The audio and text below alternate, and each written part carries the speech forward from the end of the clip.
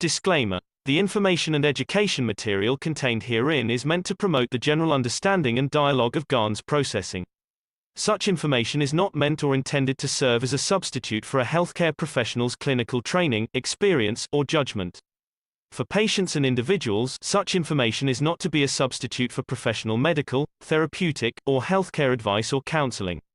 For medical issues or concerns, including decisions about medications and other treatments, readers, viewers, listeners should always consult their physician or, in serious cases, seek immediate assistance from emergency personnel. Prescription information, procedures, and use of medical devices information should be undertaken only by properly trained and certified medical personnel. We specifically disclaim any warranties, express or implied, including implied warranties of merchantability or fitness for a particular purpose. Such information is provided, as is, and is believed to be accurate at the time of its publishing, but it is the viewer's job to evaluate the accuracy of any information found in this presentation. Every case presented is of their own experience, applied by themselves for themselves, and it applies to their case only. Every person experiencing health problems should seek professional medical advice and consult their course of treatment with a doctor. The processes of plasma balancing described herein are a natural process which supports the body but does not replace medical advice or therapies one is already subject to. Welcome each and all. This is the Keshe American Knowledge Team. We need to update our background, but it was just changed this week as we're getting past Corona and going more into the knowledge of creation, the knowledge of the universe, the knowledge of our own understanding of who we are and some of our capabilities. So I want to welcome you all. It is February 27th, 2022. Alex will be making a presentation a little bit later. I noticed, Alex, you're not, there you go. Now you're recording. Okay, very good. I noticed it wasn't recording. So many things have opened up, and there are many things opened in the background that we're not totally aware of that are going on around the Keshe Foundation. But one of the most beautiful points, and there are so many points and so many different ways to understand it, but Mr. Keshe said that the Keshe Foundation will become one of the largest scientific research organizations on this planet if certain documents and agreements are initialized or signed in the coming week, and maybe even before next Thursday. And of course, next Thursday's Knowledge Seekers Workshop will start at 6 p.m. CET, so everyone should make a note of that. But apparently there's going to be a lot of products that are coming out in the very near future. I know Micah asked a question about it, which we're going to hear today. And also, I'm going to play 3 short clips, maybe about 15 minutes average each. And then I guess Alex will come in after we do the Dome of Peace. And hopefully we're all continuing with that.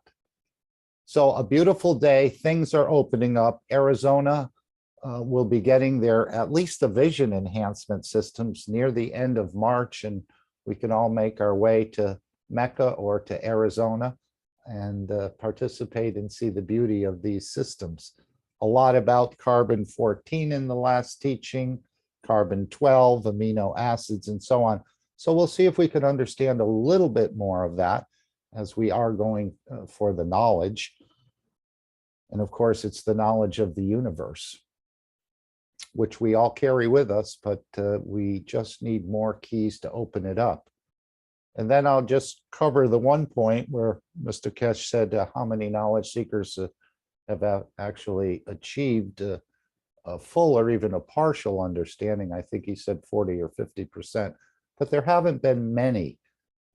The exact reasons, I don't know why. Maybe some of our background education is getting in the way, or some of the souls that we carry are just not understanding it. And so this brain that we have seems to block it and interfere with it. But over time, I think we're all going to become more familiar with the entirety or the understanding of the totality about ourselves, the universe, the process of creation, and so on and so forth. Alex, I don't know what you're going to be covering today. Hopefully it's all related to the Keshe Foundation, but let's go to the clips of Mr. Keshe. I'm going to play first the Universal Body Enhancement Spaceship Unit. which he talked about grease, and he talked about the amino acids and testing yourself before you went into the unit and after you come out to see the amount of amino acids that are actually forming on the skin. And apparently these are created by emotions and allow you to absorb knowledge and many other things from the universe, all you need. Even some of the amino acids go right to the cell of the man. Some are needed for the soul, apparently, as well, certain fields that are brought into the body or into the soul through these amino acids. So many of us have stressed the importance of amino acids, but never realizing, and I was in the laundry business and I was always taught that they came out of the body, but it's actually the emotions that are created that allows the formation of these amino acids on the skin from the fields of the universe. And as Mr. Keshe said, he's a master of this knowledge and these teachings. So we'll go to him right after we play this very profound system. And they are all very profound systems, apparently, and we're all waiting to go to Arizona or perhaps to Austria to sit in them, enjoy the pleasure of them, and see what it brings to us or what we can actually give. I know they sort of force you to open up. He said, come on, give something. And there's a lot of mystery to it, but I think it's going to start to be unraveled slowly. And this idea about becoming the largest scientific organization on the planet in this knowledge is very beautiful. He said some of these products will affect us all on a daily basis. Micah asked a question about it, and we're going to hear a little bit more there. And then go to the point about this knowledge seeker in China, who really understood it fully, even to the point of loading the spaceship. And I know Mr. Keshe has spent, he said, a couple of years with this person, but apparently the Chinese government wasn't appreciative of him enough. And now they're asking Mr. Keshe for the formulas or for the combinations of fuel on the spacecraft, when this gentleman or this person was able to load the reactors himself. He knew exactly what to do, which Mr. Keshe says was amazing. But out of the millions and millions of knowledge seekers, very few have achieved full understanding of the knowledge. As he referred to Alex, he referred to John, and he referred to, of course, this person in China. So we'll start with the universal unit, which we're all going to be partaking in very shortly, and understanding a little bit more, or perhaps even a lot more, of what this technology really means. We've been hearing about it, we've been talking about it, we're trying to understand it, but now we're going to be actually experiencing it. So thank you all for joining, and we thank your souls for bringing you here today.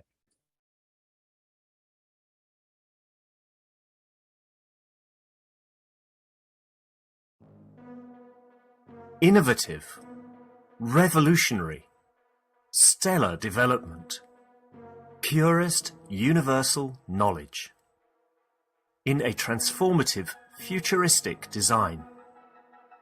The Universal Body Enhancement Spaceship Unit. The very first new evolutionary spaceship technology has been rolled out for mass production. Our Universal Body Enhancement Spaceship Unit is constructed from high-quality materials carefully selected by our team of experts. Embedding the essence of the new GANS plasma science and technology, it uses collective plasma field technology for changing and enhancing the environment of the body of the man. This new plasma enhancement changes the environment of the body to allow it to return to its natural balanced energetic condition, as in the womb of the mother, allowing every cell in the body of the man to find its natural original field strength balance.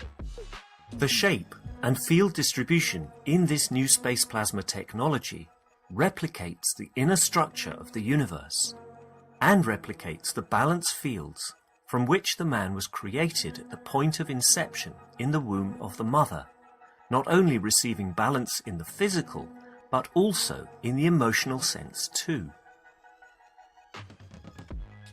For the first time in the history of man, a system has been developed and delivered which not only enhances the physical body of the man, but also enhances the emotional part of the user of the system, hence reducing and eliminating many problems that could not be solved in the world of science, to bring the body of the man into near perfection as at the time of birth. This new spaceship technology can be within the reach of every man today and can be ordered by medical practitioners, sports specialists and healthcare centres. The Universal Enhancement Spaceship Unit, the future you have been waiting for, is here. The journey from space to spaceship technology has started. Every order is subject to a contractual agreement and might require additional accessories priced separately for applications according to each case. You can order or contact us at office@at.kfm.global for additional information.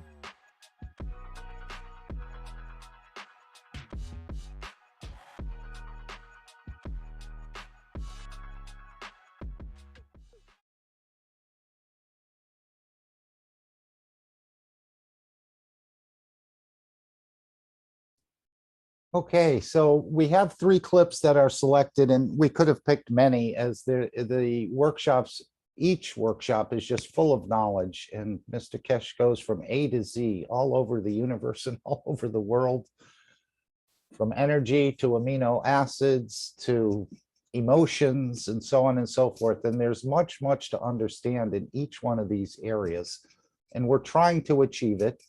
And we are achieving it, but we seem to be going rather slowly in that direction. But as you'll see in these 3 clips, there's some new and exciting developments happening around the Keshe Foundation. He said some of these, I guess there's a large corporation that has been working with the technology for many years, and now it's time to bring it out. Of course, there needs to be agreements signed and contracts initialed and so on before he can actually talk about it, but he said it would affect our everyday lives, and I'm not sure exactly what the products could be, but I'm thinking maybe it's products, and you're going to see these products on the Keshe Foundation website, perhaps on Amazon as well. What sort of products they are, I don't know if it's something for your automobile, something for your personal use, like toothpaste, something you use every day. I'm not exactly sure what the products are, but he said it would affect all of us in a very profound way. So let's go to these clips and hear exactly what Mr. Keshe is speaking about. And of course, as I said, he's a master of this knowledge. He knows how to teach and he knows how to deliver. But he also says he doesn't come in as a teacher many times. He comes in as a knowledge seeker or to share knowledge. And of course, he always comes in lower. He puts himself lower than everyone else in the meeting. For some reason, this point of humbleness is very important, as he gave us the example of swimming in the Bahamas with schools of fish. And if you create a strong field strength, they move away from you. They're scared of you. But if you create a similar field strength as the fish, they actually cuddle you and come around you. And that's a beautiful, I would imagine that's a very, I've never done it, but it's a very beautiful way to interact with other beings, which we can all do. So let's hear a little bit more from Mr. Keshe. And as I said, I've picked out a few 10 or 15-minute selections. We have 3 here, and it starts out with the products or this new organization, not a new organization. They're knowledge seekers.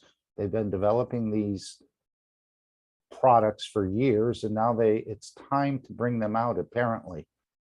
And of course, he scolded certain governments in Belgium and so on for causing a delay of about 7 years in this knowledge coming forward.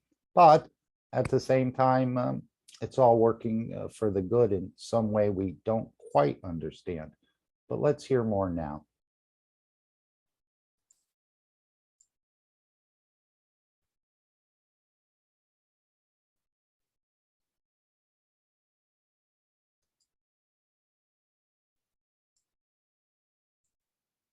in the next week or two, Keshe Foundation might have a huge surprise for knowledge seekers in the dimension of technology, our technology, which has been expanded by knowledge seekers. Those who are privy to the inner work of the foundation will tell you, you all are sitting for one of the biggest magics in the world of science and technology, which the Keshe Foundation most probably will deliver new materials, new technologies from our website, but not this time for knowledge seekers, but the world of economy. You still can have a few pieces to test, but we come in conjunction with those who have developed our technology in the background into a big step. If the things happens the way we hope, then you will see maybe by next Thursday, massive injection of new technologies, new products into the international world of people who have understood our technology and taken it a step further. But they are humble enough that they want to share, they want to bring it back out. Because in the same process, we still use the amino acid. We still be able to give a room to go in and walk out and say, I'm not hungry, I don't need to kill.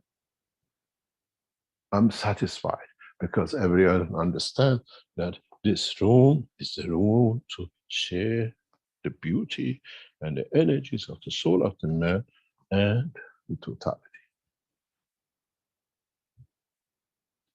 We are entering a next phase, and it's time, as I said, the soul of the man collectively to come to that position.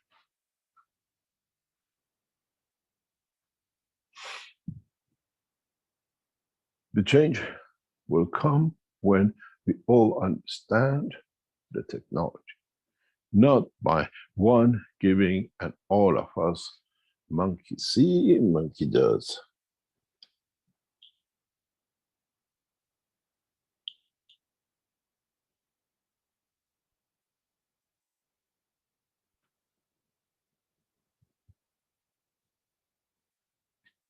It is the process of understanding. And this is why the teaching of past 2 or 3 weeks has been this way, to bring you to understand, to bring you to be part of, to bring you not to copy. Yeah? We understand this, we are part of it, and as part of it, we have to understand the process. Now you understand the connection between the soul and the physicality and life of the man. When that amino acid is absorbed on your forehead and you see my hair is gone greasy, hello, have you understood what has happened to you?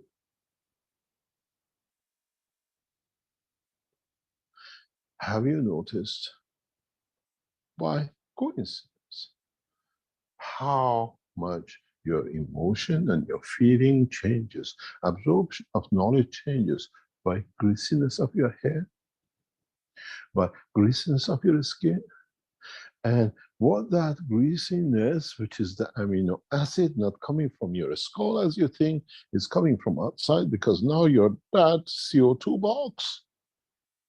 What emotion do you create within the brain that calls for this amino acid?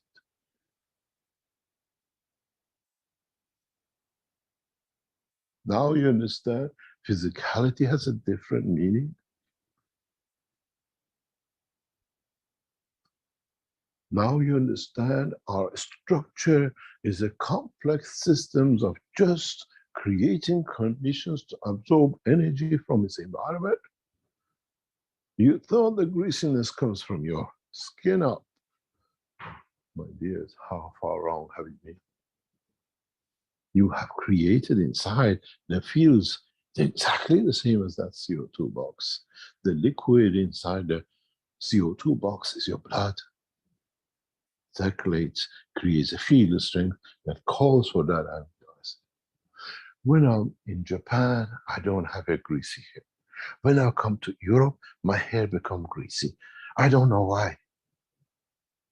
Because the Japanese culture and the way they pay you attention and the way what you eat in the physical dimension does not need greasy hair for you to absorb energy from the space. You substitute it with a fish and a sushi and shiso and the rest of it.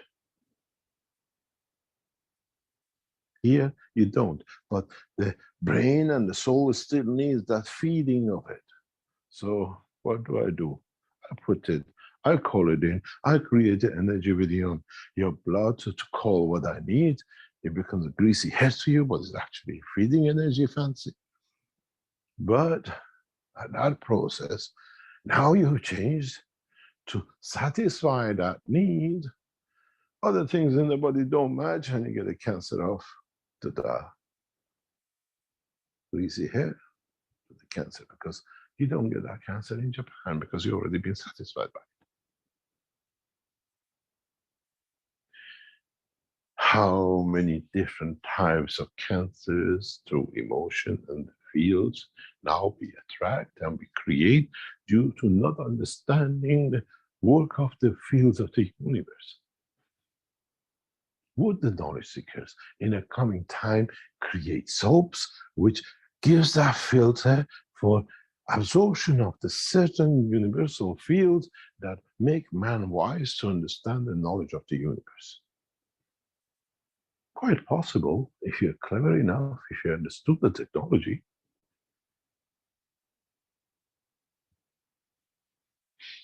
When you start going into the enhancement unit, John is pushing, it says, I want my units here, this month has to be. When you go to the enhancement units in Arizona in the next few weeks, and John is happy to show you the latest technology in space development, touch your forehead and see how greasy it is before and how greasy it is after. And what kind of grease? Amino acid. Now you understand. John is about to receive his units in the next couple of weeks also, the first of the vision units. And I'm sure many knowledge seekers will behave and treat it like Mecca, to go and just sit and sit in it. If you don't need it, sitting in it doesn't bring you any feeling. If you don't sit in it, and when you sit in it, you feel emotional, what is satisfied in the strength of the amino acid of the fields of the brain in which part?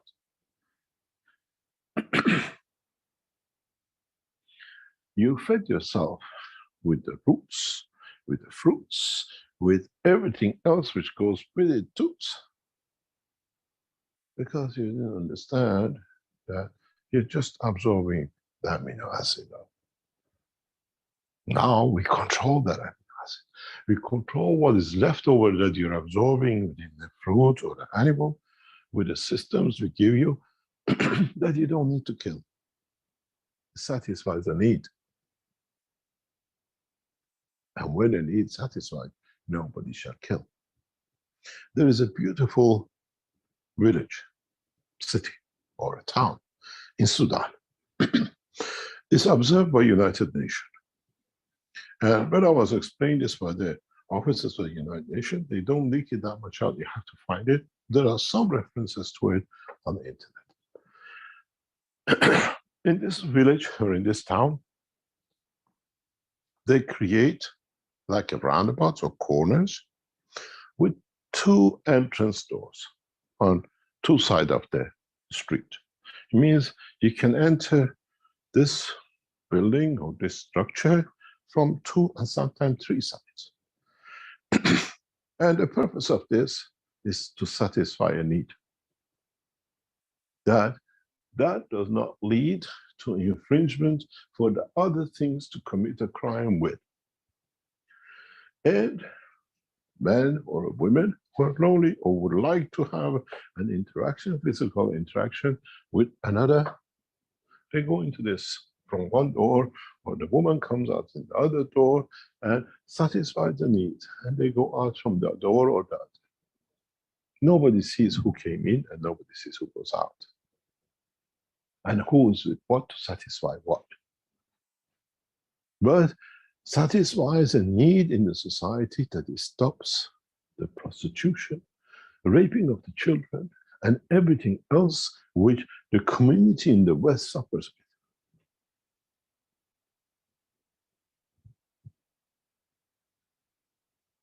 United Nations keeps a lot of documentation about a lot of tribes and their habits, and this is one of them. If you find into the United Nations archives and knowledge, a lot has been gathered. I had the privilege to be able to access some of this during my work with them, because they knew what I'm looking for. How creation and the created accommodate each other. How there is a tribe in Africa which there is no sexuality till puberty, and at the point of puberty they switch to what is short in the community and possibly short in the next 30, 40 years. We need more boys or less girls, and there are too many. The soul decide. Operation of the soul of the collective community decides what gender we're going to be.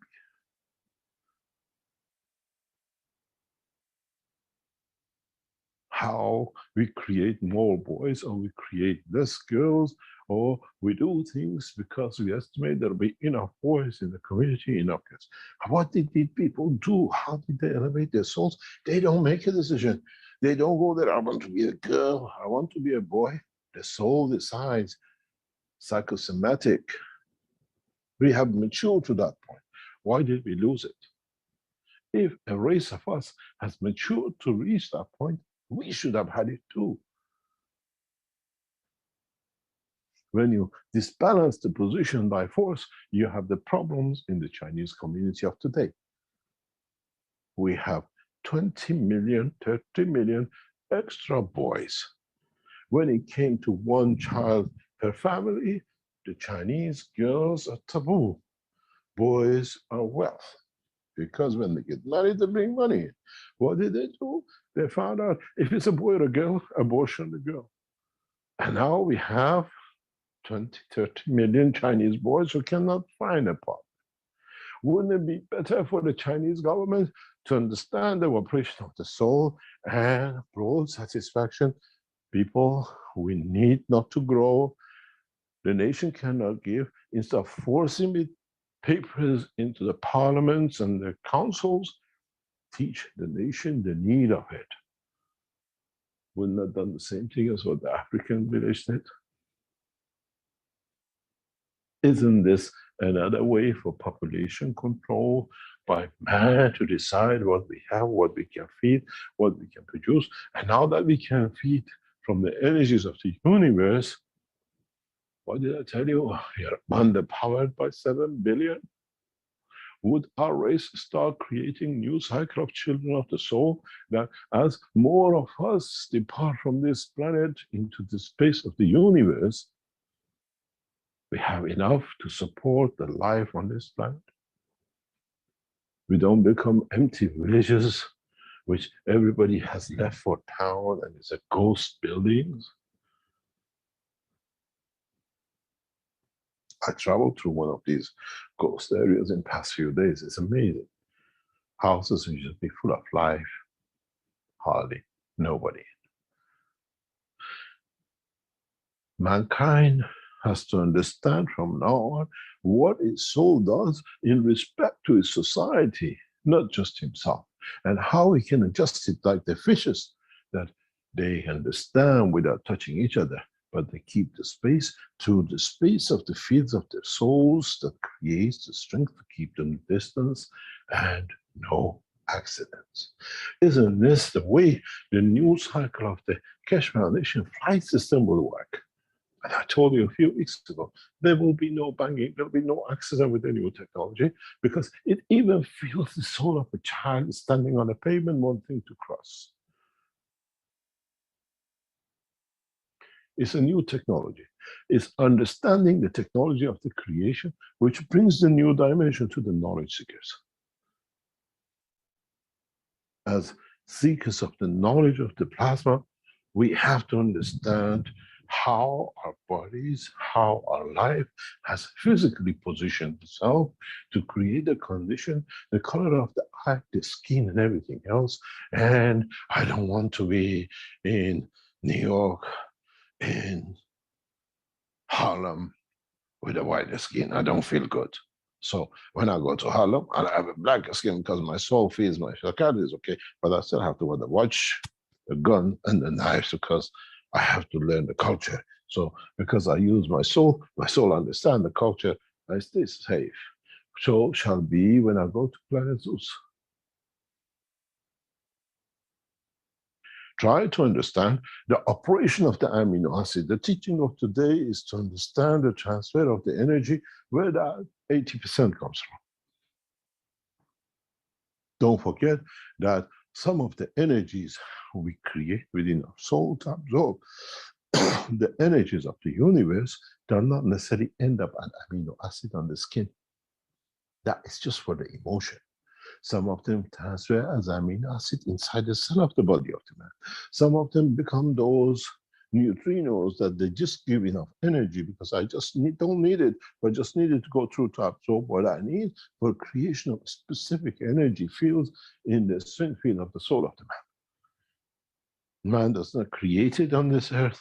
The atmospheric condition of the solar system doesn't allow it, but I need it for my life. Now you understand in the teaching of path why I said we absorb cosmic rays, we absorb fields from the universe because we don't have it here, but the soul needs it for its existence. It's that what I call vitamin H. Or in some cases, I call it the X factor in process of the creation. Because that vitamin H is the health fields that does not exist for man on this planet. That's why when we travel the depth of the space, we receive those field strength with what we call vitamins that satisfies the body of the man, the life of the man. Man does not get cancer because he absorbs it without the filtering of the atmosphere, without the filtering of the solar system, without filtering of the galaxy.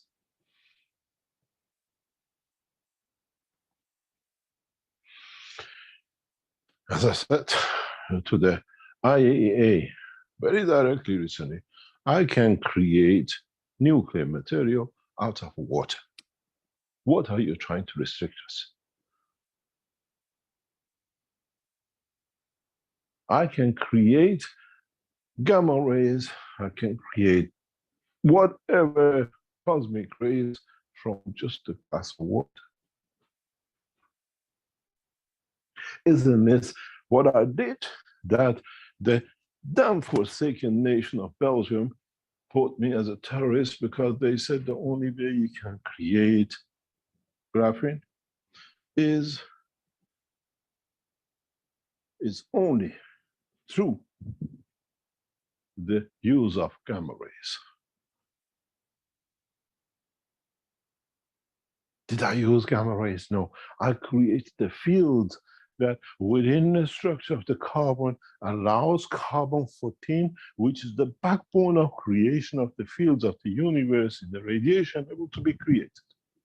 And man has not even understood how to create carbon-14. Because Okay, that was the conclusion of our first clip. But imagine you have the ability to absorb knowledge through the amino acid changes on your hair or on your skin. He said, if you're clever enough, you can make a soap that will create certain fields that will allow you to understand the knowledge of the universe. Again, remember when he said this technology is beyond the imagination of the man. And I used to work in Harlem, and I worked in the Bronx, and I worked in Bedford-Stuyvesant in Brooklyn and Coney Island as a salesman and a tech representative, so to speak. I was in the laundering business, not money laundering, but textile laundering. And I was reading books written, and when I say textiles, I mean linens like sheets, towels, pillowcases, diapers, uniforms, rags. We were washing everything. But even in the books written by the PhDs, they're telling us, like, for example, in a shirt laundry, you'd have a lot of rings around the collar. And you see that on your regular textiles that you wear. And it was always taught that this comes out of the body, but it's actually the fields that are created within the body or through the emotions that allow you to produce these amino acids, or the amino acids manifest from the universe. So again, that's man's knowledge. And now look what Mr. Keshe is saying. If you're clever enough to make a soap, so this is why I'm thinking maybe some of these products will be used in our daily lives. And just by using a soap, you could create fields that allow you to understand more knowledge of the universe. So again, isn't this beyond the imagination of most men? So let's go to the question Micah asked. A little bit more on this if we can. I think we need to go up a little bit farther here. And again, he was asking about this cooperation, about some of the products, and here's what Mr. Keshe had to say about it. Talk if you like. Go ahead, Matthias. If you could say who you are and where you're from. Thank you very much, Rick. It's Micah Green from Canada, and greetings, Mr. Keshe. I heard you speak in your teaching today about brand new technologies coming very soon. I was wondering if there's anything you could share with us, perhaps in a general manner, to give us a little taste of what might be to come. Thank you very much. We prefer to keep this till all the contracts are signed. This is a legal position. This is a extremely important legal document, what you call it, process. Hopefully, once it's concluded, Keshe Foundation automatically become a 3,000 scientist organization team in research and development and commercialization. We are still in the final positions. Hopefully, our team who are working in the background with it, we can complete this in the next few days. Is a massive change. These are the knowledge seekers or the knowledge of Keshe Foundation used in massive way. It will bring a lot of changes. It will bring a lot of changes. I prefer not to talk about it because we have to sign this agreement, and if what we see and our lawyers complete it, Keshe Foundation automatically become one of the world leading physical scientist organizations anywhere in the world. This team are as one group, and we are in negotiation, and they have developed our technologies, they've used our technologies, and now it's the time to merge the two systems. And it's an employment, it's a full, it's physically companies running on the Keshe Foundation technology and what has been developed in nanotechnology, using our technology and the rest of it. It'll be the most revolutionary organization ever will come. We have to complete it, then we can talk about it, and most probably the Keshe Foundation website shop will change in the next week or two if we finalize these negotiations with this team of scientists. Everything more or less you can imagine you use on a daily basis will change. They have worked for years developing these things using technology, using the understanding of the nano process of technology, and now naturally they have, and they want to come to the foundation and bring it out in a different way. But we have to sign legal papers that we keep everything intact for them and for us.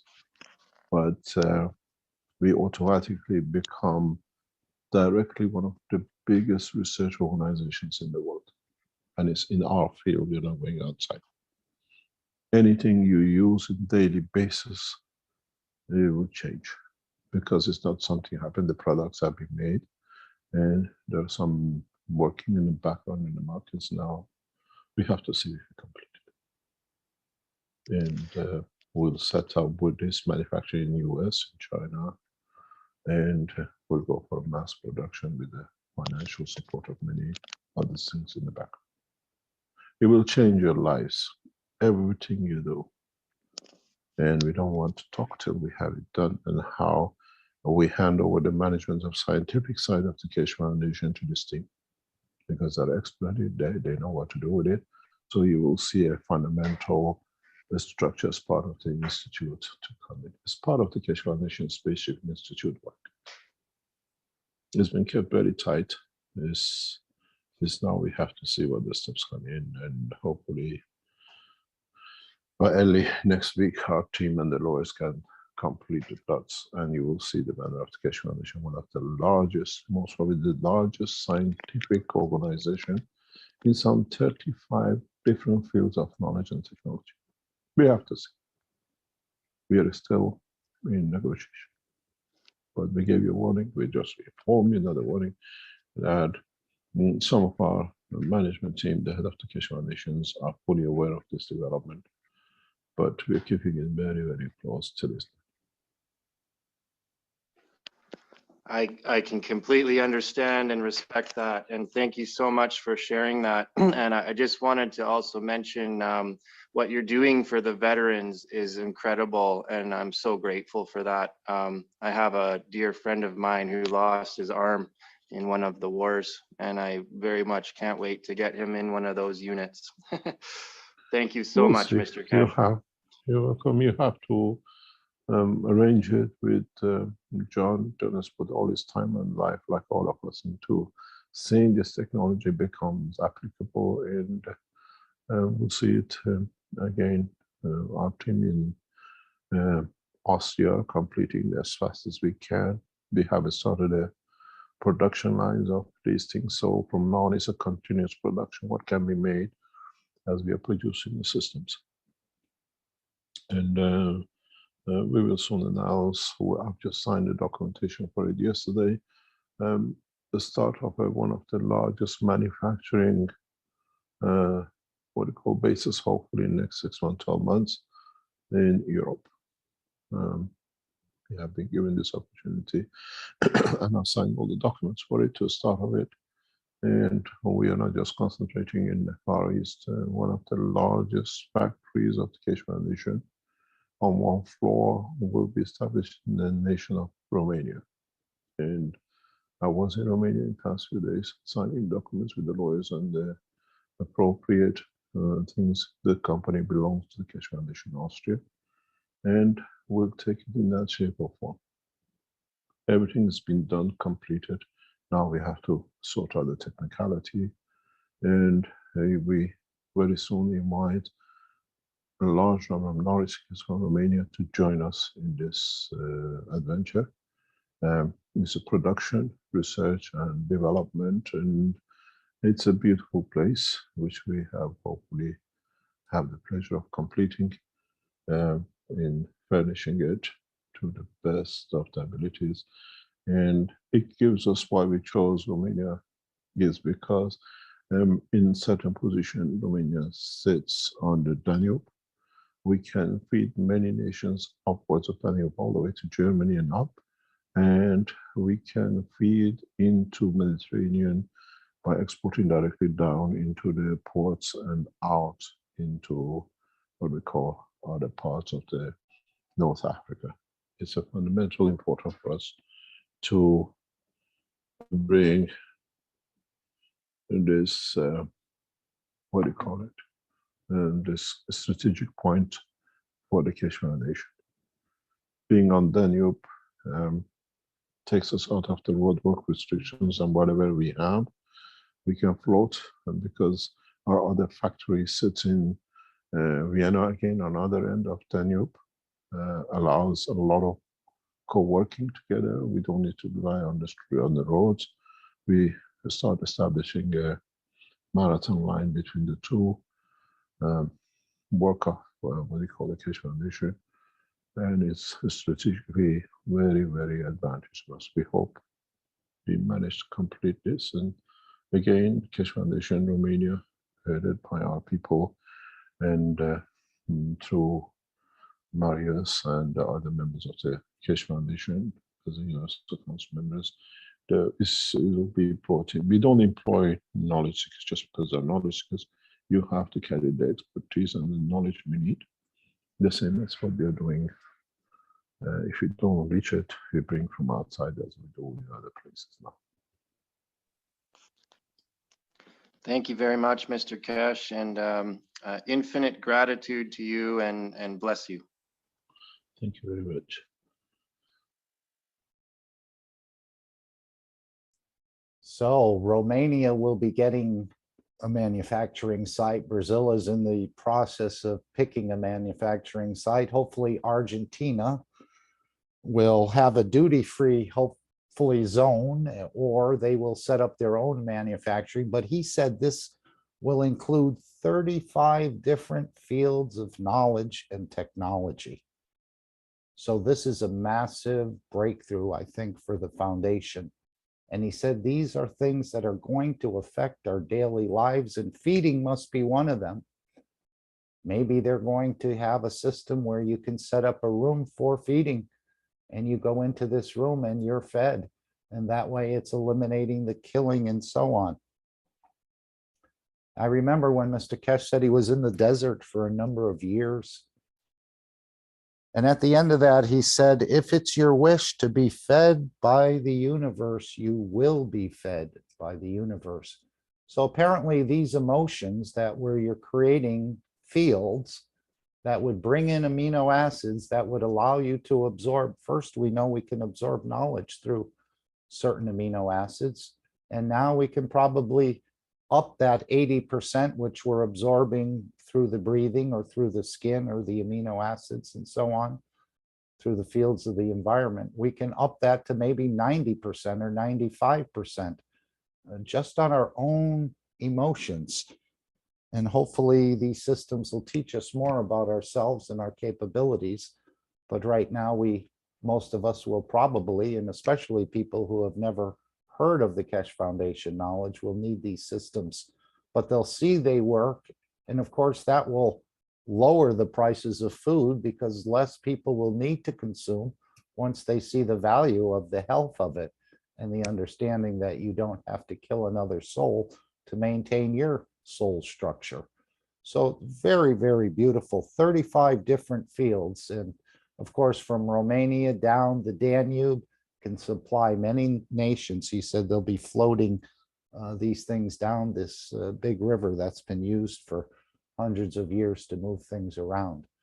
So very, very beautiful. Now we'll go to something that's a little bit more touchy, but it's why some of the knowledge seekers don't get it, or the ones that did, and a little bit more of the understanding that they have. We all are heading in that direction. We're going to find out more. Using these systems will enhance, and also using the products that are going to be available on the Foundation's website. This is going to be a huge, huge game changer.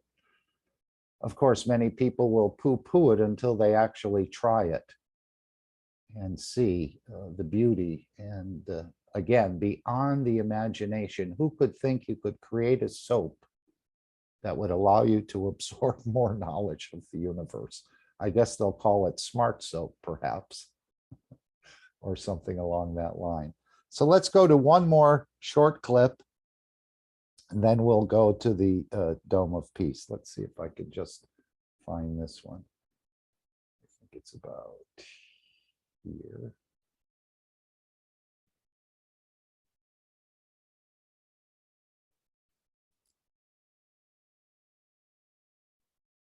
a little bit more on the carbon-14, the carbon-12, and so on. And I think this company has been working with a clearer understanding than we have. Apparently, they've been out in the field. They've been testing these. I'm sure Mr. Keshe has overseen the tests and the results and the systems. So they're ready to go. All we need is some sort of contracts agreement signed, and we'll be seeing these products in the store. So what a beautiful time and a beautiful place we're in right now. Manufacturing going, technology being revealed that's been held back for so many years for different reasons. But let's hear more about knowledge seekers absorbing knowledge or understanding the totality. So now when you go to another dimension, which zinc doesn't exist, but it could be platinum, you make the gas of platinum, you have the emotion of the space and time. Now you understand how simple it is. When you know how to walk, you can dance and you can jump. You can dance to the beauty of the knowledge you have, and you can jump from one dimension to another, from one nation to another, from one race to another, from one position to another. Now you understand why I said the teaching now become to understand the interaction of the both. What do you need as energy to extend the elevation of the soul within that structure, and what you need to give in the structure of the physicality to create that promotion. I am the master of the teaching.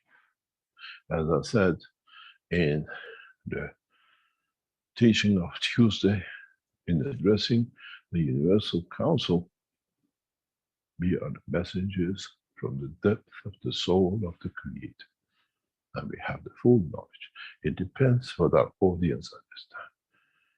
When you are in the nursery, you go blah, blah, blah, blah for the child to understand. When you come to the first year, we give you the alphabet. When you go to university, we show you the bigger picture of the knowledge. And when you graduated in the knowledge of the universe, we teach you the process of the graduation to be able to access. And at the moment, we speak blah, blah, blah, blah, blah. Because the man, that's as much as he understands. And with this teaching, we are bringing you to understanding of to come into the class one that we are finished with blah, blah, blah, blah. Maybe to get a smile on your lips. Now we get the smile of knowledge. I understood what RA is and how I can use it. Today's teaching is again connecting the energies of the universe. Understand it. Remember that amino acid on your skin has a carbon connection. Do you want it to be carbon 14? Do you want it to be 40% carbon 14? You want it to be 10% carbon 14 and the rest carbon 12. The carbon 14 side elevates your soul. The carbon 12 still feeds your physicality and connects to your other dimensions. Two people have crossed the line in the Keshe Foundation in the past years, but they never understood. One is Alex in Nigeria. He touched it and he jumped it because he was too busy seeing too many interesting things.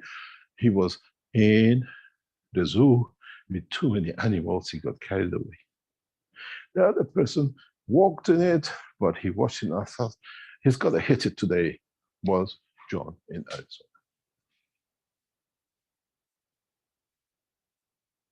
None of you, I have seen any progress even coming here to this knowledge. We have one knowledge seekers in South China Sea who has understood most of it, and they castrate them.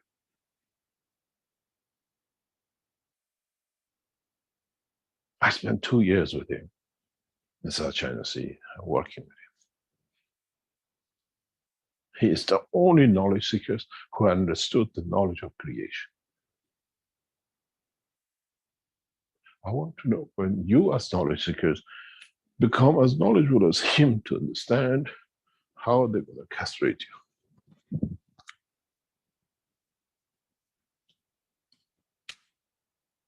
Only one knowledge seeker out of millions of you has attained that knowledge fully in a worth of, let's say, 40%, 50%.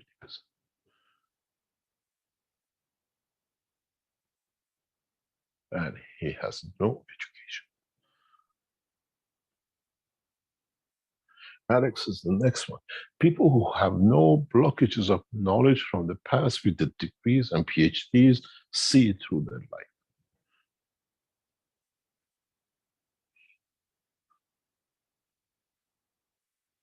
Those who have and read something try to fix it to fit to what they read, so it doesn't work.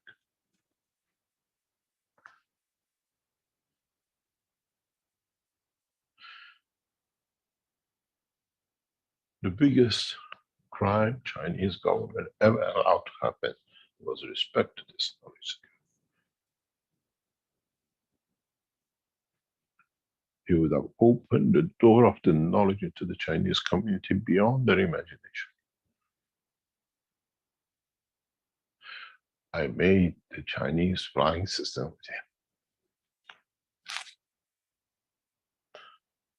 I shared the knowledge of creation with him.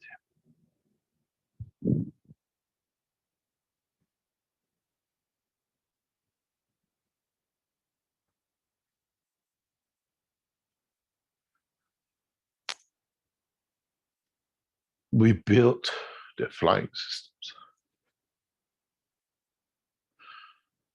There was no talk. When we loaded, he was there. He knew exactly what it needs to be done. He knew what fuels were needed, all on the table. I said to myself, amazing.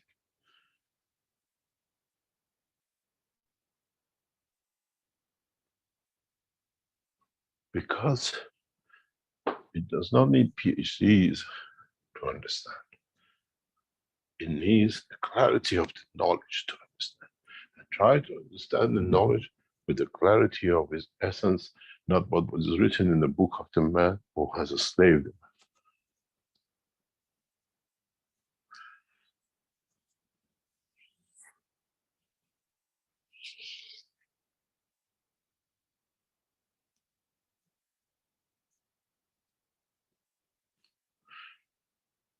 I hope today you learned how the connection between the soul of the man, the physicality of the man, and the environment comes together. And all this you have done many times. Now you can connect. Is understanding which matters. And if you understood this, you will maggraph systems which you've been looking for, will absorb the energies from the universe and converts it into energy through the line of connection of the carbon within your system to your maggraph system. You have your generator.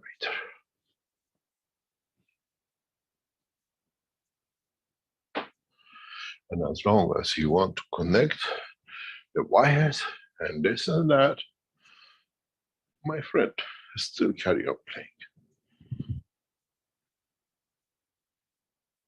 Go back in the books.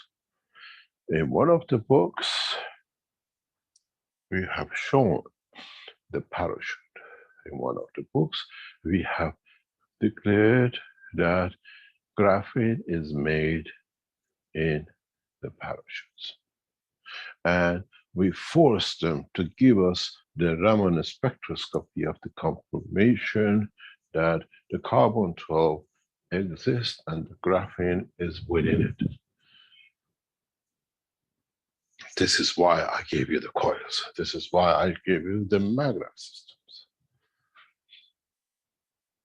You have to learn how to connect the magnet system to convert, to absorb, to create carbon-14 on the coils that you can absorb the connection to your system as a carbon-12 as energy you're looking for. Now you understand?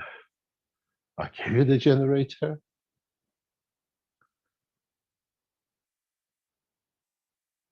Please, those of you who received Magraph, pay the balance to the Keshe Foundation. This is why some of you who made Magraph systems worked and you have a good energy, power reduction, and some of you does not work. Those of you who have managed to do it, if you look at your coils, the number of coils, the positioning, everything perfect, because you create a spectrum of the carbon-12 field energies. Carbon-12 is not singular. Carbon-12 has a spectrum of field energy, millions of them. And the reason for coiling it is that purpose, to be able to, but the main object of the whole thing that we gave you from the beginning, which the Belgians made it a criminal offense, is how have you managed to create enough graphene on your coils? Mrs. Jalal, your secret Magraph society is on the run.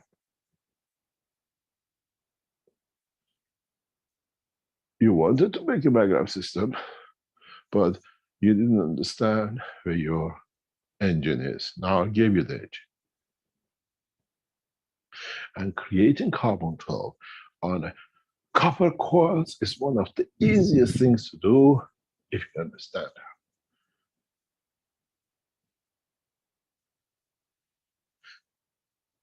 Now, those of you who claim we haven't given you the generator and Keshe is a fraud, my friend, you're as fraud as Belgian government and its king. Because you didn't understand knowledge. Belgium's confirmed from day one that I've created graphene and I've created carbon-14. These are the source of the energy absorption. That's why on my parachute, when you see the box's original one, you see energies floating everywhere. Do you remember the Eindhoven exhibition conference where I opened the box and said, this is the empty energy box of the universe? What was hanging on the doors of the container? Copper nano-coated parachutes for nailing the roof. Because I created a box with graphene and carbon-14 on the layers of the copper, that each one absorbed different energies from the universe. I took that and I made it into the coil and I put it into your Magraphs. You have the, what I call the vortex of the combinations of the carbon-12 energy and carbon-14 conversion in your Magraphs. Excuse me, sir, the fraud is not understanding what you have and not technology.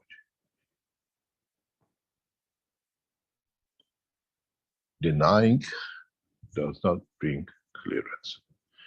Reconsider now again and again how you nanocode and how much carbon-14 you can create on it. Now you go back to why we said do not nanocode with fire or nanocode with caustic. My friends, Rick, can you put the chemical composition of caustic on this screen, please? Okay, so that was a lot of knowledge right there, but he's saying this carbon-14 conversion to carbon-12 is one of the easiest things to do. He said he gave us the Magraphs and we all missed it. He said we gave you a diamond and you gave it back and said it's just cut glass. And maybe this term jumping Jalal is going to have a new meaning now as we move from nation to nation, or we move from race to race and so on.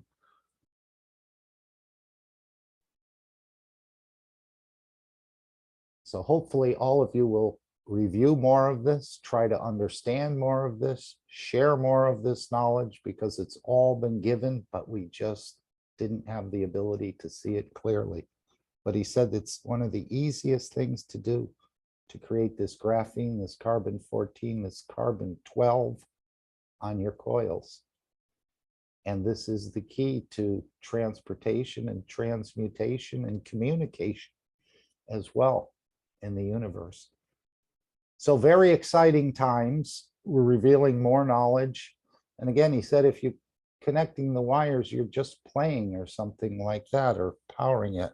Apparently, it's all without wires in a way. You don't need some of these connections that were shown.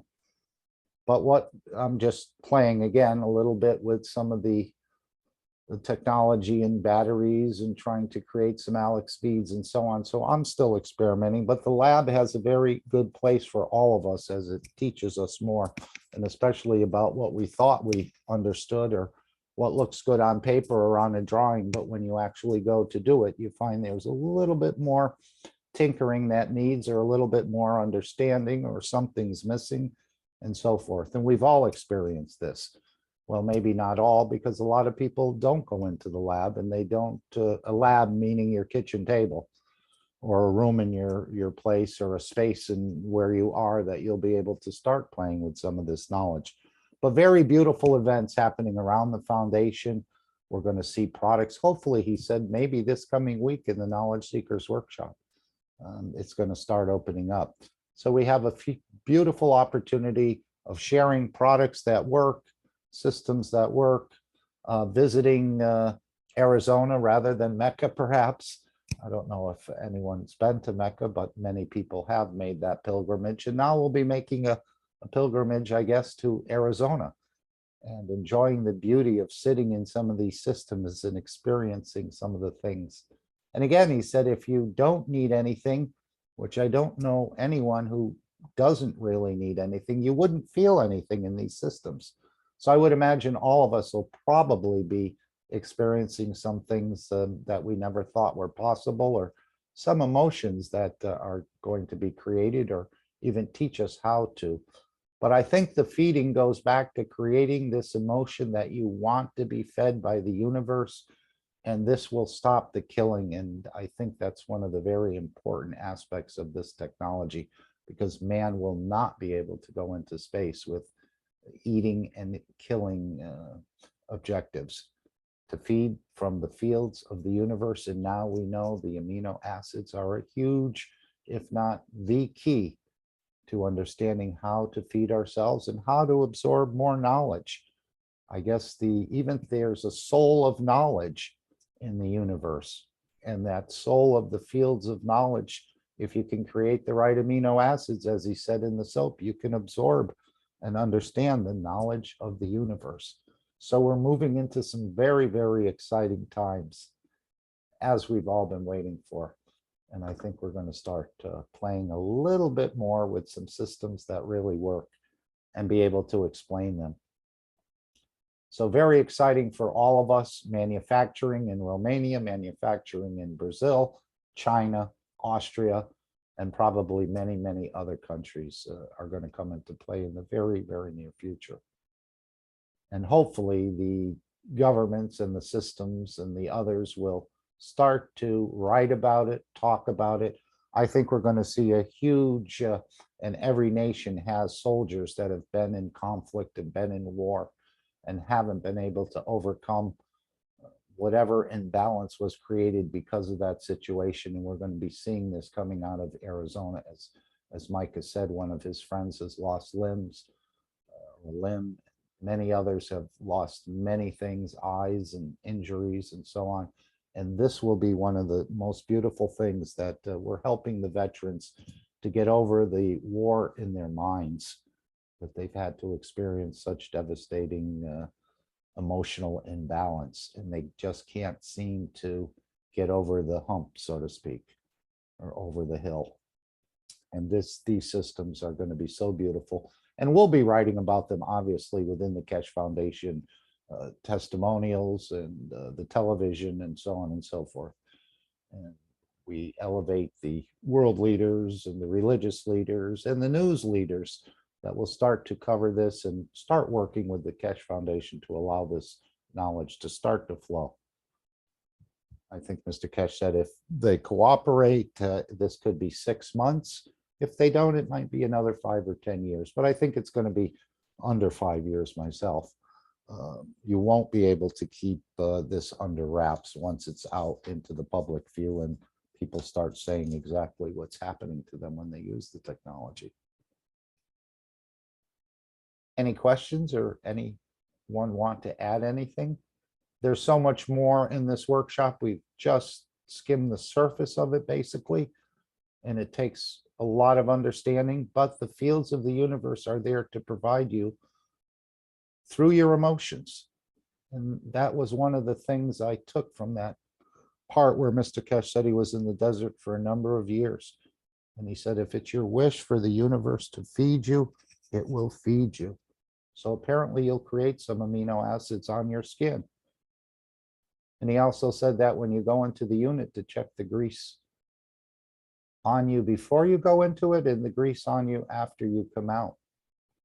And even the grease now on your forehead, he said, thank the Creator for feeding you. You think you need a shower or you think you need to clean up because you're kind of greasy. But who can even imagine that the grease on your hair would allow you or on your skin to absorb more knowledge? It's just beyond our comprehension, but we're learning more step by step. So let's go to the Dome of Peace for a few minutes before I think Alex is probably ready to come in.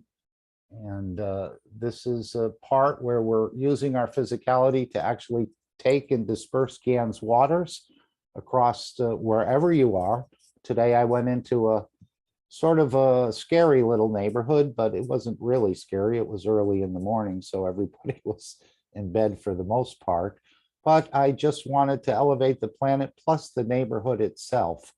Many people are living in very tight, congested, poor conditions. And I just thought this was a very nice way to elevate the community as well as the soul of the planet.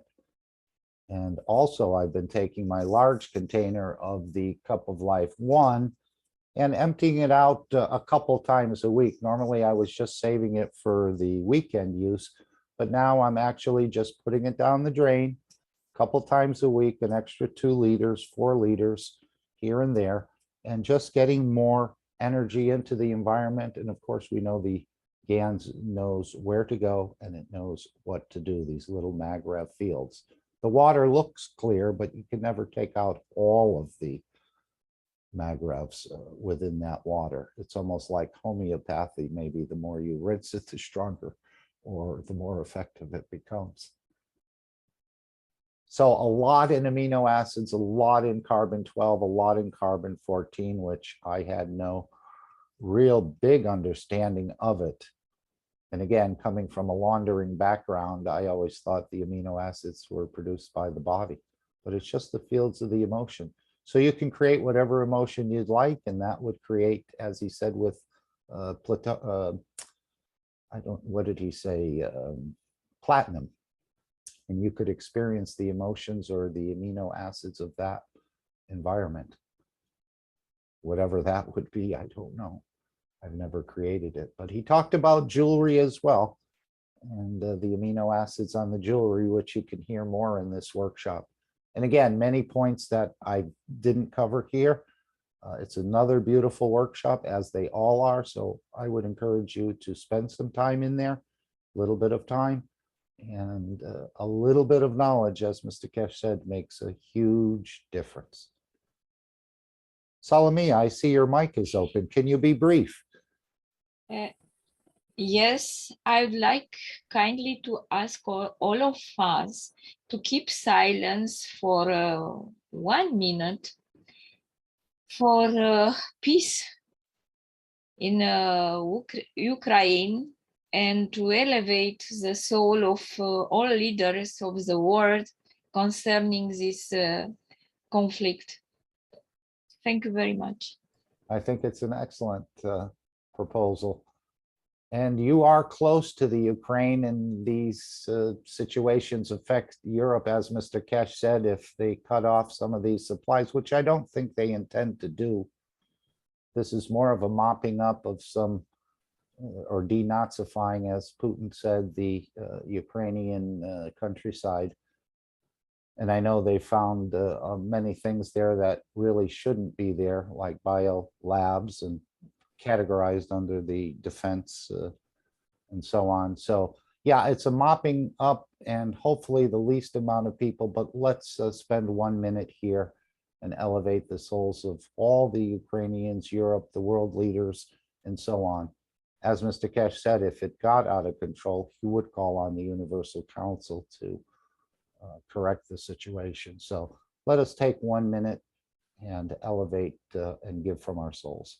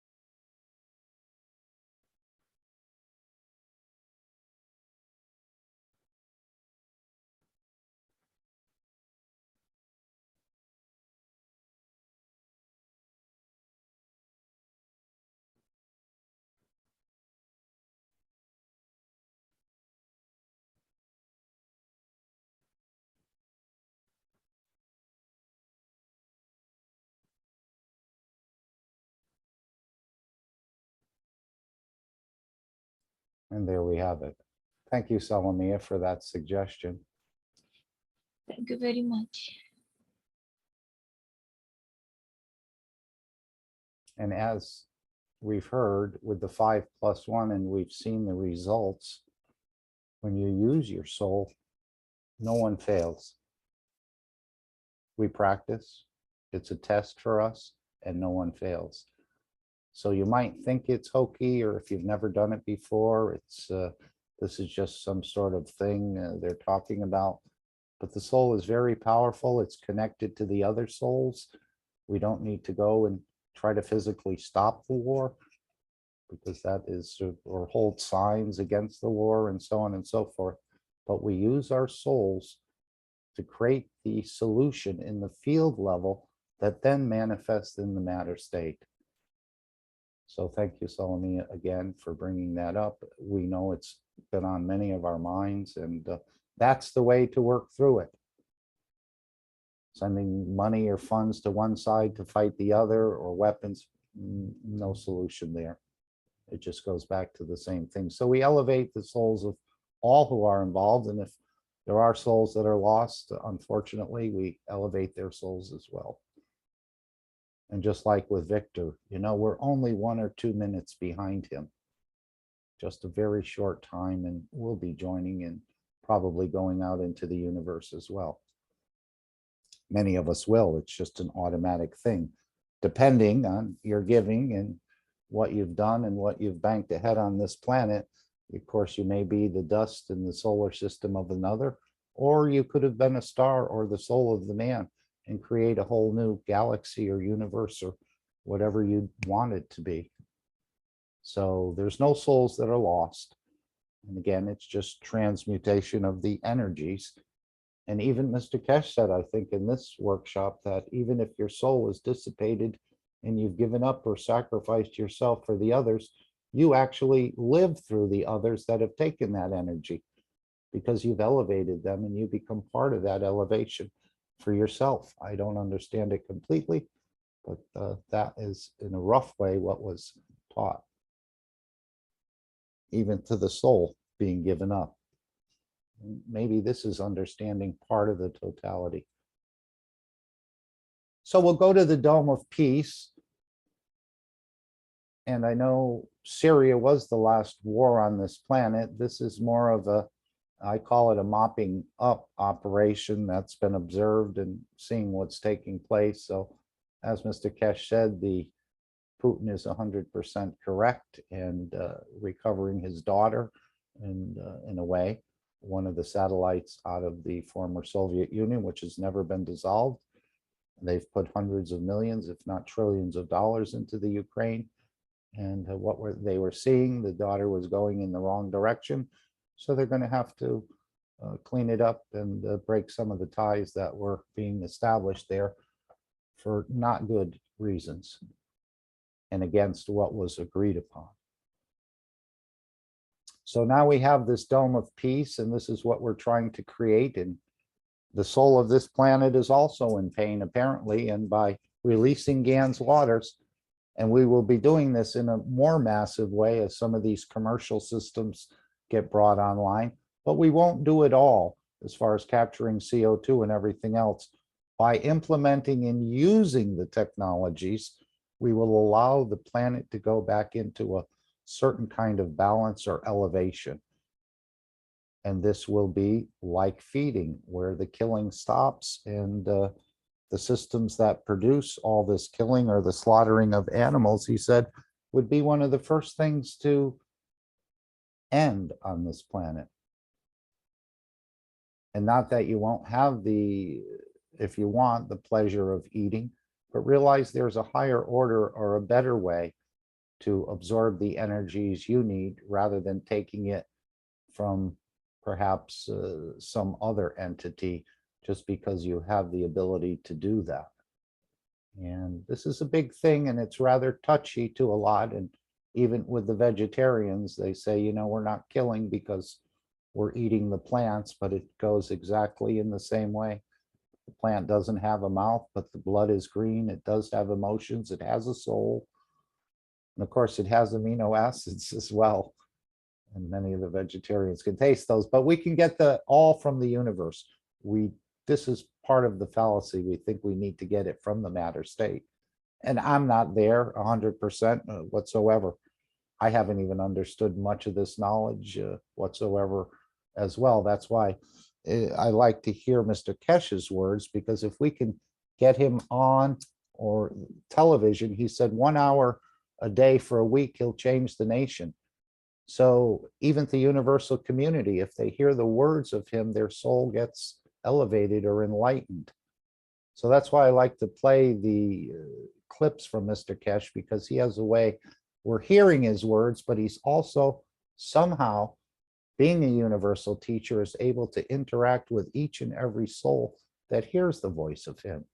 So I think it's a beautiful a way to teach. He does use the blackboard and he does use other things, but he's really teaching on the soul level, even though we're not fully aware of it on the unconscious level. And some of us do fall asleep listening to Mr. Keshe. He talked about perhaps even patenting that voice or something along that line. So we're in a beautiful time.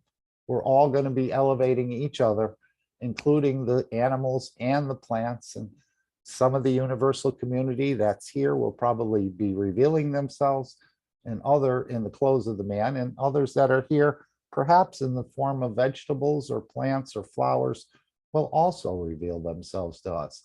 And then we'll see what kind of crimes we have been committing. And hopefully we can elevate to pass that, because this is the knowledge of the universe, and you're not going to go out there having steak and pizza, I suppose. So back to the Dome of Peace, which we all can participate in.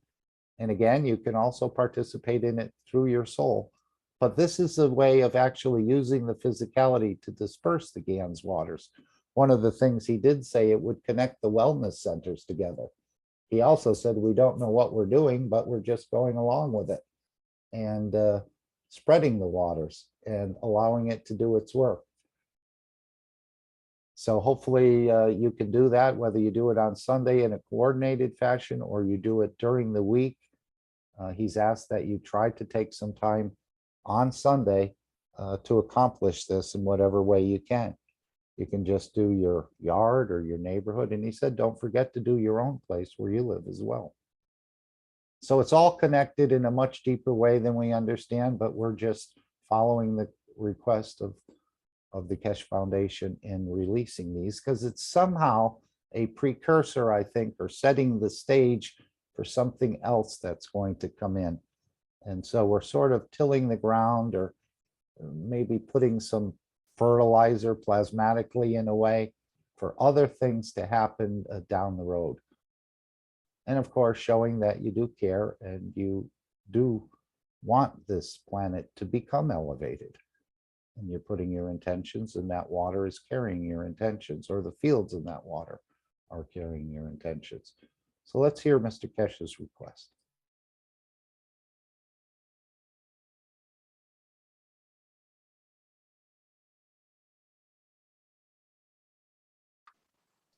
I'll have to find that video. I'm not sure where it is. I think she put it in some websites, so I'll have to find it.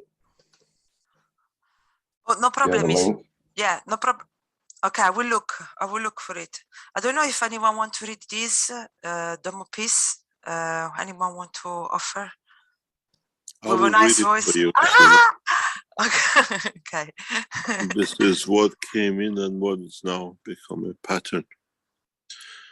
This from a guy, I don't know him, but he says, please remember this Sunday and every Sunday from now on, till we raise the soul of this planet to a peaceful planet. Keshe Foundation knowledge seekers worldwide will spread the gas waters around the world at 12 p.m. Central European Time and or 18 p.m. Central European Time every Sunday at the same time as they choose which time to suit them. Thank you for participating in this greatest movement by the soul of the man to bring about the peace on this planet as the permanent feature of the life of this planet.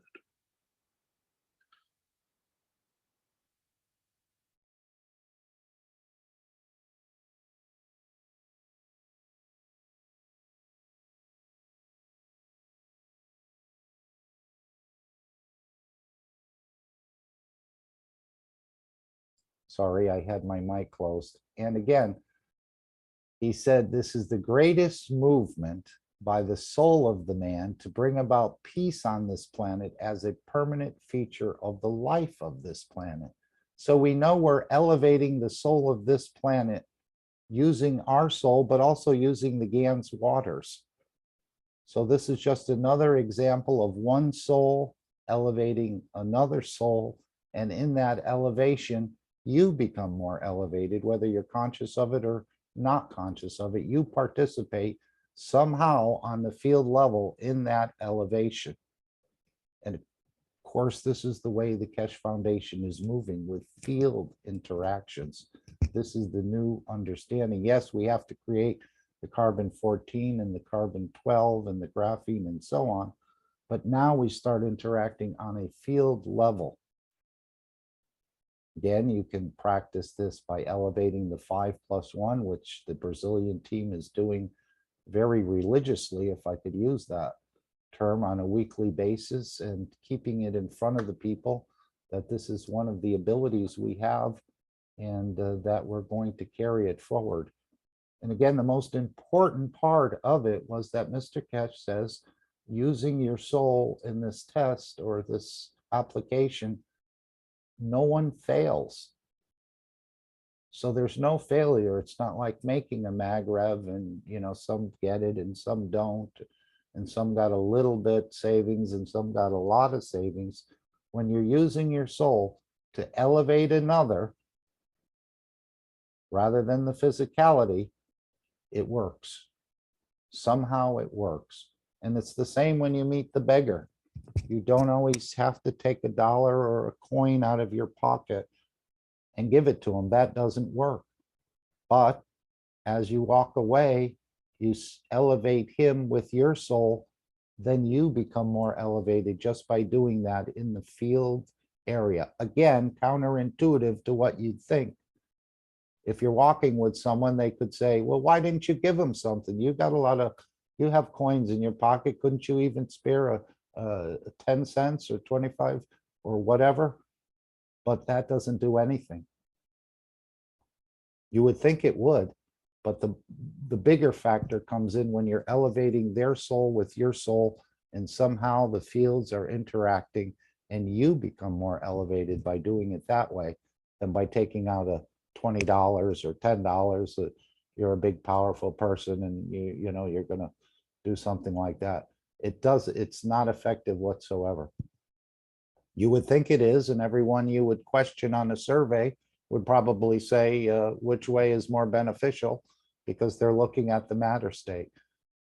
So we're elevating the soul of the person, we're elevating the soul of the planet, we're elevating the soul of the 5+1, the world leaders, the religious leaders, and there'll be no punishment. The days of punishment are over. Maybe for certain nations, there could be some punishment or some dissolving or dissolution of certain races because they've caused so much problems on this planet. Again, I don't know the full answers, but we elevate all and allow the universe to sort it out in a way. So thank you all for participating in this as often and as frequently as you'd like to, but Sunday is the coordinated time for it to happen. As he said, if we're just, what did he say about if you're a just knowledge, you're a knowledge seeker seeking knowledge, or collectively we possess the knowledge. So collectively it becomes more powerful. And just like our interactions here in this meeting, the more we interact, the more we're providing food or something else for one another. We're not actually serving any food, but the words and the fields that come out of each of us actually interact with all the other listeners and create something in them. And hopefully it's a good thing that's being created. So thank you, Solomia, for bringing that up. Yes, we hold up the Ukraine and the Russians and the troops and all the rest. And hopefully the others, this will end very quickly in another few weeks or less. I don't know what's going on exactly in there. And even when I read things in the news, I don't even know whether they're true or they're not, because we've been given so many false things and we've gotten dragged into so many wars under false pretenses, whether it's been the Mexican American War or all the different wars. Usually it's something is said that's taken place and half of it's not true, but it seems to draw on the others. So we just elevate all the souls involved and all the people for safety, and that the energies and everything continue to flow, because there's no other alternative for Europe, as I understand at this point. Now, maybe with the Magrav creations, he says he's given us the power generator. It's been in front of us for years, but again, we've all missed it except a few. And even out of the millions of people that's heard this knowledge, there's only been a few that understood. Did he say 40 or 50% of it? So the knowledge is so vast and so immense, it's going to take all of us to really put it all together. But it's great to hear a company coming out that's been working on products in 35 different fields of knowledge and technology. So we're about to see a huge, huge breakthrough within the foundation. And it'd be beautiful to work at one of these places in the factories or so on. And you're not going to get hired just because you're a knowledge seeker. He said you have to have some skills that they need to do it. But you can elevate the soul of the factory and the people working there, that the products they produce will then go out and elevate others.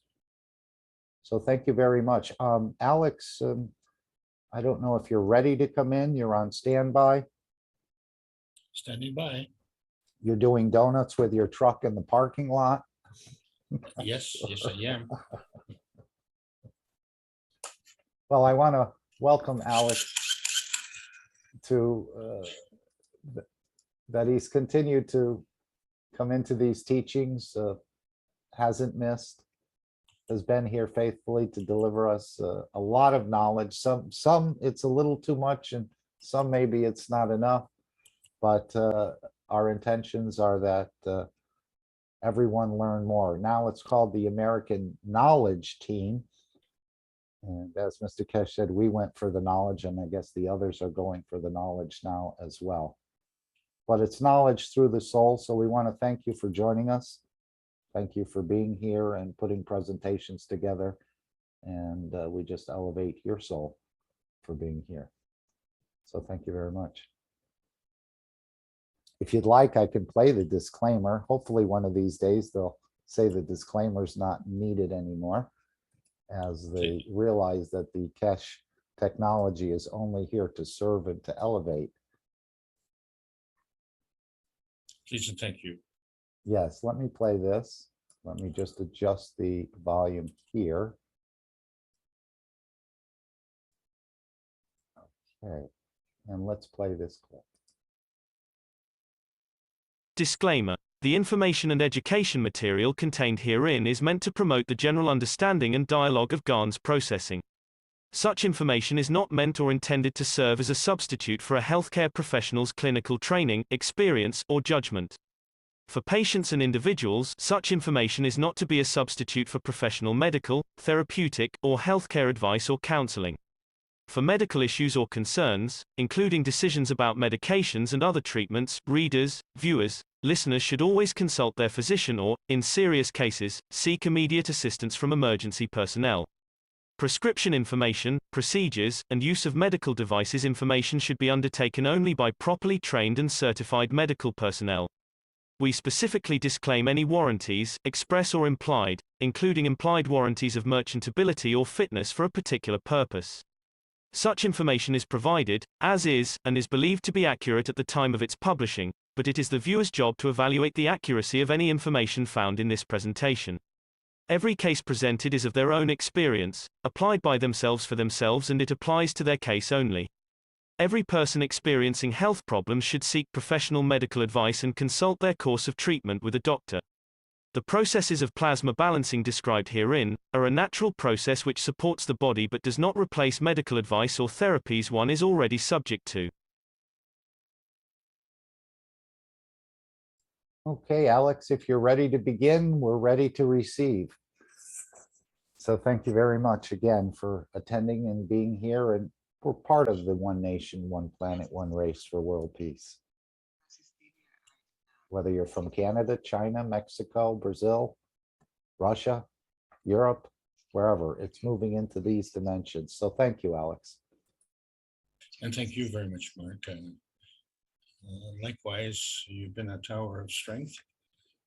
And we all take from that strength. So I want to thank you very much for contributing that. What we'd like to contribute here is another presentation from the Keshe Foundation TV Spaceship Institute.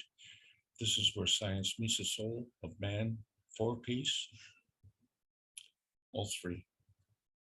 And as you can see, there are many associations on this planet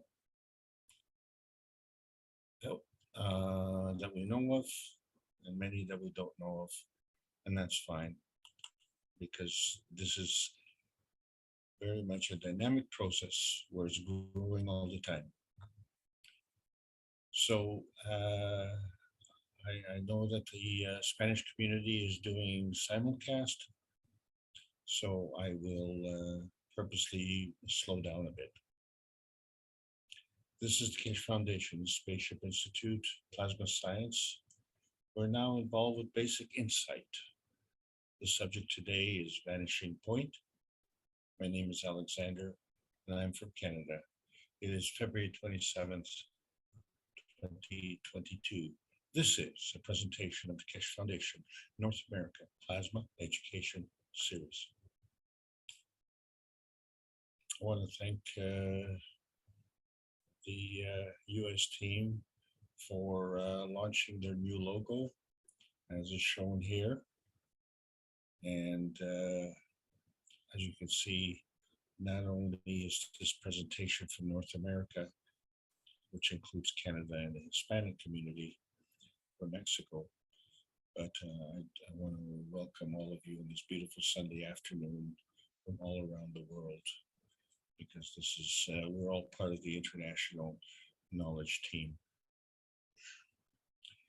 I try to maintain some kind of organization we're doing basic insight, as I mentioned, and it follows a pattern. We started with basic teaching in Brazil. We got into basic understanding and basic knowing. And we're now in the process of a basic insight, which is showing us what it means to interpret this knowing, how it reflects with beauty and self-consumption. We're all witnesses to the process. And now we come to the vanishing point. And what is this vanishing point? So we are in the process of getting ready to launch to the moon on June the 6th, 2022. And we are coming into the home stretch. We have less than 100 days to go. And somehow, somewhere, we're going to have to make this crossover. And so we wonder all the teachings that we've had as outlined in the books from Mr. Keshe, the book number 1, The Universal Order of Creation of Matters. Book number 2, The Structure of the Light. Book number 3, The Origin of the Universe. And maybe book number 3 should have been book number 1. So maybe it's backwards, or maybe we're just upside down.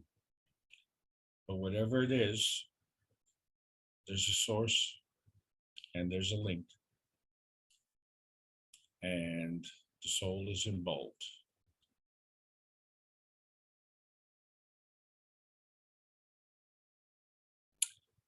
As we travel through these uncharted skies,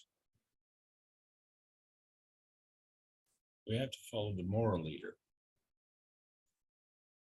So this is where the teachers also become the students. And for many, you say, well, can you hear me? Or seeing is believing. These are very physical things.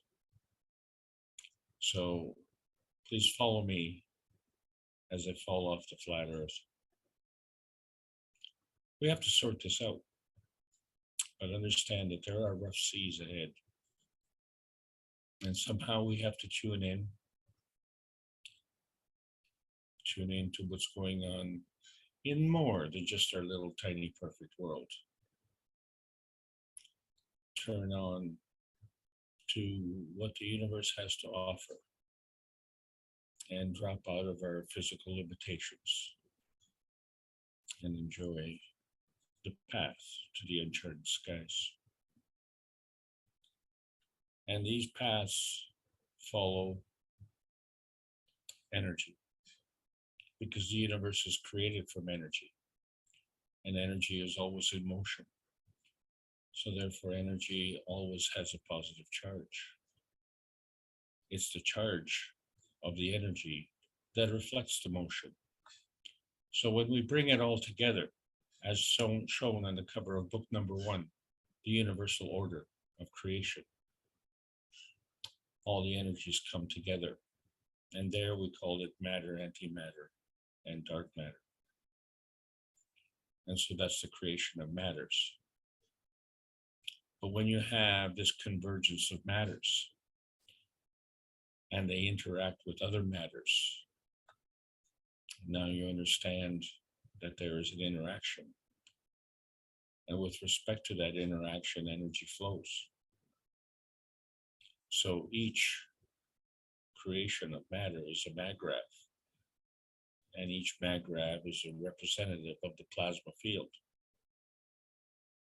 So when you have two plasma fields interacting, you create a dynamic field. And somehow energy goes from one to the other. And we've always said the basic rule is the higher strength feeds the weaker strength. Maybe this is what we need to understand when we say the survival of the fittest. Because whatever survives is really what is being fed. So if the higher strength is feeding the weaker strength, then the weaker strength becomes stronger. I don't think that's the way we're running business on this planet. We run business through conflict. And conflict doesn't involve feeding. Conflict involves actually a kind of grating, a rubbing, an opposition. And this becomes a conflict point. And so when you have these coming together, there's this grinding. How do we do this? So if we understand basic principles, the magnetical field forces move through attraction and repulsion. And they have to move two ways, because there's a magnetical and there's a gravitational movement. From where to where. So you have to have a kind of point. And that point is the convergence of the attraction and the repulsion, what we call a magriff. And so from that point, you can move magnetically. And we call that creation. Or from that point, you can move gravitationally. We call that decay. But if we substitute those names, then we can say that natural creation is magnetical, because from that point is what we emit. And we would call the natural decay absorption, because it is from that point which we absorb.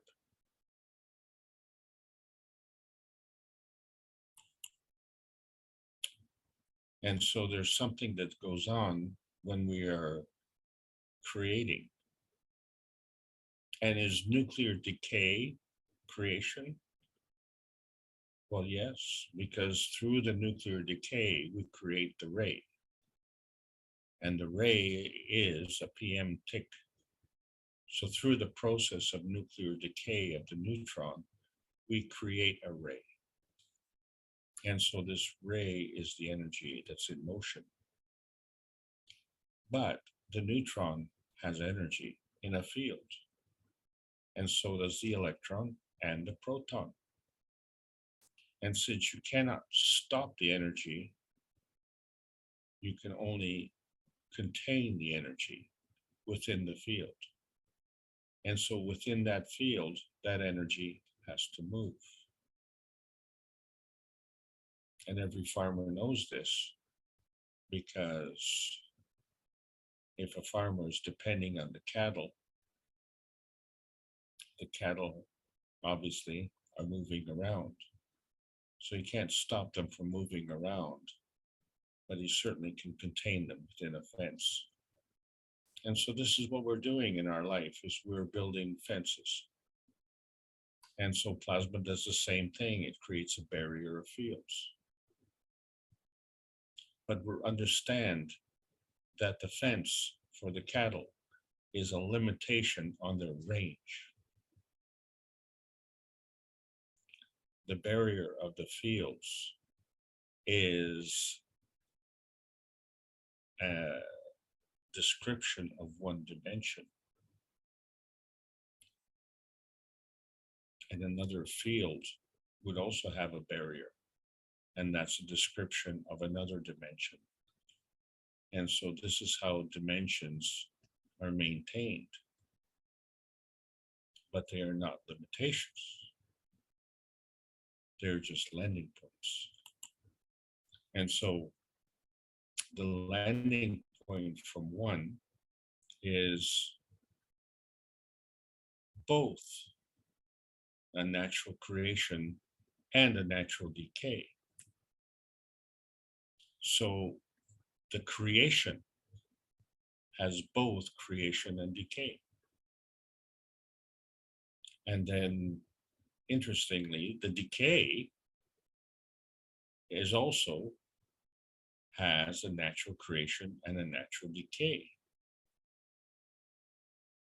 So what we're saying is the creation has both. The decay has both. And somehow they stay together.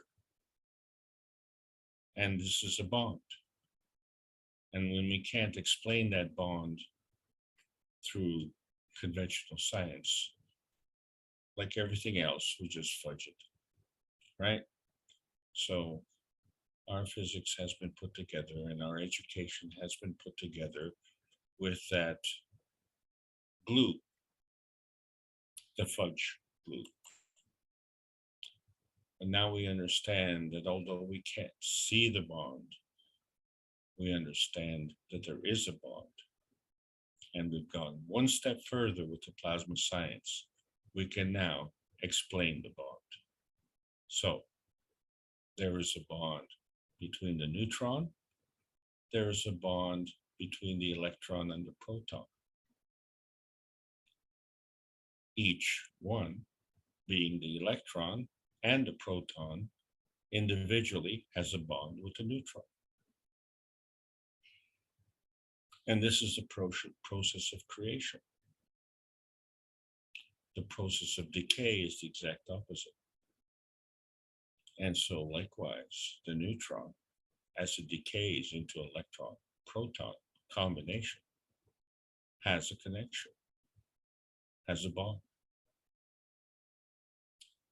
And the process of creation and the process of decay has an invisible bond.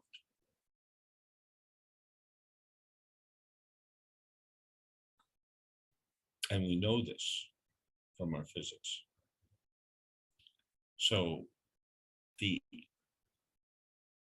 absence of the evidence is the evidence.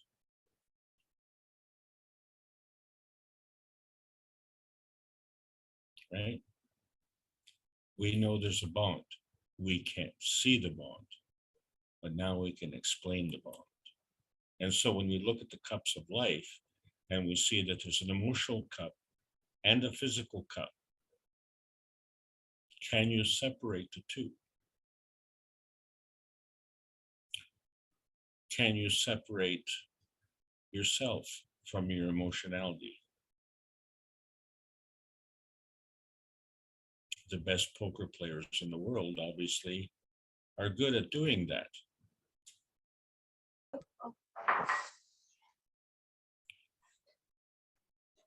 And so, and it's always easy to do that from a position of power.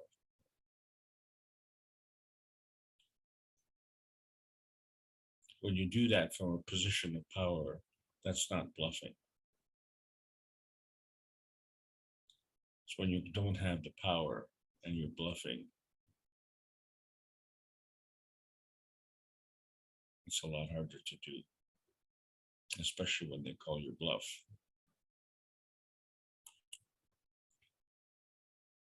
The emotion has an affinity with zinc on this planet. It creates a magnetical and gravitational field. This is how we physically made the one cup. From that one cup, we created an emotional field. We had another cup. We created the field of the physicality. And we separated these two for a specific purpose, to identify the emotional aspect of the virus, or identify the physical aspect of the virus. And if that is our goal, and that is something that is part of our life, regardless, we have to keep these batches apart when we're preparing them. Keep them apart by at least a meter. Use them for whatever you want to use them. And then when we combine them, they enhance our physical presence. And so we see the creation of GANs out of nothing from nothing, we got something. And a lot of people like that. Who doesn't want to get something from nothing? Especially when they can get it from someone else.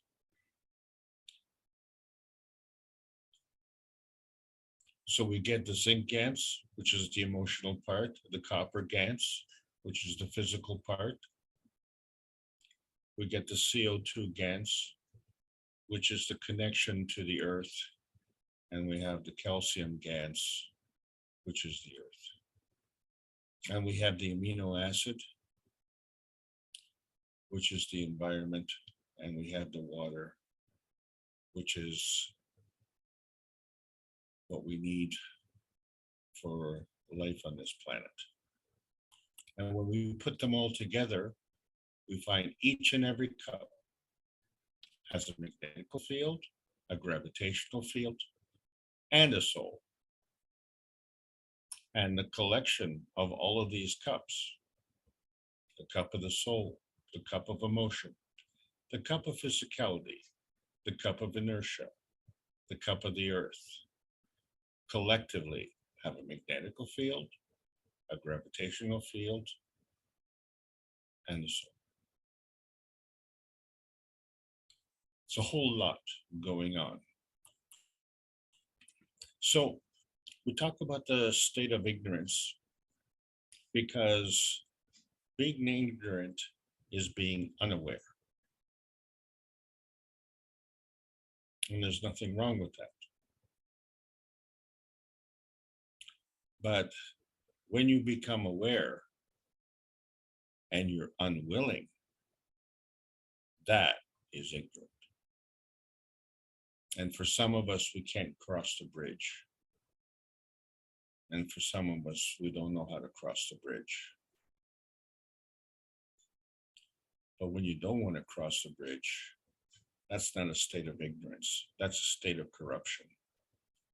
And for the rest of us to have moral indignation towards this, it doesn't matter. Moral indignation is a physical manifestation. Insulting is physical.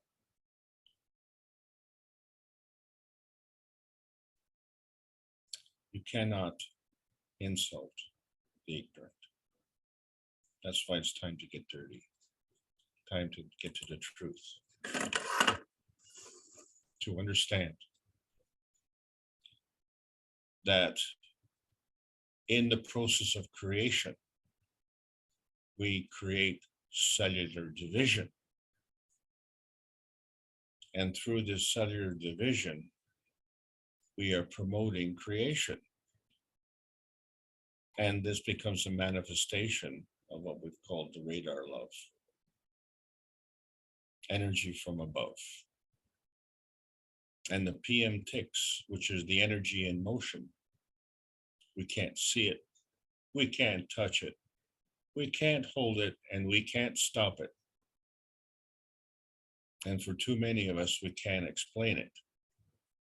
So we just have to say, let's fudge it. But how can you have cellular division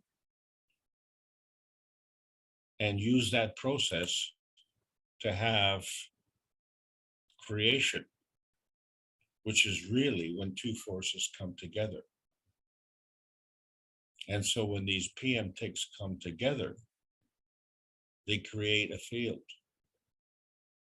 And one dimension is the x-axis, another is the y-axis, and another is the z-axis. And for some people, they need this energy, and as we all need this energy, but they prefer to get it from someone else. And we call that loosh harvesting. Loosh harvesting is the stealing of energy from others. And there is quite a euphoric feeling associated with that. I personally have difficulty understanding that. However, all of us can understand that there are long distance runners. And there's this wall that runners go through. And for some of them, it's around 10 kilometers or 12 kilometers, which is kind of roughly the halfway point on a 26-kilometer journey. And when they go through that wall,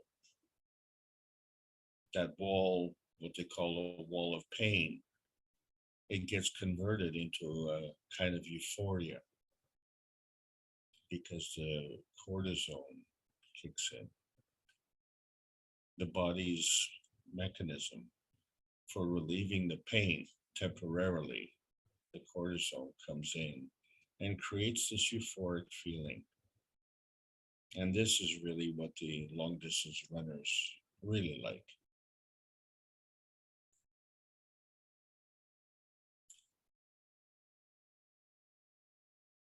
But there's another feeling, and that has to do with adrenaline. And this is what the luge harvesters really like. But there's a universal energy. And the universal energy is abundant, and it is much stronger, and it is forever. But the only way to benefit from it is through self-enhancement. So self-enhancement for yourself and the enhancement and self-enhancement of others. And this is why we say so many of us are looking for the greater oneness, but we don't really understand what that means. So somehow through division, we achieve multiplication. And so we can either add energy or subtract energy. And somehow it always comes to one. And so you become that one because you are the magnetical residue, that residue from the point of attraction and repulsion. From that point of gravitational and magnetical field forces. From that point where convergence meets divergence. And each one is an independent variable. And each one is interdependent with the rest of the universe.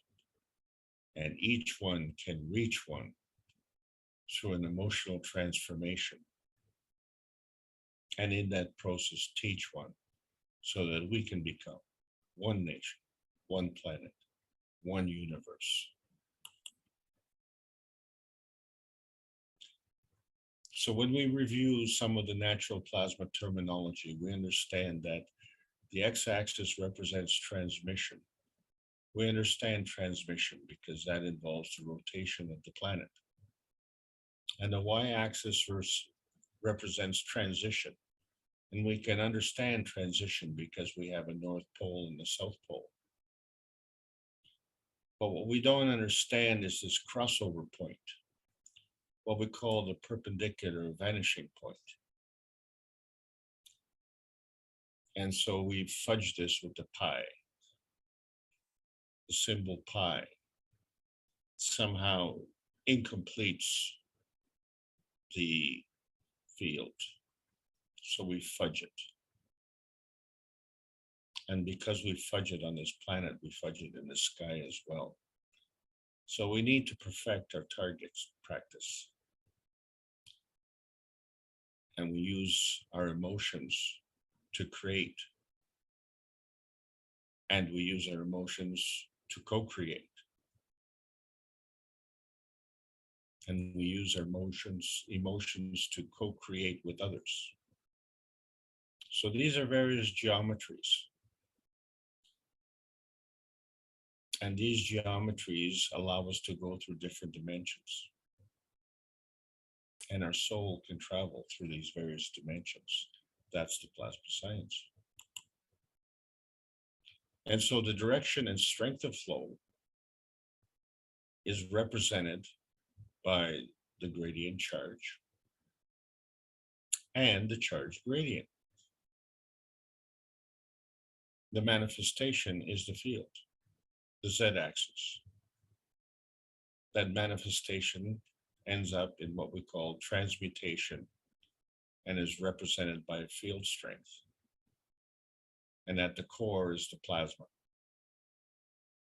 And the reason it's at the core is because that determines the position. So one plasma is determined by position with another plasma, and it does that through interaction. That interaction is what we call dynamic plasma. And that dynamism is maintained because energy is always in motion. And so that is what's representative when we say charge. So to understand the charge, we have to have a relationship reference point. And from there, we can determine the synergy and the susceptibility. And from that point, we can transcend through various ranges. We never said how many ranges.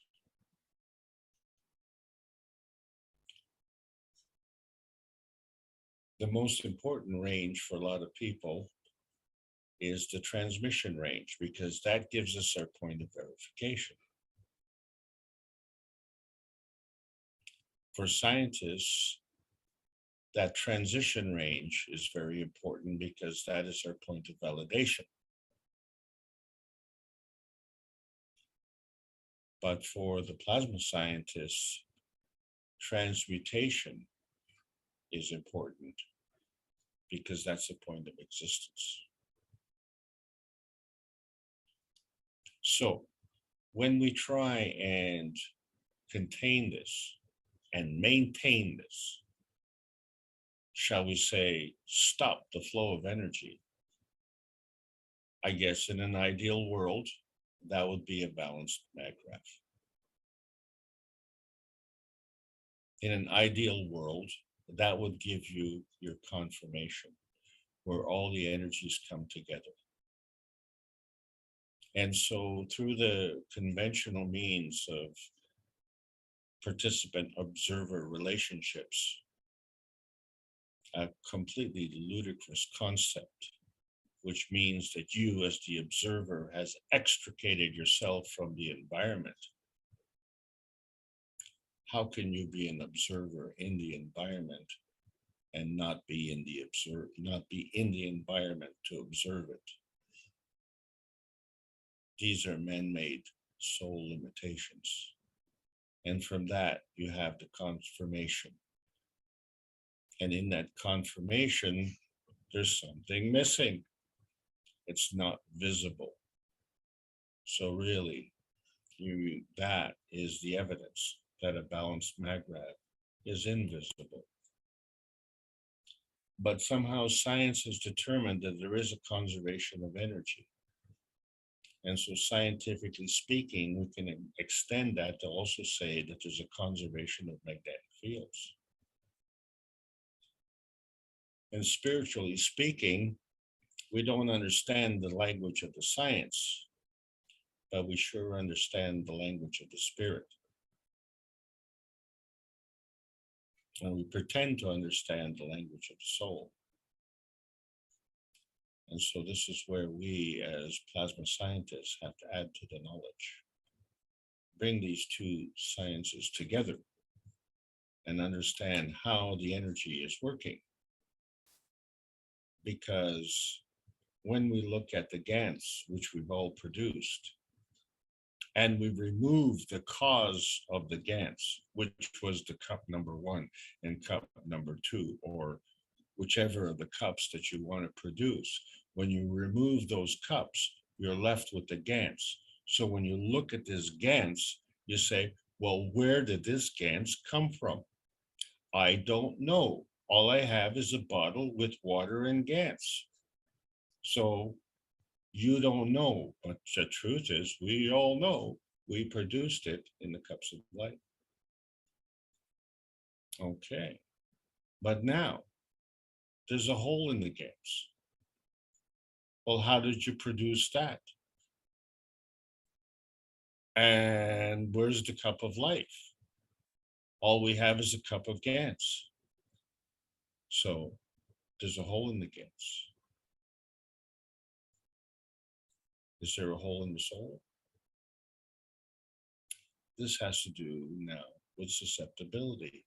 What causes this? So on Earth, we see that this point that we're referencing, this point when fields come together, is a point of conflict. And so there's a crashing. But because energy is constantly moving, there's a deflection. There's no crashing, there's a deflection. And we know that because we can see many, many examples in the universe when two forces come together. If the force on the left is in a rotating field, and if the force on the right is in a rotating field, and these two fields are clashing, there will be a deflection. And you can see that it'll deflect in a different dimension. That's what you can see. But what is it that you can't see?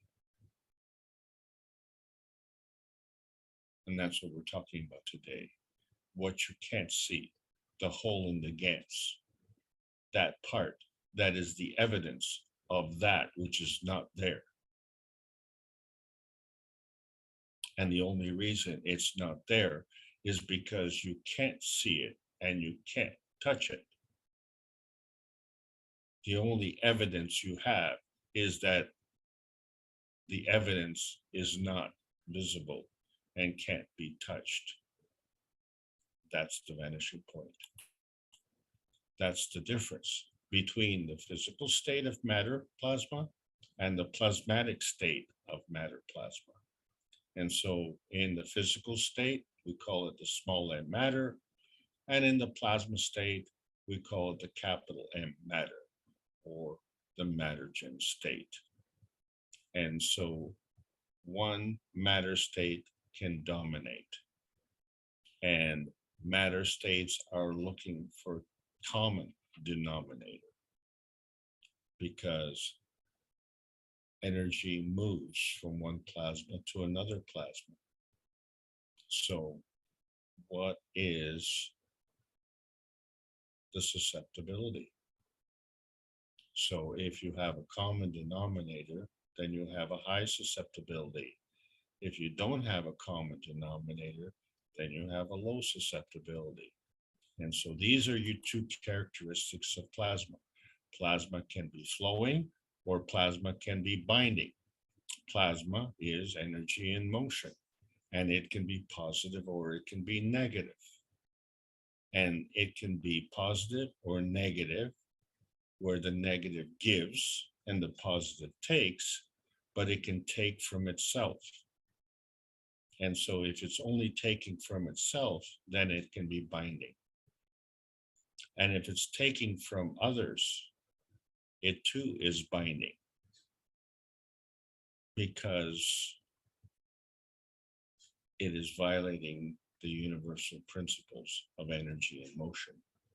So if it's taking from the universal principles, then that energy is flowing. And so we have a gradient charge where we come the energy that is flowing as an energy pack before it manifests itself into physicality, before it manifests itself into amino acid. It has to have a pre-amino acid condition, which we call aminogen. And so that pre-amino acid condition is carrying different plasma charges. So each energy pack is actually a composite of various energies. This accounts for the variety that we have. 7 billion people. Each one has over 70 trillion cells. 7 billion times 70 trillion will break my calculator. But in the plasma science, the way we harvest the energy is through the dilution of composite plasma charges. And so there's a dream energy of the spirit that is the indomitable spirit. And that indomitable spirit is a manifestation of the soul energy pack. Let's review something. Let's review this basic parceling unit. When we review the basic necessity on this planet, which is water, but the water is basically hydrogen and oxygen. When I say basically, it is composed of 2 hydrogen and 1 oxygen. And because of the surface to volume ratio, the hydrogen is magnetical. Alex, I was trying to tell you that could you please repeat the previous. Mark, someone's talking to me in the background. Yeah, she was asking, I muted her mic once, I think somebody else. Alenka, could you open your mic again? She said she wanted you to repeat something. Yes, could you please repeat the previous one before the energy parceling unit? I was asking you before, but my mic was closed. Thank you. This one here? Yes, yes. All right, I will do the whole slide all over again then. So what I was referring to was the gradient charge of how it goes from the plasma state to the physical state. The representation of the physical state is in our amino acid. But there's a precursor to this physical manifestation. There's a pre-amino acid, which we call aminogen. And this aminogen is created from different energy packs. So these energy packs are what we call a composite plasma. And this is representative in what we call the spice of life. So this is why we have 70 billion individual souls on this planet. And each soul has 70 trillion cells on this planet. So the dilution of these composite plasmas create this spice of life. And souls leave and souls come. So the manifestation of all of this life comes from the dream energy of the spirit. And the spirit is indomitable. The indomitable spirit is a manifestation of the soul energy pack. So the soul energy pack can manifest into a reality that is representative of the dilution of composite plasma charges.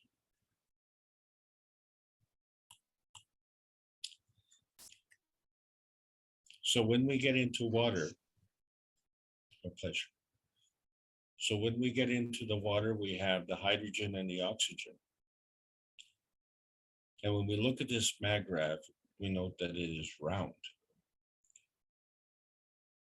And so it is round all around. However, the hydrogen and the oxygen have a relationship. And the two hydrogen are much smaller, even in combination, than the large oxygen. So regardless of this MACRAV being round, it still has a negative side and a positive side. And in the process of interacting, it's why we call this water a universal solvent. It is universally interacting, and it does this by removing one of the hydrogens. In other words, it just gets knocked off.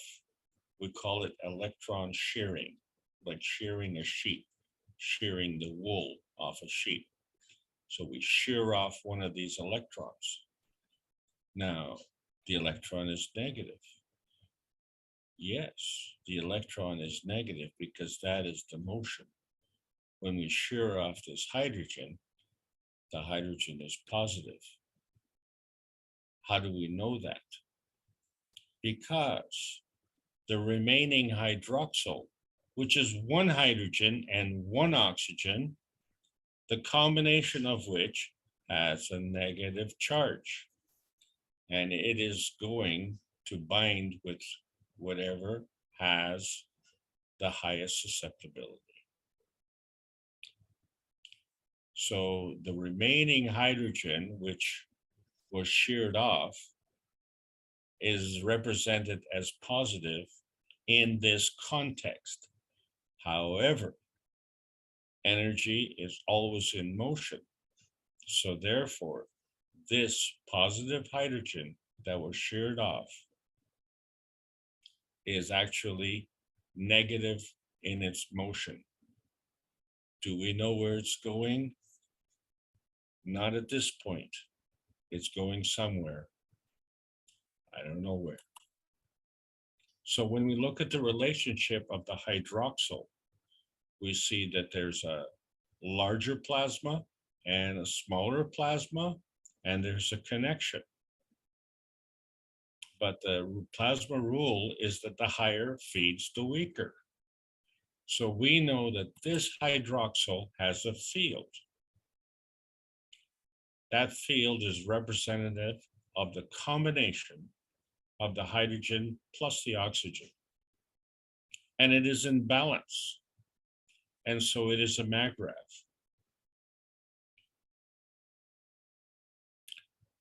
So the hydrogen is magnetical and the oxygen is gravitational. Nothing has changed there. But there is a problem. The hydrogen that was sheared off, you can't see it. And the hydroxyl that's left behind, you can't see it.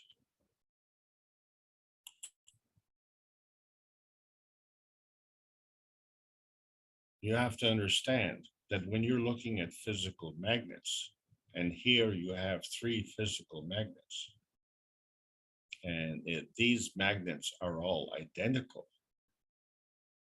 And I tried to push them all together as close as I could. And something invisible was in between, which prevented me from doing that. And you see the alignment of the 3 magnets, and you see their position. And then I try and bring them closer together, something funny happens. The only way that I can bring these 3 close together is the charge has to change. Because all 3, when they were all the same charge, the field in between was repulsion. Well, I can't bring all 3 together if they're all the same. So the bottom 2 magnets have to be opposite. One of those magnets has to flip over. One of those magnets is negative and one of those magnets is positive. The third magnet in the center has two choices. It could be positive or it could be negative. And the only way that it can come together with the first two magnets is to change its dimension. So the bottom two magnets came together because one magnet flipped over. The center magnet flipped into another dimension. So when we look at the hydroxyl, it answers the question, if the higher energy feeds the lower energy, if the oxygen is the higher energy feeding the lower energy hydrogen, how does the hydrogen feed the oxygen? It can't do that on the same dimension because the plasma rule is the higher feeds the weaker. So if the oxygen is the stronger on one dimension, and it can easily feed the hydrogen on that same dimension, then if the hydrogen goes into a different dimension, then the hydrogen can feed the oxygen,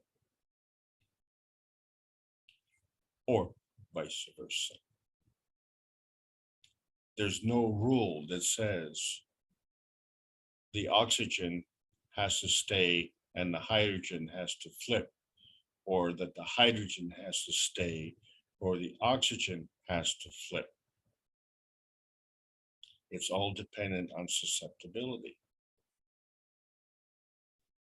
So when we find that we brought all those three magnets together, we had an x-axis and a y-axis, where the y-axis was perpendicular to the x-axis.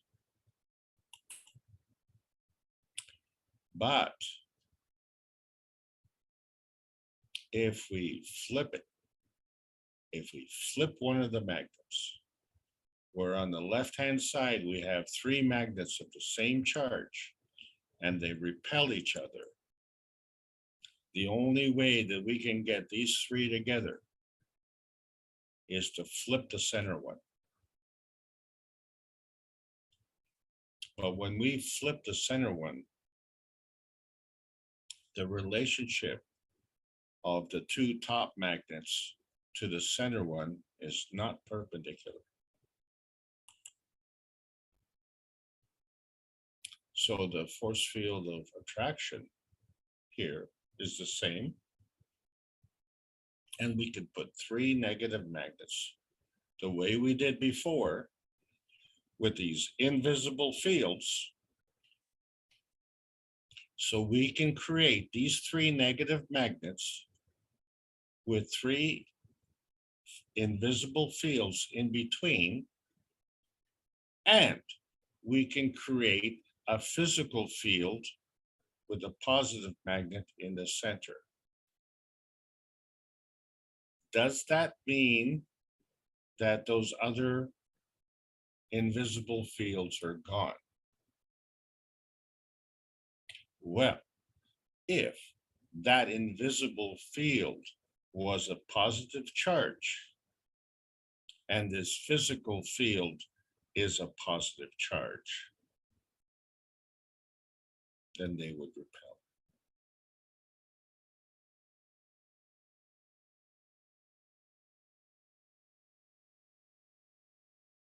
How can these two positive charges and two negative charges remain in the same field? They can't.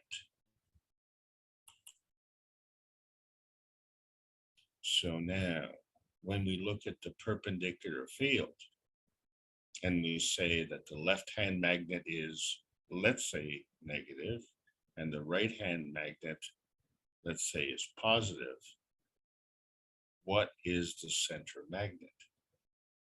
And will it lean to the left or lean to the right? Or it will just stand up straight? That all depends on its susceptibility. And so those are your two choices. Really? What happens if you rotate the center magnet? Kind of like a key. Put the key between your thumb and your forefinger and turn the key. What happens now? You enter another dimension. And that dimension is the Maggrav point in between the magnetical and gravitational field force. This is what we call the vanishing point. So the vanishing point, what we call transmission, it's easy to understand because this is your verification point. From that point where you are, you can transmit to somewhere else. You can understand that. But if you're going to transition, you have to transition from somewhere. Where did you transition from? Is that your point of validation? And if you don't understand that, then you won't understand transmutation. Because the transmutation is at that point where the transmission and the transition meet. That is your point of existence. And at that point of existence, you have a balanced Maggrav. And the balanced Maggrav is invisible. So the transmutation itself is actually the crossing over of the vanishing point, that point which is invisible. And at that point, that is your confirmation.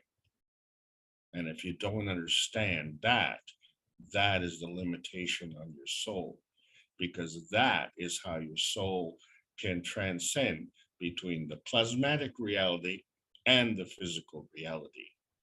So in other words, when we're looking at how the universe is created, and we see that one plasma interacts with another plasma dynamically, it has to go through a point of interaction. Can you see that point? Can you determine its susceptibility? That's why we all need target practice. And when we don't understand it, we're trying to hit that bullseye. We set up goals, aspirations. These are non-physical, but they are in the physical reality because we keep on scoring and we keep on judging. And when we don't understand it, we just deflect it.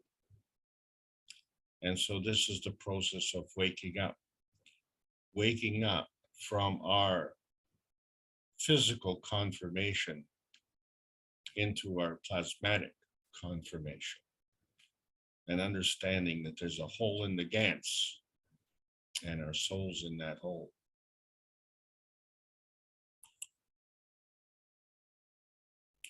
And this is why we need target practice, because fortunately for us, our cells know how to do this because each cell has a soul.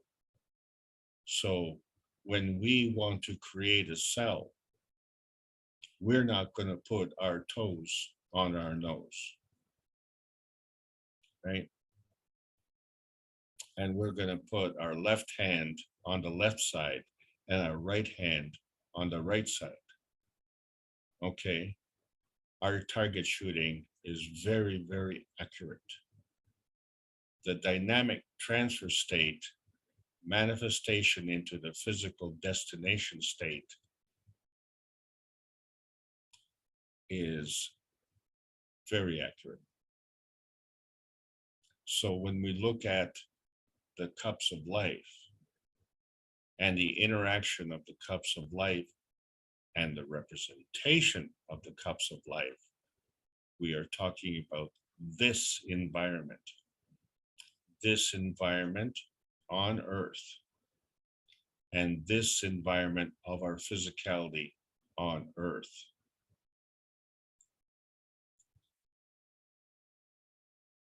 The universal cup is a representation of the transmission and transition of our soul energy packs and our interaction with our physicality on Earth and the physicality of Earth. And the beauty about the plasma science is that this energy transaction has a contiguous connection with the rest of the universe. Remember what contiguous means? That means it's not side by side. So it isn't side by side to be connected. It is connected by a plasma field. And so this is how knowledge is transferred.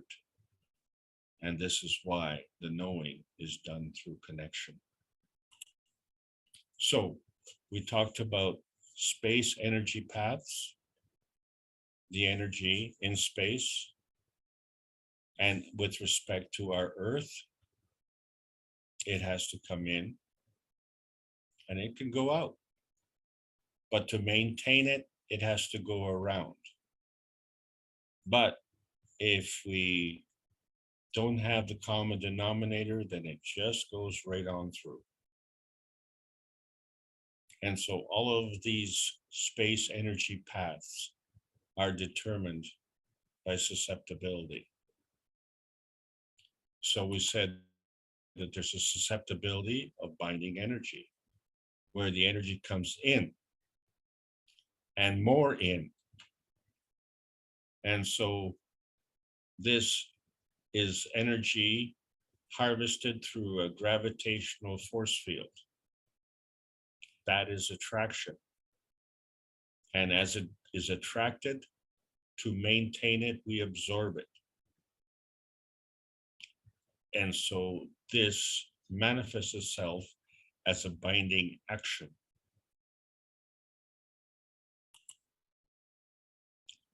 Energy can go out, or it can more go out. And when it goes out, this is magnetical. This magnetical outgoing of energy, we call it an elevating energy path. Yes, it's repulsion, but that repulsion is an emission of energy. This repulsion is not a rejection as much as it is a contribution. But then again, it all depends on the susceptibility. The susceptibility of what? Your susceptibility versus another plasma field's susceptibility. In other words, if your susceptibility is to give and the other field's susceptibility is to take, well, that will be good, because then you have a link. But do you approve? Does the other plasma approve? That's the independent variable, and you don't know that. You don't know that because it's not visible. You don't know if that energy is coming in and binding, or you don't know if that energy is going out and elevating.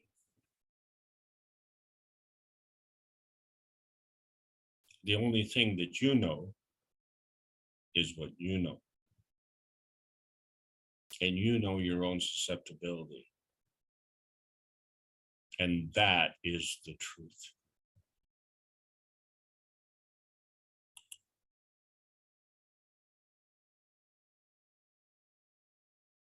Not knowing the truth puts a chain on your soul. And the impact of that chain, it anchors you to a point where not only you are heavily grounded, but you're also dysfunctional. You become detached from the soul. And now we can say which soul. So the soul of the body needs to maintain its presence. The soul of the man wants to maintain its presence. The manifestation of this is through the transformation of these independent variables manifesting themselves into the emotion of presence. And the emotion of presence that we understand right now is the presence on this planet. And so our presence is a manifestation of the inertia between our soul and the soul of the earth. So now we see that there's another intermediary. How do we transform from the plasma point? Our point of view needs to be from our soul. So how do we transform from the plasma state to the physical state? And so we see that there is a vanishing point. If we are successful, we are born. And if we are unsuccessful, we die.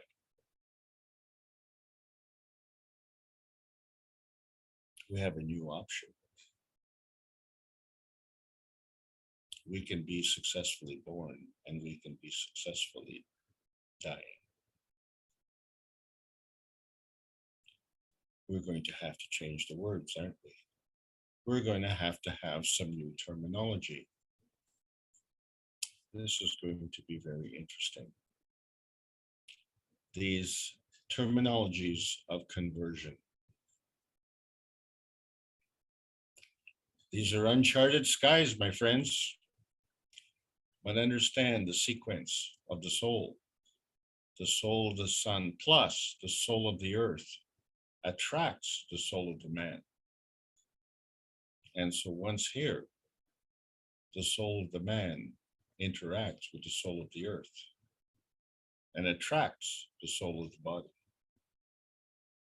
And once here, the soul of the body can interact with the soul of the earth and may or may not manifest physically.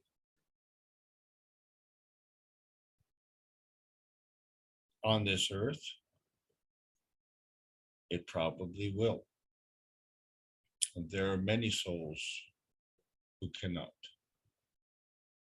And they're part of the universal community. So that changes the definition of manifestation. So it's a perception, our perception of the stacker unit and the universal reality. Two fields come together, form another. The formation of any field is a manifestation. So it's how this field is fed. It's the plasma feeding that leads to the manifestation.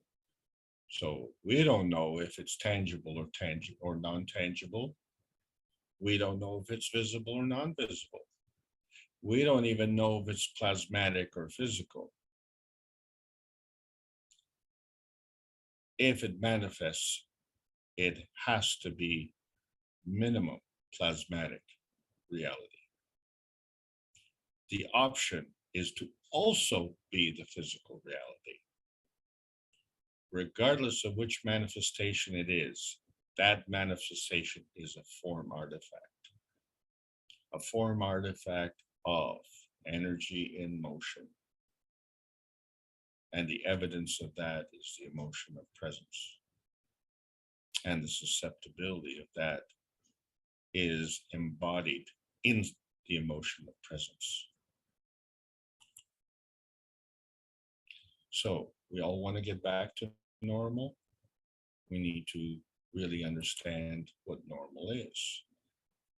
The majority of us is normal. And the majority of us seek freedom and emancipation. The universe is normal. The universe has freedom and emancipation. The earth is seeking to also have freedom and emancipation.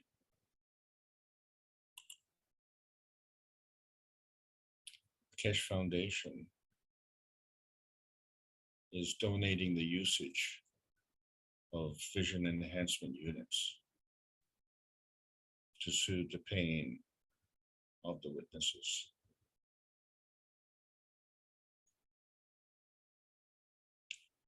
Through that, this will allow soul enhancement and spirit enhancement. It's our gift to the US military for PTSD recovery, allowing the plasmagen interaction.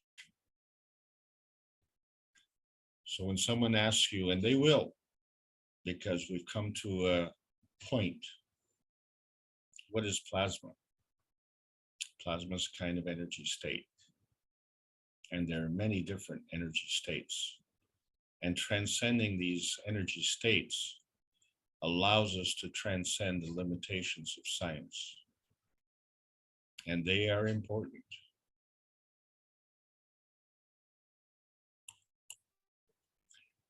In summary, the PM ticks are the magnetical energy that travels through the universe and converges in a field interaction, which creates a gravitational point. Alex, could you please repeat? I had some noise here and I couldn't hear you. From the principal matter start. Start with the principal I'm matter. gonna, all right, Thank you. I can hear you, Alenka. Can you hear me? Yes, I can hear you. Oh, good, very good. What I need is if you can please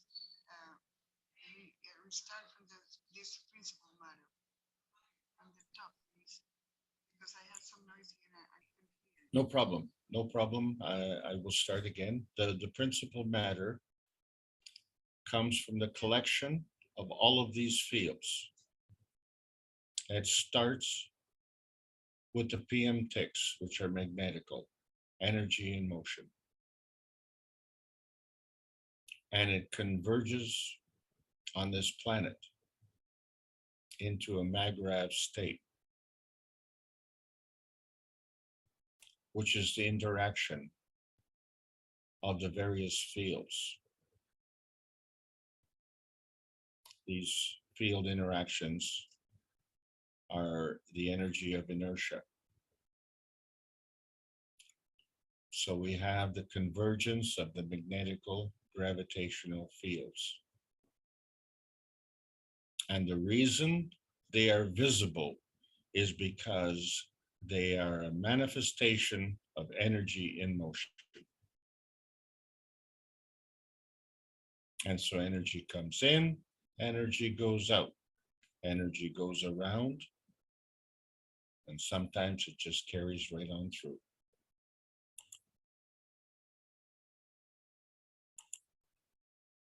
So it's not that it's man-made. It's the role of man in this process, which we need to understand. And so the vision enhancement is one. The vertical enhancement is another. The horizontal enhancement is another. And the universal enhancement is another. Now, this planet is showing us that we are all witnesses to this self-consumption on this planet, because this self-consumption is a byproduct of the stealing of energy at the expense of others, because it causes a binding. And this is the use and abuse of energy.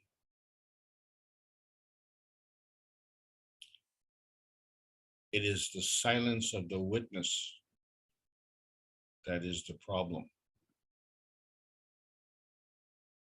It is the morality that is the problem.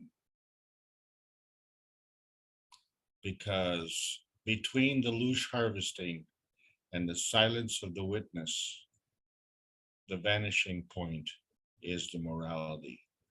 It is missing, but it's not missing. It's just not visible. And because it's not visible, out of sight, out of mind, not out of the plasma soul, because the cross you double cross is your eternal burden. And so we just have to turn around and understand that the universe is based on ethics, because it's all part of creation. And in order to create, there has to be an honesty, a truthfulness. You cannot grow something without morality or compassion or courage. It's not going to happen. So the ethics of the universe applies here, because we are part of the universe. So the ethics of the peace dome is a representation of the ethics of the universe, because the ethics of the peace dome follows universal law and is representative of the emotional transformation from the aminogen state to the post-amino acid state.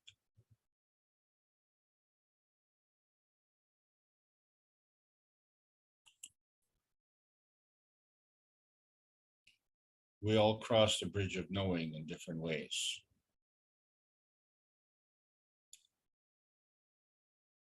What's the motivation behind this?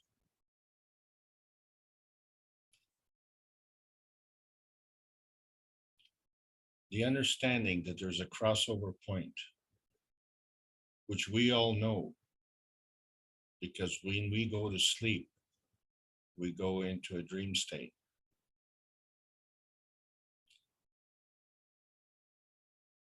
It is hard to explain in physicality what this point is and how we do it. But at some point, we go from our physicality to our dream state, and at that point, we vanish. That's the vanishing point. But if that is the vanishing point between our physicality and our dream state, then there's another transition point between our dream state and our soul state.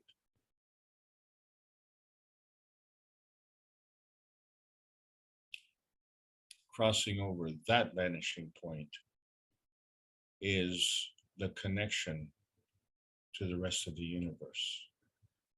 And so now you see how the knowing worldwide connection is done. And we are at this crossover point.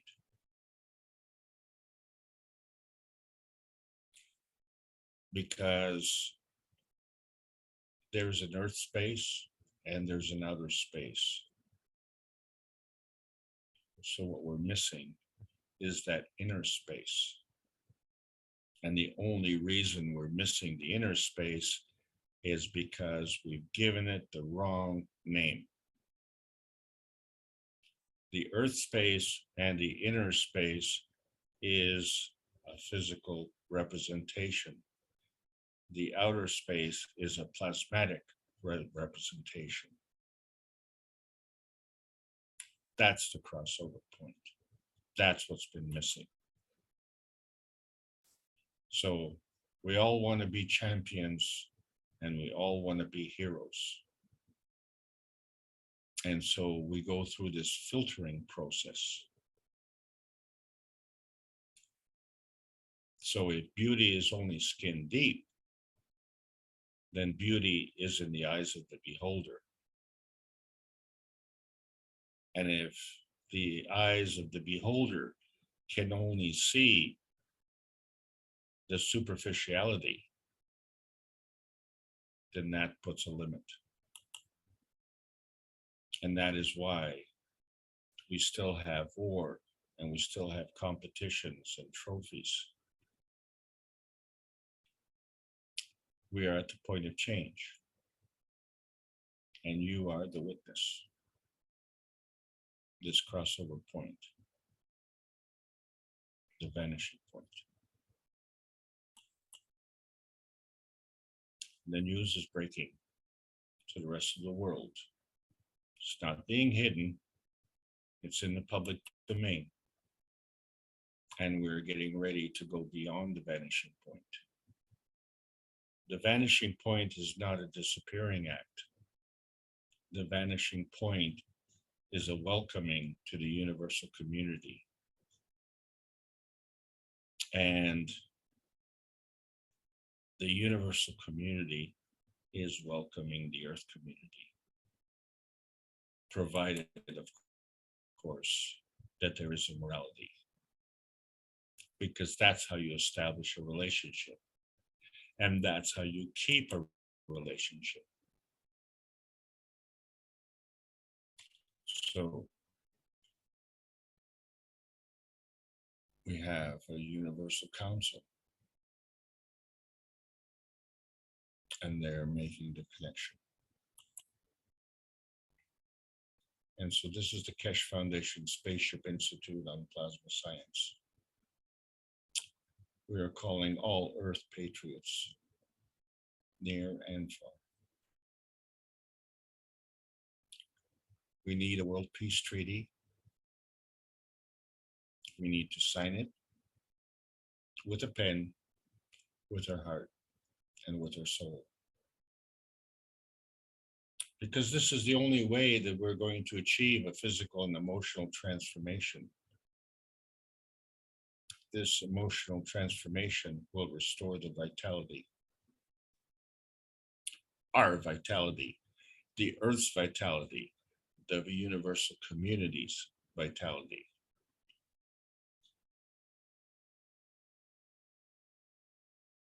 It can only come through moral change. And you have to be a moral witness as you gain insight into the universal language of freedom. Plasma science needs to be delivered in exchange for peace on Earth. So welcome, space travelers, to the other space age. That's the end of the lesson. Thank you all for allowing me to make this presentation. Over to you, Mark. Okay, well, thank you, Alex, for making the presentation. It's a little shorter than usual. And thank you for that. I know the teachings are getting a little shorter as well, even though the workshops are just as long, it seems. The teachings are shorter in the recent period, but they're still around an hour or so. Well, thank you for coming in and delivering and enlightening us, so to speak. It's amazing to think that you're creating a soul when you just make a CO2 box or a cup of life? I know Mr. Keshe calls it a neutron. We call it a soul, or we call it an energy center. Are we actually creating a neutron?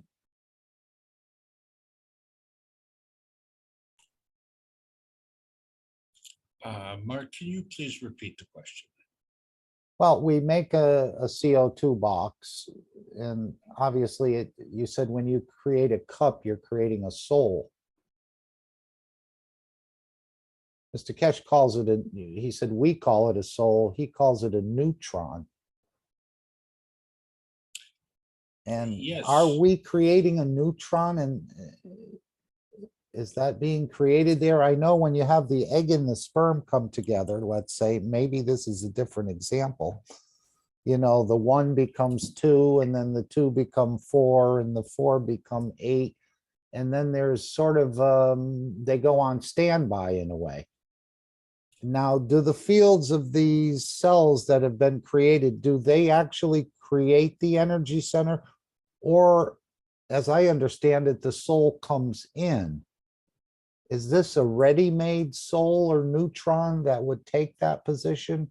Or do those cells that were created, their interaction of the fields, actually create the soul at that point? You said when we create a cup, we're creating a soul. Oh, okay, hello, Mark. Yes. Okay, that's about 12 questions.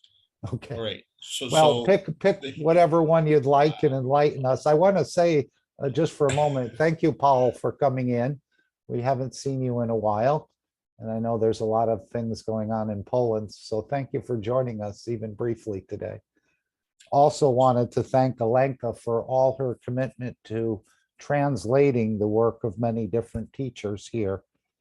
And the other thing I did forget was always to keep in mind when you're doing any elevation or anything, to keep the Universal Council close to you and in the phase of elevation and enlightenment, because they're going to be, I know the council's going to get rebuilt. I don't know if I mentioned that earlier, but to try and keep the Universal Council, they're going to play quite a crucial role in all this interactions between the governments, the universal community, and so on.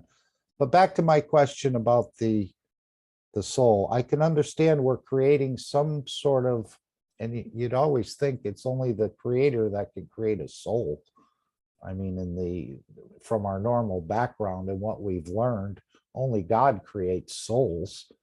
How dare you think you could create a soul? So when we're making a cup or a reactor, we're creating, and I remember Mr. Keshe saying, when they gave someone a system and then they were done with the system or said they weren't using it anymore, that means they finished. He said, bring it back, we'll destroy it. Does that mean they're destroying the soul at that point? And it's not a big deal? A few questions there, I understand, but pick whatever one you'd like. Okay, now we're up to 24 questions. So, okay, let's give you a universal answer. The fundamental flaw in physics is the misrepresentation of what an electron, proton, and neutron is. So it's not visible, it carries a mass, and in the process, it's variable. So the best answer to your question is, if you ask me, what kind of vehicle are you driving? The implication, first of all, is that it's a car. But it doesn't tell you how big the car is, what brand it is, or what color it is, amongst many other features. It is these many other features that is all these questions that you've asked. And so what we're confusing is the basis of the discussion with the features. In other words, to say, there's a an action that you get from a car. And that is that you can go from point A to point B. So all the other questions have to do with the kind of vehicle, the way you move, and who's driving it, where you're coming from, and where you're going. So all those questions can be answered in turn, as long as you have the understanding, the basic, that it's a vehicle of transportation that you're using, right? And so the science has said that the vehicle of transportation is the same. Let me give you a very, very specific example. Ever since the car was invented, it was related to the horse and carriage. So we rated the energy, I'm sorry, not the energy, we rated the power, the pulling power of the car to represent a horse. So we say, well, you know that you can have a one-horse carriage. You know that you can have a two-horse carriage. You could have a four-horse stagecoach, right? So the number of horses indicates the pulling power. So we transfer that from carriages to cars. And we say, well, the pulling power of this car is determined in horsepower. So we now have cars that have 385 horses under the hood. Now, how do you get 385 horses in there? And so that's the fallacy. It's only a representation. But even that's a fallacy, because what kind of horse is it? How old is the horse?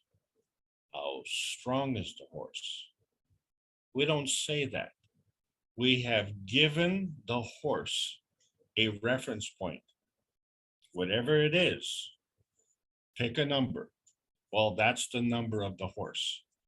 And the relationship of the pulling power to the car is not related in actual horses, because you could bring together 385 horses and I could bring together 385 horses and forget the confusion and the noise and organization, but they would not be the same.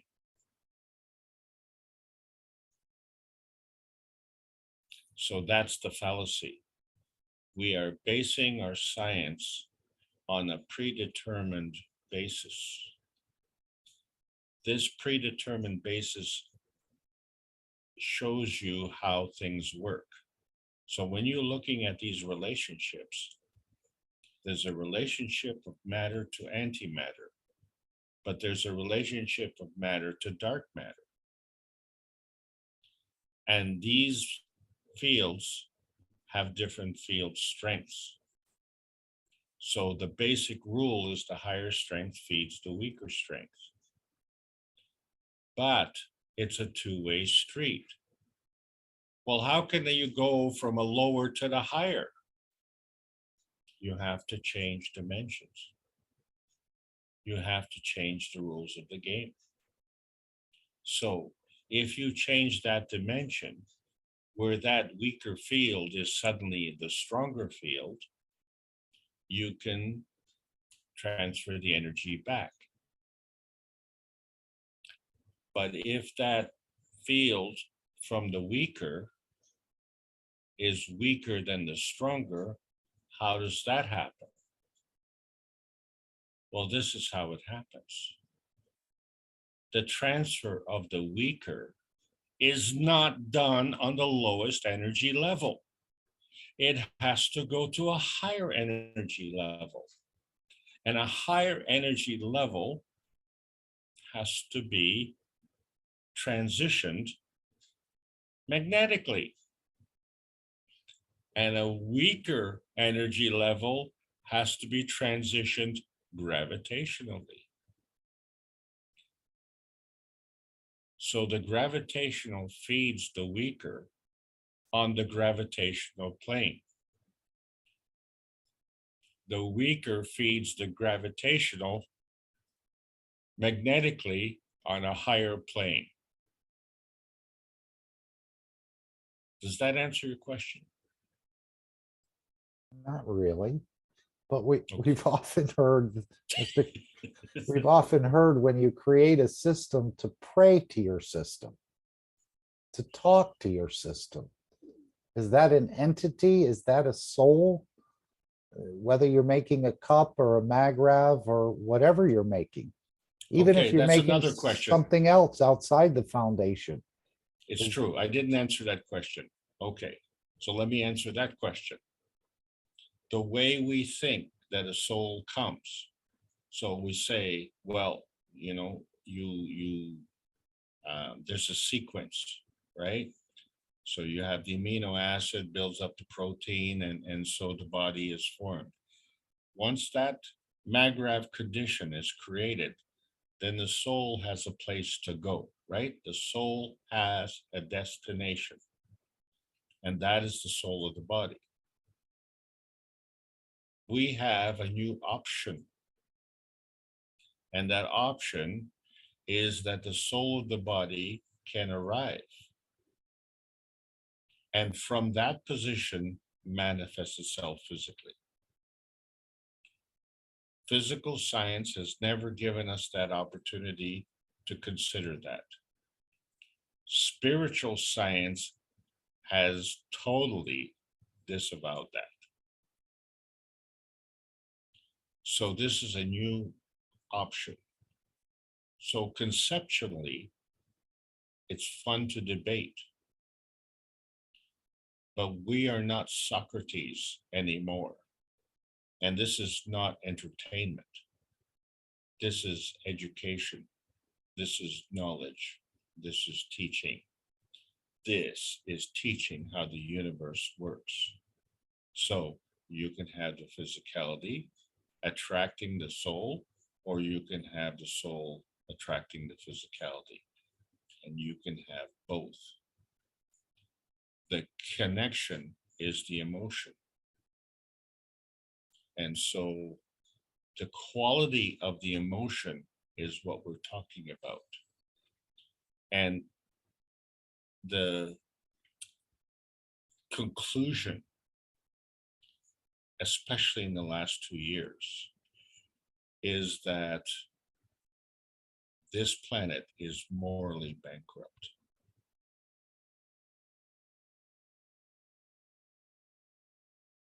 So that has to change. And because of that, because of it being so weak, it is now getting the higher energy. That's what's going on. Now I hope that answers that question. A little more, but it would seem, at least in the creation of the man and the soul of the man, that carries the knowledge of the universe. And I know the sperm and the egg have the emotions of all the, let's say, souls over the previous generations. But it just would seem to me that the soul that comes in, or the physicality, has enticed the soul to come in, and then the soul gets trapped within the physicality. That soul has created such a, it just doesn't seem like it could be created right there and then. It just seems like it comes in with the knowledge of the universe and completes the creation of the human being. Okay. With the knowledge of transmutation and taxi destinated and all kinds of things. Look at the digestive system, all the systems that have been created here. So two things. It just wouldn't seem like that soul is a newbie. it seems like that soul has been around and it's learned the knowledge of the universe. And then it comes in to take over, but it gets trapped within the physicality of the man. So, number one, when you say soul, it's like I say car. So you haven't specified which soul. You are just broad swiping all of them. So, there's a soul of the man, there's a soul of the body, there's a soul of the cell, there's a soul of the cup. So, there's a soul of an idea. The point here is that you have to identify the specific area that you're talking about in order to come up with a specific answer. You cannot get a specific answer from a generality. What we're showing by this picture here is the relationship of these three fields. But that's any three fields. So when we say the matter, it's not the same matter. My matter and your matter are not the same matter. We are constructed the same way, but we're not the same. It's just like if you look at a football team, you have big guys, you have little guys, you have slow guys, you have fast guys, but each one's a football player. So when you say football player, each of us is going to come up with a vision of a different type of player. And that's just the point. So when you're looking at these three fields, the fact that you're looking at these three fields means that you are not in these three fields. You are looking from the outside in. And then the question is, outside of what? Well, we haven't specified that either. So now we come to the realization that there are other fields. And so the reference point is always from your point, wherever that point is, to what you're looking at, whatever that is. And that, whatever that is a combination of those three fields. And that combination is your point of view. And your point of view will not be my point of view. And so this becomes the mystery, the fallacy, and the entertainment. Can you tell me the meaning of my dream? No, you can't. You know why? It's mine. It's not yours. And my dream has a relationship to me. It's mine. That's what constitutes it being mine. And yours is yours. That's what constitutes it being yours. So your dream and my dream have to take things into account. Do you think that I can see what your dream takes into account? No, I can't, because your dream is a relationship between your past and your future. And my dream is a relationship between my past and my future. Now, when we come into a field, there is a unification, a collection of energies. And the reason there's a collection of energies is because there is a common denominator. But when we say common denominator, we haven't said which one.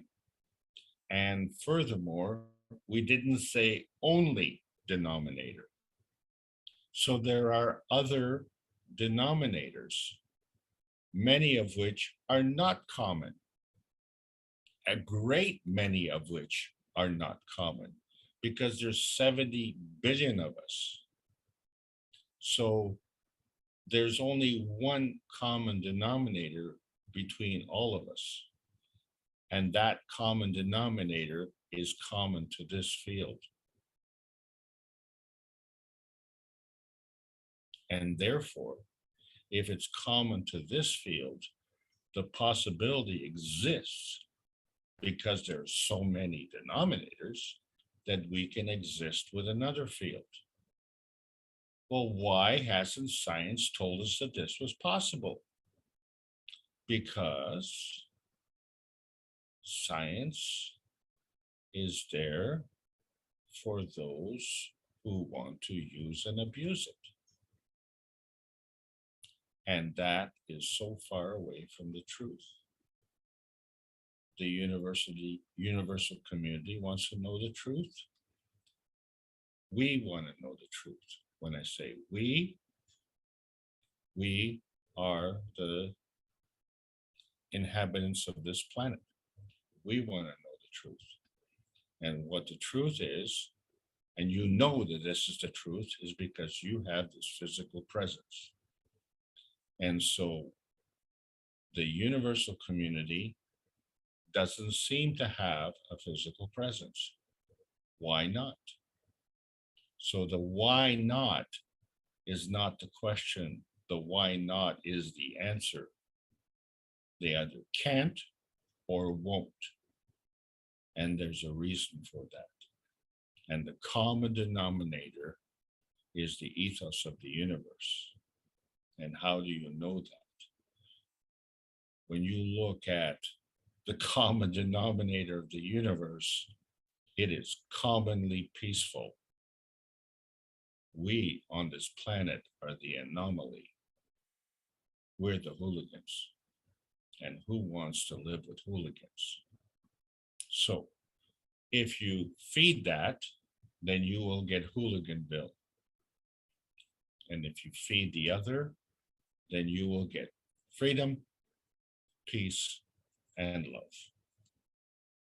And that is the universal truth. Thank you. When you're showing us the magnets, and we have the example of the birds flying in a flock or the fish, they're close to one another, but they're not touching each other. When you flip your magnets to the point and you can hear them connect, right? Are they actually touching each other, or is there still a gap between them?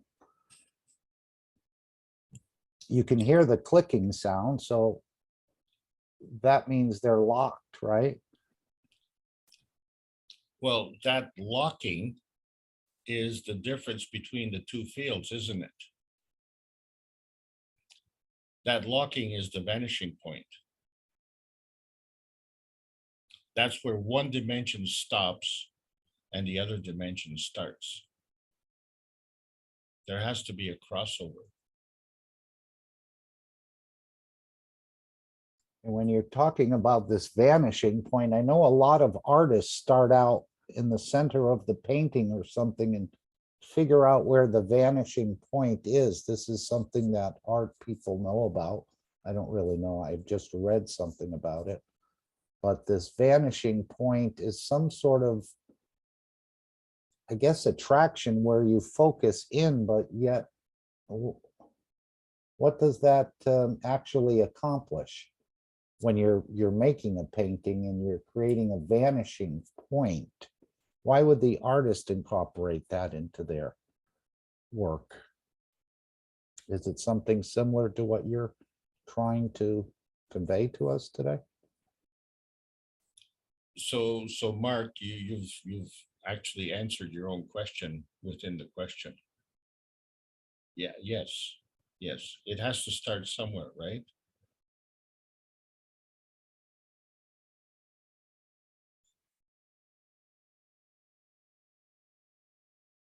It has to start at a foundation. You have to have a foundation. You have to have a convergence of that idea, that convergence in the center. And you've seen it. You've been to the Rick's The reactor plasma, group? the Yes. plasma reactor group. You've seen the clear ball filled with GANS fluid, and you've seen him rotate it. You've seen him rotate it horizontally, and you've seen him rotate it vertically.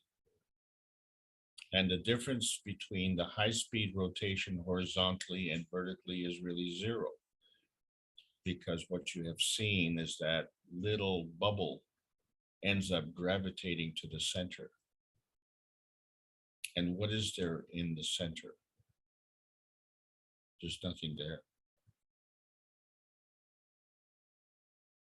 How can nothing be nothing?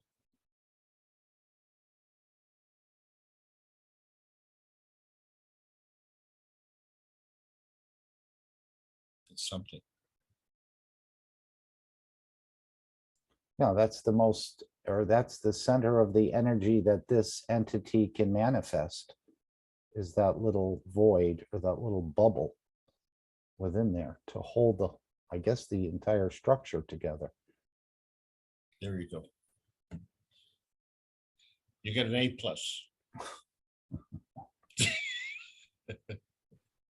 You're an easy grader. But hopefully someone else has an interesting question that they can bring up, or they'd like Alex to answer or attempt to answer.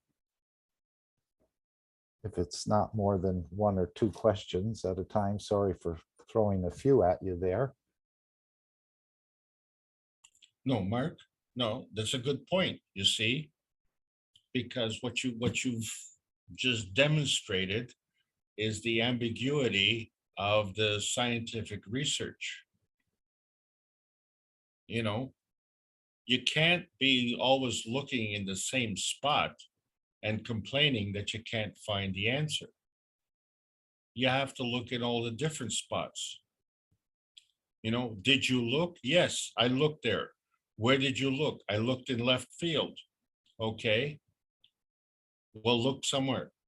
So you come back a week later. Where did you look? I looked in left field. So the answer is, I looked.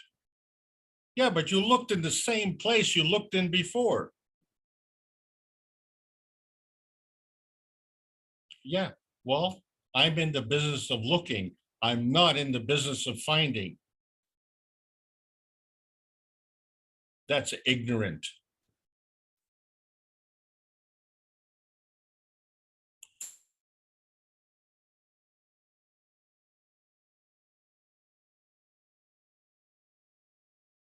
All right, how about one of the others coming forward? Remember, Mr. Keshe, we're not serving food here, but your interactions and what you're putting forward in fields actually is a food for each one of us to take and to analyze and to internalize.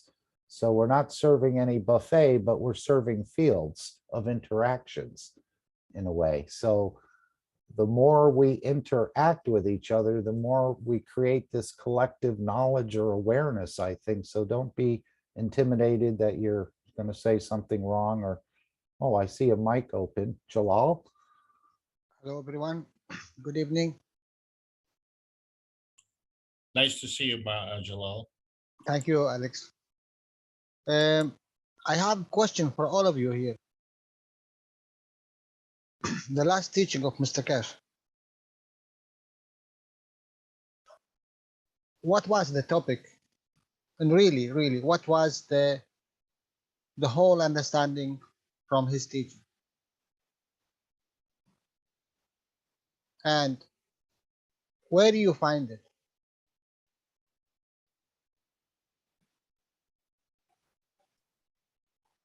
Where do you find this interactions? Anyone thought about it?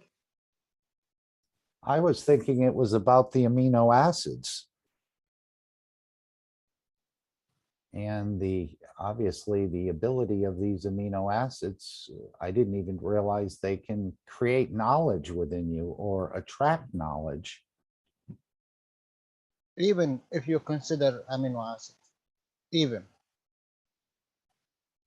You see the amino acid, it have 2 points.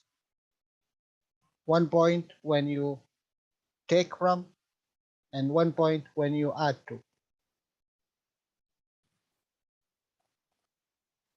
It is one plasma,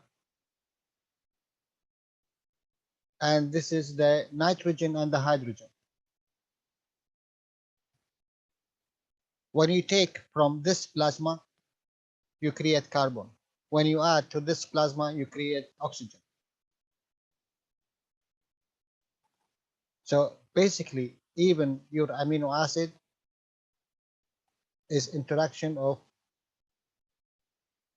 2 plasmas.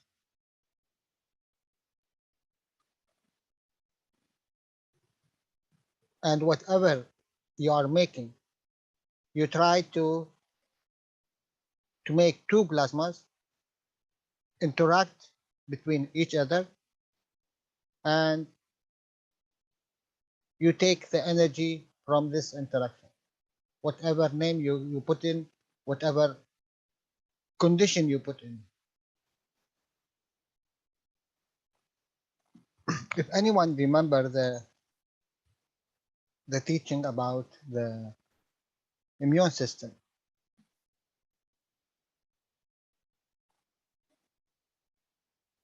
in his teaching about the immune system, he said, your immune system works as simple as this: calcium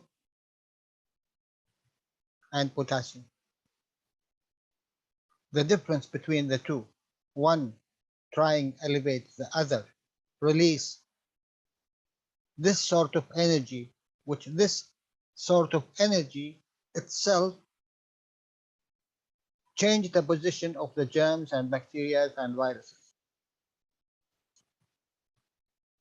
trying to elevate between alpha to beta, which release this gamma energy. And when you listen to Mr. Cash, he's saying interaction of 2 plasmas, similar or near similar. So where in our work we find such a work, and how we mimic it to create this different interaction between 2 plasmas.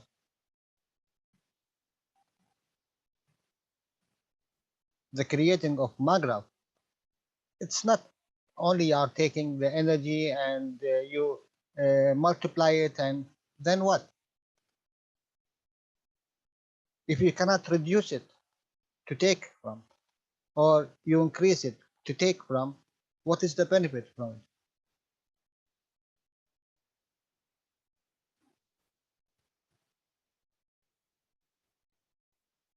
So really we need to consider, especially the teaching of Mr. Cash last week. It's a behavior of work. And all of you, I don't think any one of you have shortage of knowledge to work. You bring copper plate, you bring a zinc plate. What is the difference between them? If they are similar and near similar, where they can give and take in between.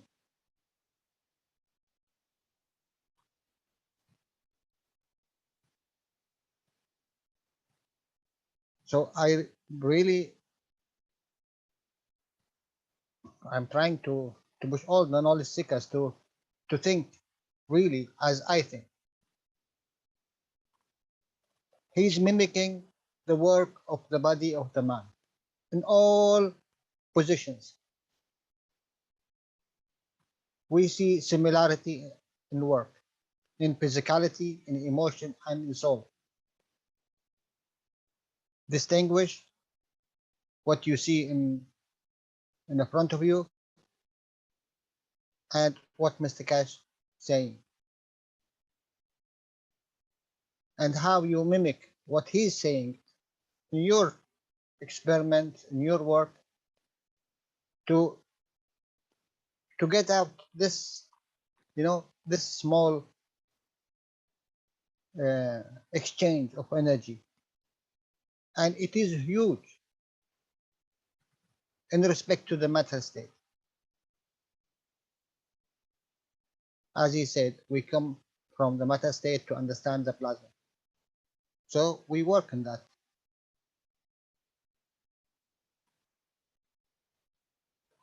Thank you, Alex, Mark. Are you going to be starting up the Magrav team again? Even though, as Mr. Keshe said, he sort of, we got to go back to the drawing board in a way. I think I am not short of knowledge. I am short of doing, that's all. That means the team, they are not short of knowledge, and especially in this work. We are already considered that before, long time.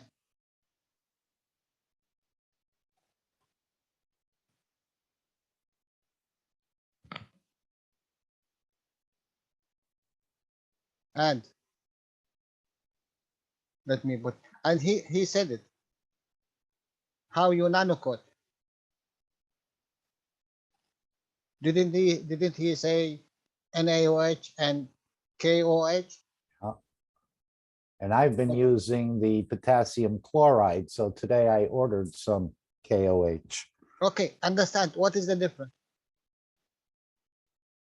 What when you nanocoat with NaOH, what it will give you, and when you nanocoat with KOH, what will give you?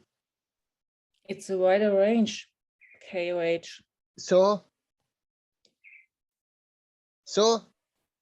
what? So what happened if you have a small range and you have a bigger range? You have bigger possibilities to. Okay, small range. Is it 1 centimeter, let's say? Example?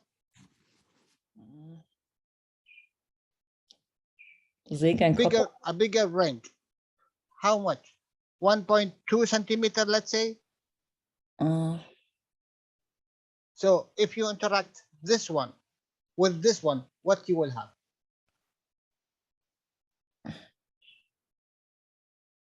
Come, answer me. You answer me.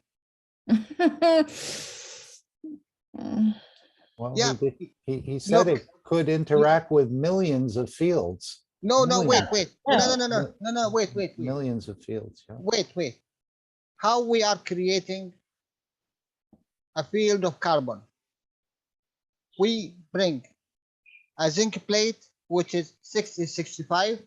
Yeah, and we bring a copper plate, which is 59. Yeah. Okay, we smash them together. What we will have? We have difference between the two, which is equal to what? Equal to 6. 6 neutrons.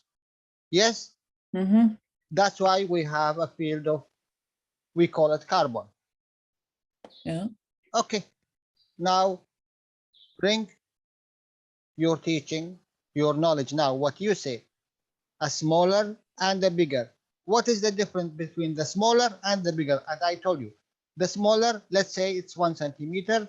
The bigger is little bit wider. It gives you 1.2. Mm-hmm. Okay, what is the difference between them? The range.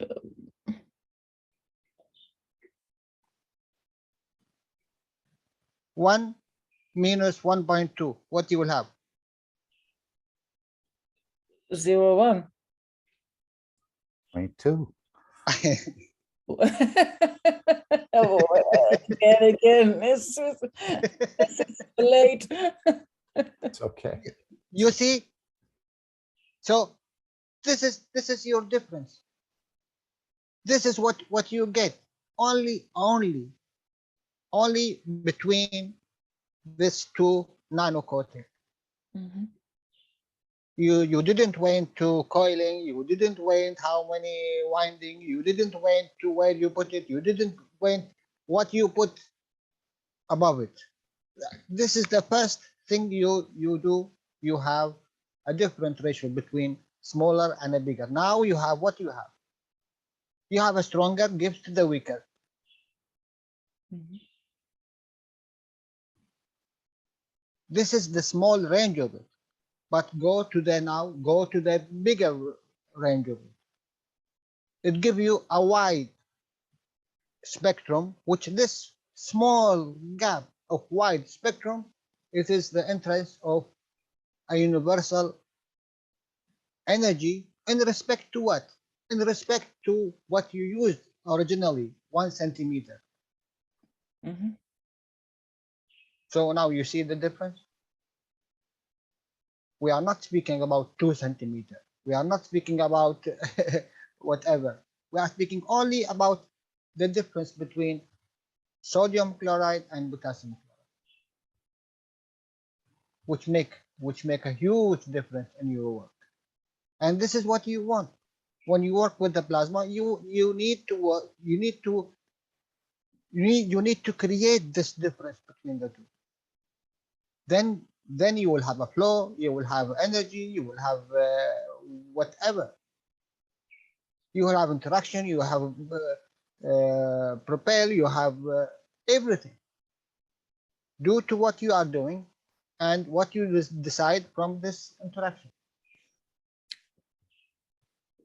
Okay, then it's always better to use KOH No, or to mix it. no. Yeah, you didn't distinguish. Please distinguish what you want. I always okay. I have a baby. Mm. Should I give this baby the food I am eating now? You go to McDonald's and you eat a hamburger. Should you give this baby hamburger? It's a food. Come, this is energy. Yes. No, no. Yes or no? No. Every position it takes its own energy level and how you can benefit from.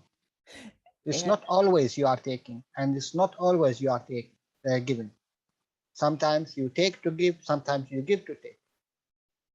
And he said it's the easiest things to do to create this graphene on the coils, or the C12 or C14. He says it's the easiest thing to do. C14 you can do. Carbon 14 you can prepare by yourself. I think it's in the universe, and Well, he You did are say you, you man are has not never understood. doing carbon 12 in your work. 14. No, I am asking. You are not making carbon 12 in your work. Yes. So what's prevent you from doing carbon 14? That was my question always. I wanted to ask it because I think it's only in the universe and not so easy to catch. No. But it is. When you open the matter state, Mhm. now you enter the world of the plasma. World of the plasma there's no end. You can make whatever you want. Can you make an example to prepare carbon 14? I told you just now.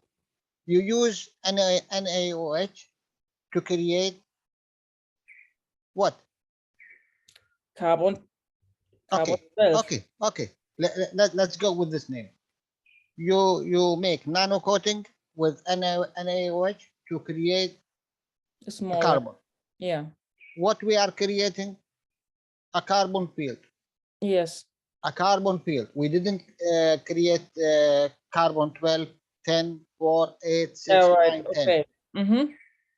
Okay. When I put this carbon field in environment, what I did add to it? I add a zinc. Mm-hmm. Now what I done? I created a condition. Yeah. I created a condition. Okay, change the plate. Yeah, what kind of plate?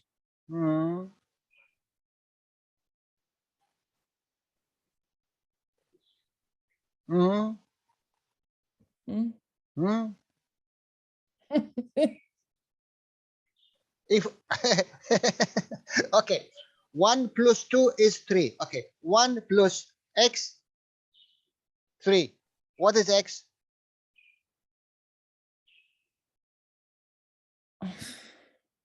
Two.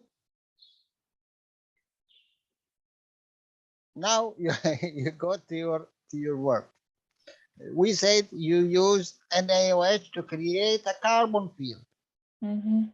Okay, when I put it with the zinc plate, I know atomic number of this. I know the atomic number of this. I create a field of 6. Mhm. Now, if I increase the carbon field, Mhm. Double, then it's 12. Or how is double? If you use potassium, is it double than sodium? no, not double, more. Oh no, I don't know. Ah, yeah, you know, but you need to understand it. Don't go with the numbers. Don't go with what the science says. Just look at it. A man and a woman is, for example, two plasmas, similar and near similar. One give, take, give, and one take, give, take. Okay. That's all.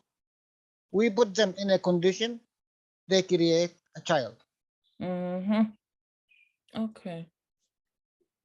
So what is the difference between this plasma and whatever plasma you are making? But you need to understand, as we see here in the picture, with whom I am dealing. Matter state in the plasma condition with the Mhm. matter state, or matter state with the emotion. This is the dark matter, or the dark matter with the antimatter, and this is the principle, the soul, and what they create. Yeah, they created the soul, the matter. Everyone have its own level to work. So how come he's saying out of the millions of knowledge seekers, he's only seen a few step forward? A few people have gotten it. Out of the millions, he said, no one has really gone anywhere with it. You know, it is not that it's obvious, because these people have already worked with Mr. Cash. Well, that was one person in China. Probably when he spent the 2 years in China, he worked with that person. John worked with Mr. Cash face to face, hand to hand. Mhm. Alex worked with Mr. Cash face to face, hand to hand. Mhm. And this And guy in China worked they with Mr. didn't Cash hit on it though. They face to missed it. face. Yeah. Yeah, we all have the theoretical knowledge, but some of the practical works, which is put the put you in the right work.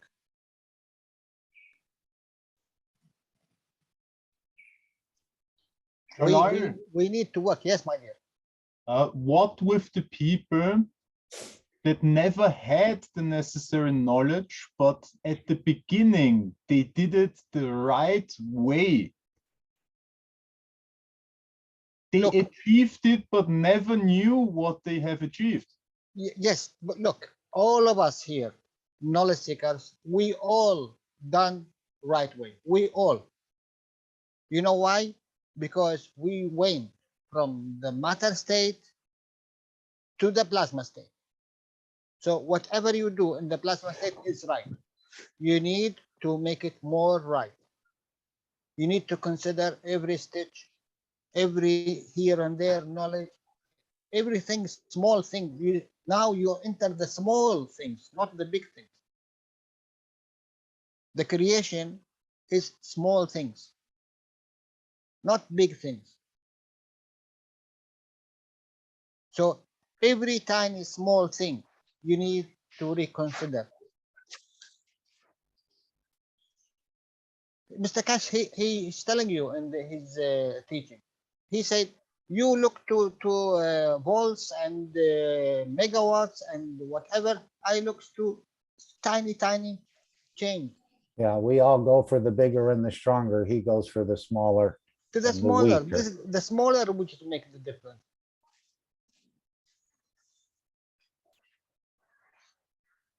Chop this, what I said before.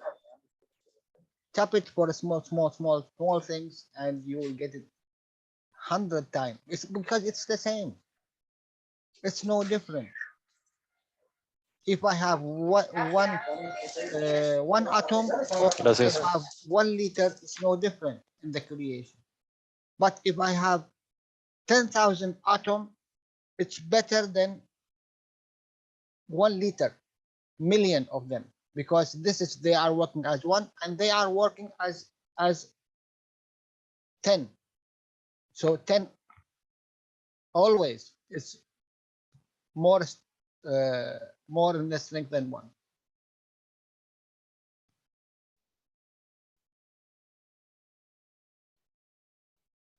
Well, he said he's not going to be working individually with people really anymore, like the way he's done in the past. So it's going to be up to the knowledge seekers to, and he'll give us more clues, I think, as we go along. Okay, let me ask you, all of you, how much you are doing, what we are doing every day. If you do every day something, something, just one thing. You see, all this now, it's more than 700 days.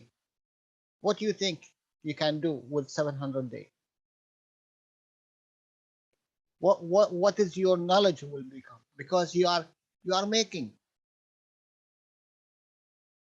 This is what we are shortage of. Believe me, we are not shortage of knowledge, all of you, but you need to do. That's all. Oh, I cannot do it. I don't understand it. Yes, you put yourself, you can do, you cannot do it, you will not do it. You will not understand, you will never understand, because you put yourself in this position. That's all. And you are waiting for someone to do it. And if he do it, for him, it is working 100%. But who said for you to work?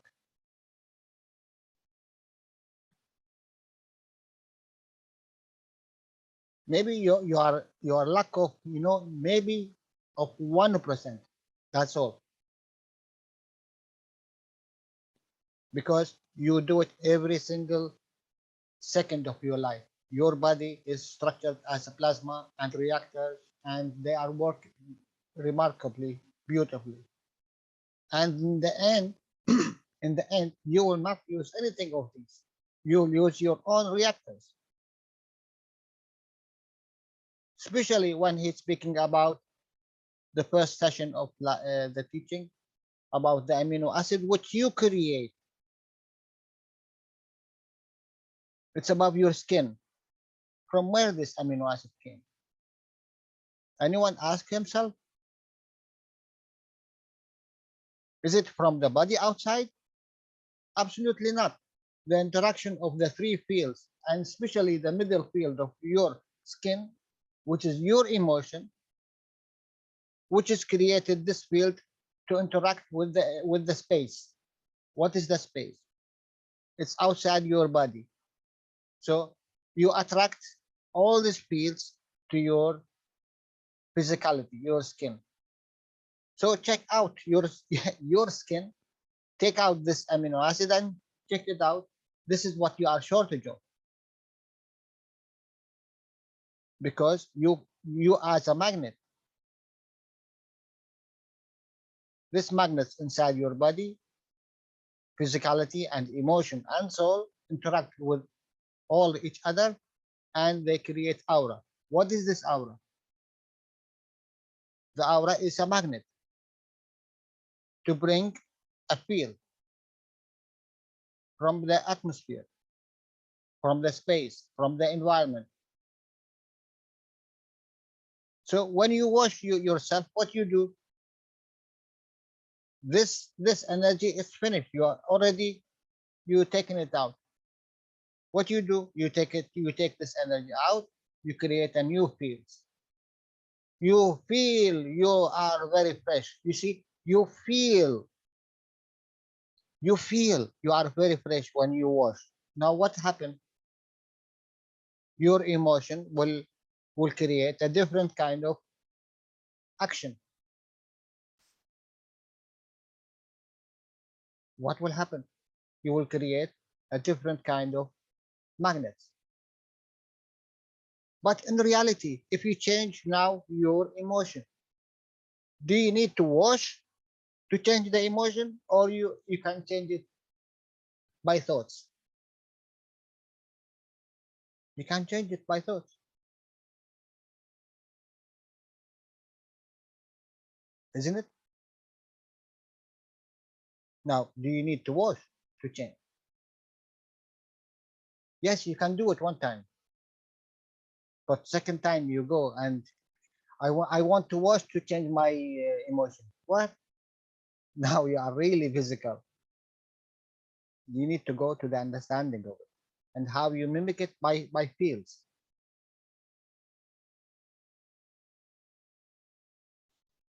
Okay. Thank you, guys.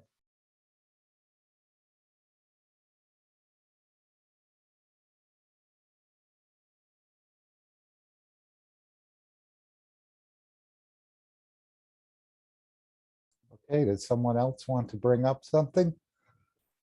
I'm looking forward to this soap. I know there's a lot of knowledge in the universe. I don't think I have it all.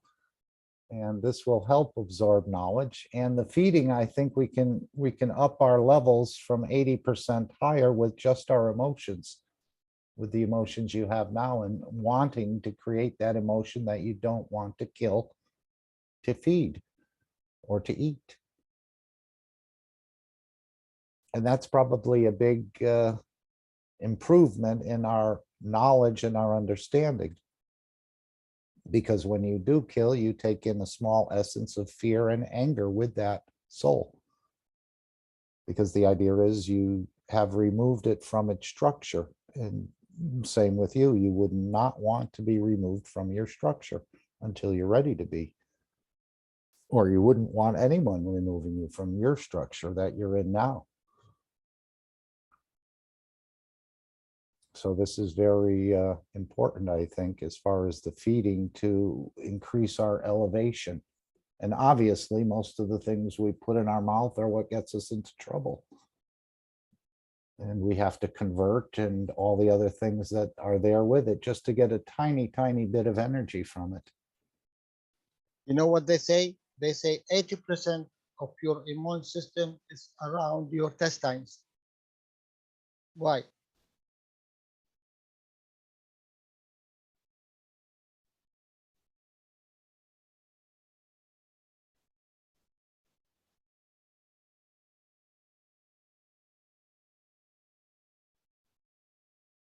What kind of source of energy we are taking every day? So if you can spare a little bit of it, what will happen?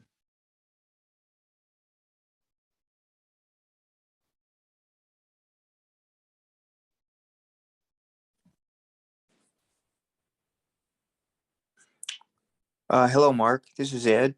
Yes. I had one thing that I kind of wanted to share, maybe. Can you hear me? Yep. Okay. Please go ahead, Ed. So when I realized from Mr. Keshe's teaching that when we wash the amino acids off, at first I thought, why are we washing them off if they're feeding us? But how specific they are, and they've served their purpose. And so we wash them off and it feels good. And then we create new ones based on the needs that we have. And we're constantly creating amino acids, as are the cups. And I guess every other soul creates the amino acids as they need. But where my thoughts went, and I don't know if this is relevant or not, but I just thought I'd share it. Since we wash off the amino acids and it feels good, and we create new ones according to our need, I thought of every day we start new. and we shed off the old before. We try not to hang on to anything, but we become open to the freshness of the emotions that and the experiences that we have as each day. And so I'm sharing this just in the context of, I know we're all reaching for the understanding, to try to understand this in a way that we can begin to act in integration with our souls and our physicality. And I know the emotional level probably is very important in this.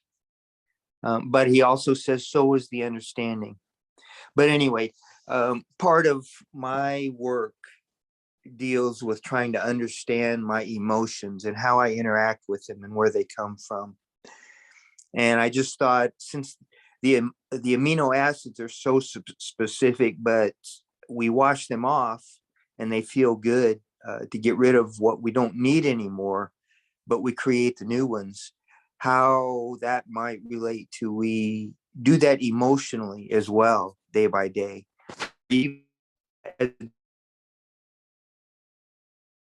Ed, you're breaking up. Ed, we're not hearing you. Anything? You said we wash the amino acids off and we start again, creating new ones, and then we lost you. I see your microphone moving, but no words are coming through. Hear any of the emotional context of that? Could you start again, please? Can you hear me? Yes, at this moment, yes. Okay.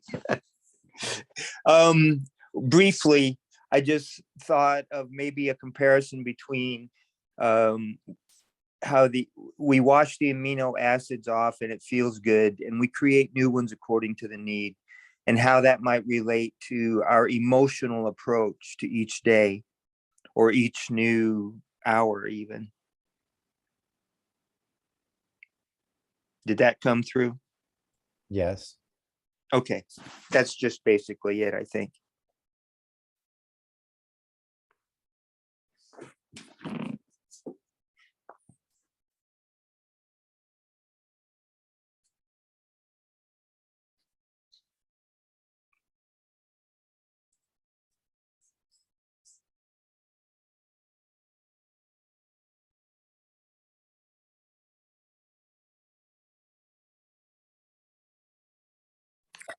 Jalal on Mark. Yes, Claudia.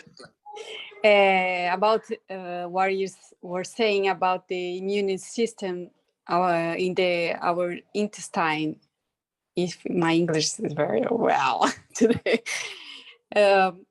is that what I was studying about this is that we have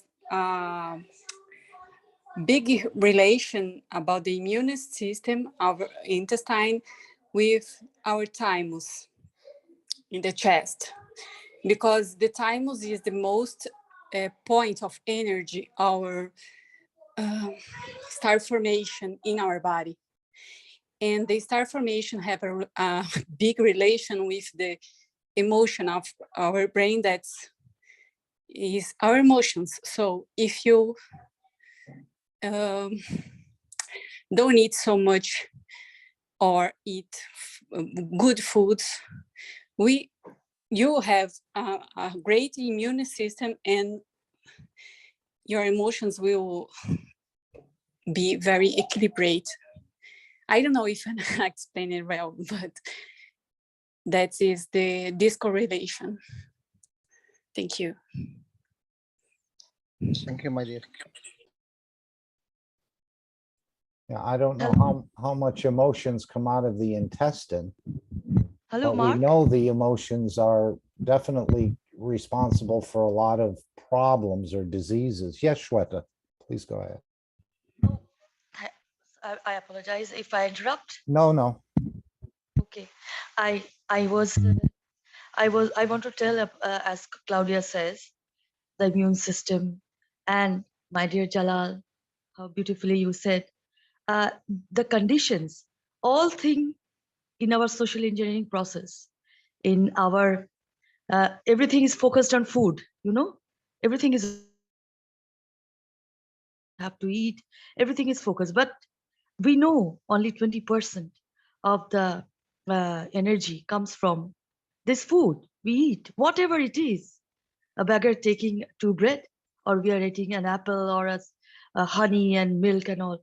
But then how about the condition? Even a rich man, the richest of man, the king, died of cancer. Why? He has table full of food. What is, as Jalal said, the importance is the condition. The matter, it matters, it gives you the most beautiful energy you need in your heart and soul. And I have seen in my life, my as grown up in a Hindu family in Bengal, my grandmother used to my grandmother was a very worshipper kind of a woman, as old people are used to be like that. And she has several idols of gods and goddesses and their clothes and all the utensils to take catch of puja and worship. But she always, I have seen always, she was depressed. I was not even grown up fully that time. But when she with my mother and my mother and other family members, she was traveling.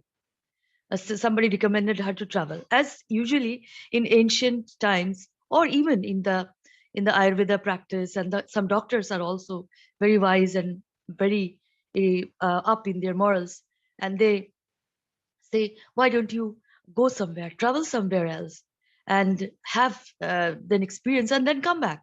It will bring a better state in you. Even I have heard the cancer patients and all these ailments have gone simply a person travels to other condition. In beauty and totality, he or she thinks. My grandmother's case was also like that. Even she was in a very good condition there in the house with all the family members. She was cooking, happy, but she was not happy at all. When she traveled with all the relatives she just forgot about the worships, the idols. She didn't even brought a simple cloth for the goddess or god. But she was just, when she came back, I was with my father, and I have seen her. I remember her. She was like a child.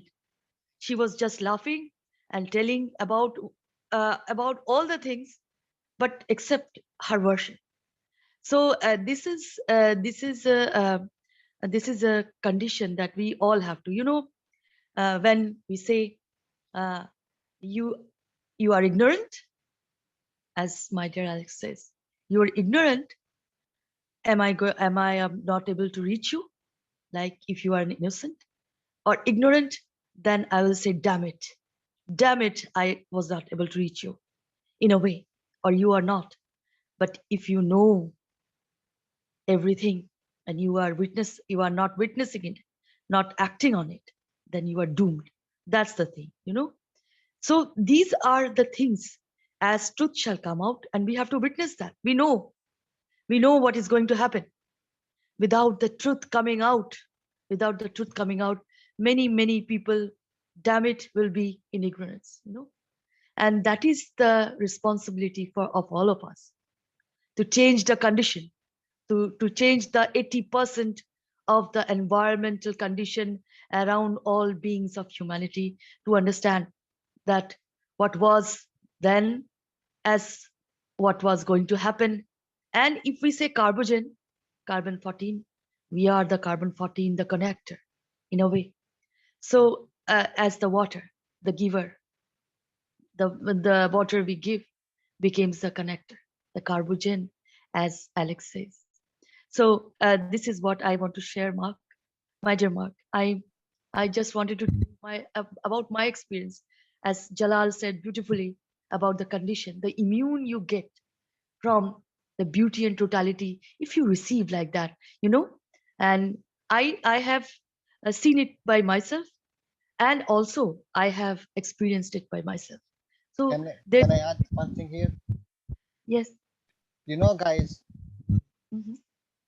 before Mr. Cash, we do not know that we are taking 80% of our need from the environment and 20% from the food. Yes, we didn't know that. So Really. that means your physicality and whatever you have is already accepted due to the knowledge what we have before. And once we entered this knowledge of Mr. Cash, and now we are opening everything in it, it's for us every step in that knowledge. If we accept it, if we really accept it, what we are doing. If we accept it, that means we change a part in the RNA which we are working with. And there is a lot of conflict between embedded information which we have already earned it and we are working with it from our ancestor to a new knowledge which even our books, our RNA have no clue about. So it's up to you how much you can change the books and the hard memory disk which you are working with still to accept that you will never be short of, of energy, never, because 80% it's more than enough. It's more than enough because in reality, what we eat, we put more energy in it to take less energy from it because this is what we accepted. You know, all of us know without food we will die, so we need food. All of us, we already know, we accepted this condition. We accepted that without water we will die because this is what we accept, this is what we embedded. Without breathing we will die because this is what we accepted. And unfortunately, we created this body with all these reactors which is working in food, water, and air.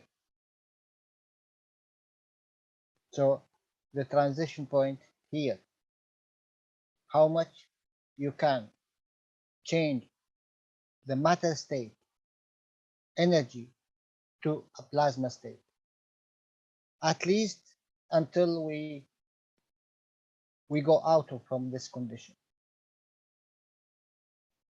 You will be very prepared to go out because you are already considered, you accepted this knowledge, and now you are trying to change it, trying to change the matter state, what we are standing in,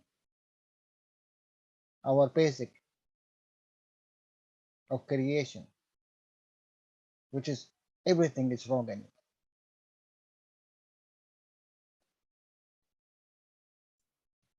Thank you, Yes. Hiwata. Oh, thank you, my dear Jalal. Thank you so much. Thank you.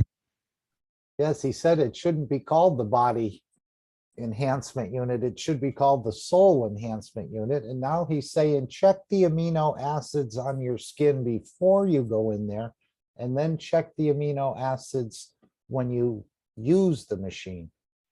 So obviously this system is allowing you to create some amino acids that you need, which then allows you to absorb the fields that you need to balance. He says, once you elevate the soul, the body, the physicality problems just basically disappear. So I think it's going to allow you to create the amino acids that you need through some sort of emotions. that the system is going to create. I know he said give and to open up. So there's something going on there with the machine and the amino acids to allow you to get back into balance of whatever it is you need. And the system has a way of sensing what you need.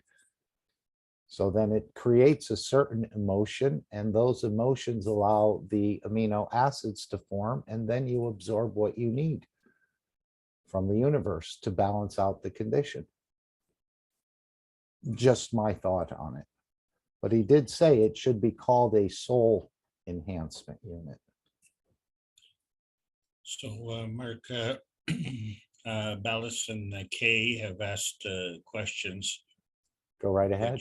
Which between you, Jalal, and Shweta have answered. The key point being is that there's a physical reality and a plasma reality. And so with specific reference to the carbon-14, that is an isotope, and the carbon-12 is an element. And so an element is a focus point of the physicality. And so beyond the focus point is an invisible region. And so these other elements are in the non-visible range until they get into another focus point. So if a carbon-12 is in the field focus point of the element carbon, 14 is in the field focus range of the element nitrogen, and 16 is in the field focus range of oxygen. So other than nitrogen, 14 is a plasmatic reality. And that's a key point of difference. I hope that clarifies something, because we've spent an enormous amount of time trying to differentiate between the physical reality and the plasma reality. So we have to understand fundamentally that the plasma reality is orders of magnitude stronger than the physical reality, which is why the plasmatic reality is the feeder. And which is why, and I want to especially thank you, Shweta. You surprised me pleasantly. I didn't think that you would get dirty. And I give you a compliment. You are so dirty. Thank you, Alex. Yes, I am. And when you wash in the dirty water, you will be clean. Thank you so much for all your work. Oh, thank you, Alex. Thank you so much. Love from my core of my heart and soul. Thank you so much. Thank you. And I don't know if anyone was understanding, but he brought up some sort of intermediary, this B12 between the C14 and the C12. Almost like the brain is the intermediary between the soul of physicality and the soul of the man. Anyone want to open up this B12 connection? He mentioned it in the last workshop. That it was some sort of connector, some sort of This itself a huge knowledge. Yeah, it all is. Yeah. And like he said, he's been doing this for millions of years. Starting off as a Universal Council supporter, he said. And so he's grown. So I've only been around the knowledge just for a few years, and apparently other people that have just been around a few years as well and had interactions directly with Mr. Keshe have understood the process of creation. But we need to learn. Why you say nobody understands it? Sorry, Mark, Claudia.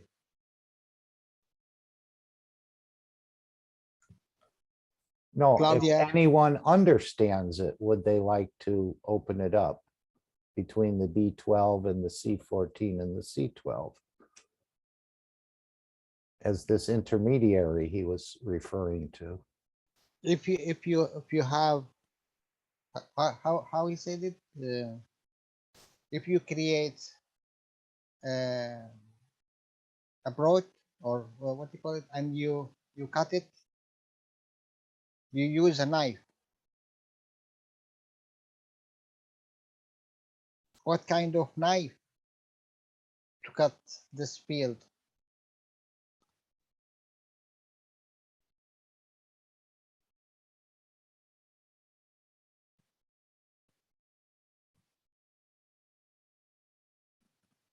How you create nitrogen? Who create nitrogen?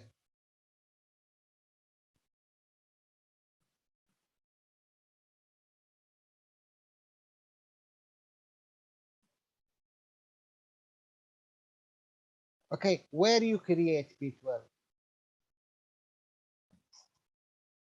Anyone went to the health teaching?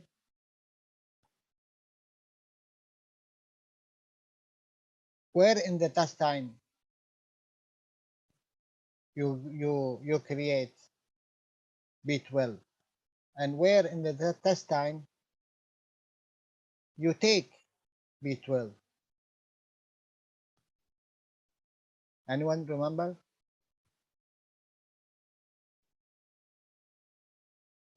The place, Jalal? Sorry? The place, are you asking the place? Yes. It's ileum, the ileum. Where is it? Is the thinner intestine. Yeah, where? In the I don't know. duodenum. Yes. It is the part which connects the smaller intestine with the bigger.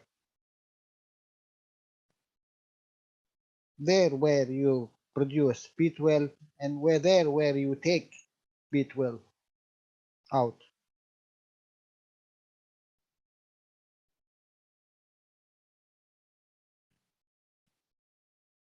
And where we mimic it,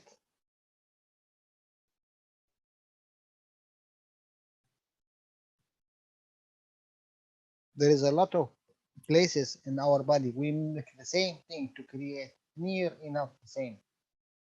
And even in our work with the maggraph, did that give you idea where in the maggraph?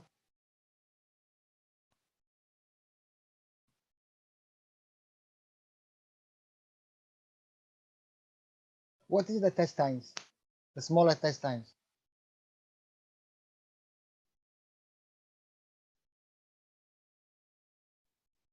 This is where your intestines give to your lymph energy out. Yes.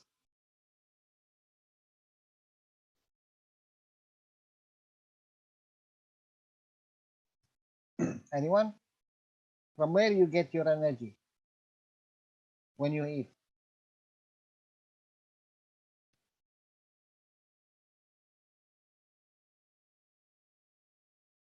I'm speaking to myself. I'm turning the food into plasma. I get mine from chocolate cake. But it's okay. But which one? From where your body receive this energy? Your lymph, from where it receive this energy? From the intestines, yes?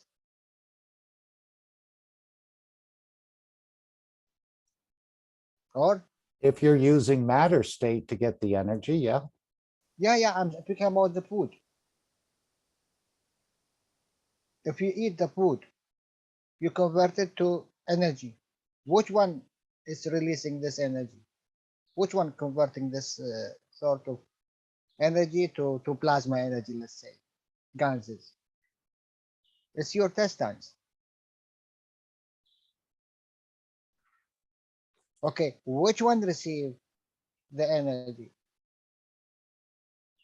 Which one take the energy from the ganses to make it a matter state again?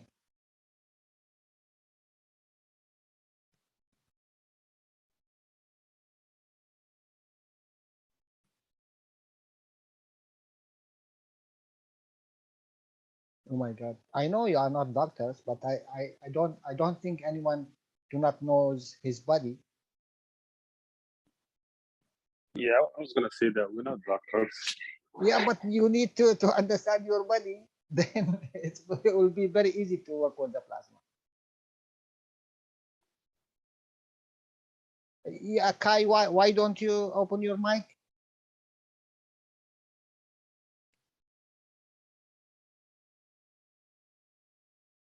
So the smaller intestines, which is giving, the bigger intestine, which is taking.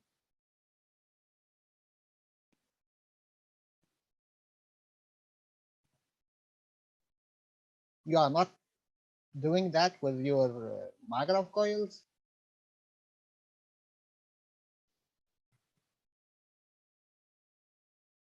But now, if you put this understanding to your coils, now which one is taking, which one is giving?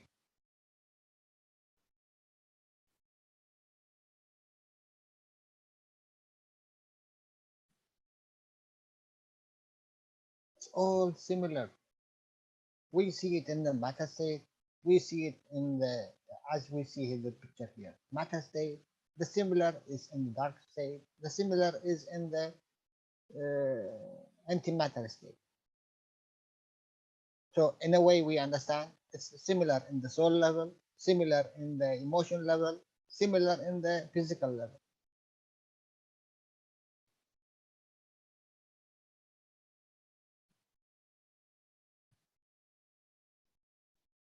What happened in your body? It's happened in the galaxy. It happened in the universe. What is the difference?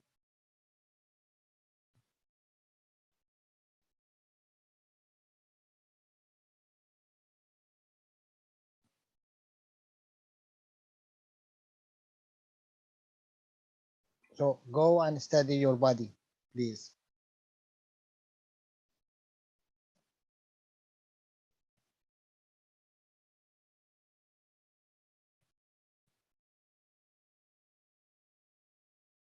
Then at least when you work with the plasma, you will understand what is the relationship, what is the interaction between.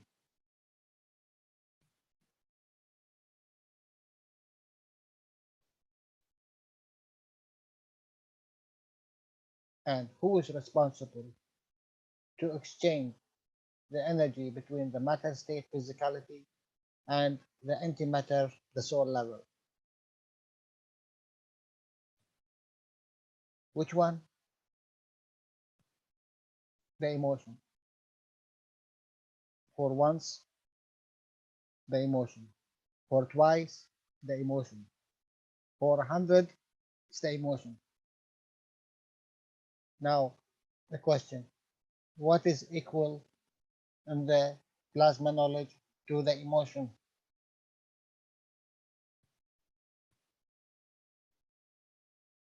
With respect to the level you are working in,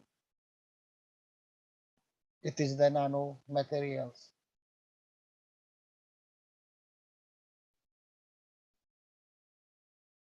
Change the salt and salinity. You change the emotion and the strength of the emotion.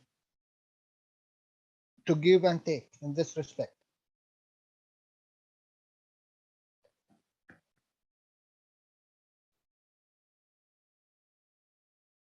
Someone here cannot speak. Okay, thank you guys. Thanks, Gerard. Yeah, that was cool.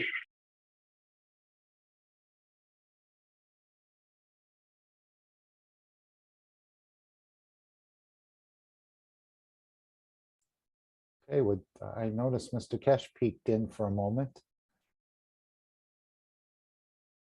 He's not gone. He's probably listening. He came? Yeah. While you were speaking.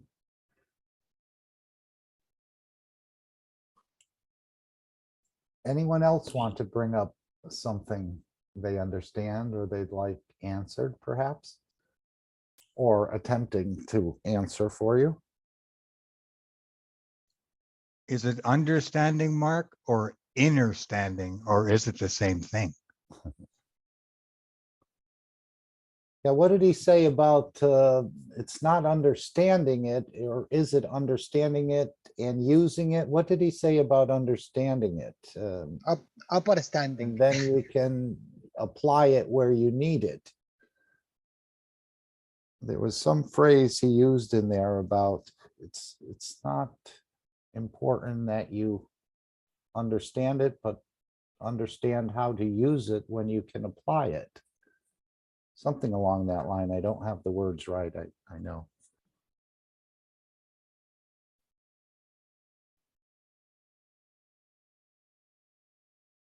But again, so many highlights in every single workshop, and they're all connected.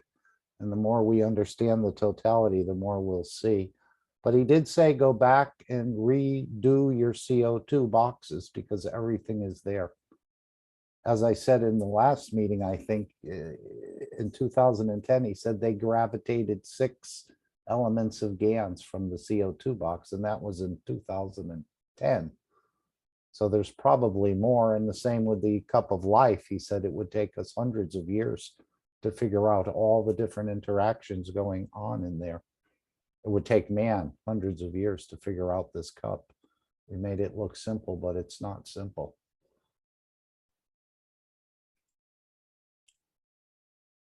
Hi, Mark.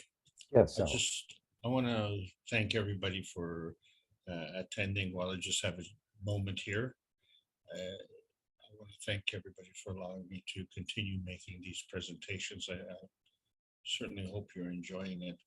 I am really enjoying the interaction from all the knowledge seekers here. It's really a welcome experience, and we're looking forward to many more exciting episodes. And I look forward to seeing you again next week. As you can see, I have something interesting happening next week, hopefully. So I'll pass it over to you. Next week is musical chairs. I didn't put a question Didn't we mark play that after in kindergarten, Alex? Yeah, so it should be pretty easy for everybody to understand. It was fun, guys, though. Don't forget the knowledge seeker workshop will be 6 o'clock. 6 p.m. CET time this week. Maybe some contracts are going to be signed or some other important meetings. I hope Mr. Keshe is truly enjoying himself these days. And he said he is. This is one of the first times he's found peace and happiness. I guess dealing with all the things he's dealt with over the years. So it's a beautiful time for Mr. Keshe as well. And continue to elevate the foundation overall, the 2 women who are heading the foundation, as well as Mr. Keshe and so on, and all the other people that are involved in the foundation, Universal Council, and so many others. It doesn't matter who it is, but just continue practicing elevating the others. And in that elevation, you become part of that joy somehow. You experience something by just elevating the others rather than taking from the others. So it's a good lesson for all of us. And that's where that thinking good, speaking good, and doing good comes in. Because you probably fulfill the law and the prophets and everything else by sticking to that ethos. And those are the 3 wise men. As he said, the Christians missed it. And those were the gifts that the 3 wise men bore to the Christ, was the thinking, speaking, and doing good. And thank you, Alex. And we'll look forward to, do we need to bring our own chair? No, we will manifest them. Ah, very good. Okay, anyone else want to bring up anything else? For 30 odd, 40 odd people here, we haven't had a lot of real questions put out there, even though we've had some beautiful explanations and knowledge shared. And remember, it's like a buffet. When you open your mic, you're actually feeding or allowing someone to absorb something maybe they haven't absorbed before. So even though we're not serving any physical food, we're serving the plasma fields by these interactions among us. And So that, Alex, are we going to be using the chair of the life enhancement machine as musical chairs? That would be fun. Randy, seriously, can you not wait another 7 days? and don't forget, we can all, at least those in Canada, Mexico, and the United States, and I'm sure from Europe as well, that we can have some fun in Arizona with John and assist there, perhaps. I'm thinking that we can do a lot of work in serving in the Arizona facility. Further to Randy's question, it won't be an electric chair.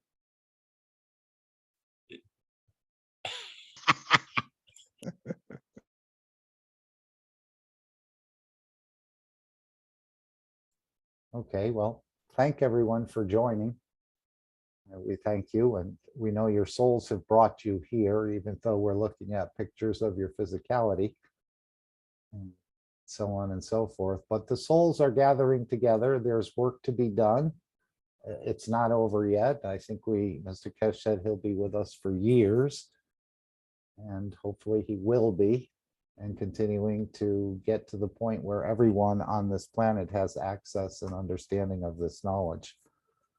But we'll be working through the Universal Council to change certain things in certain positions, but this technology will soon speak for itself.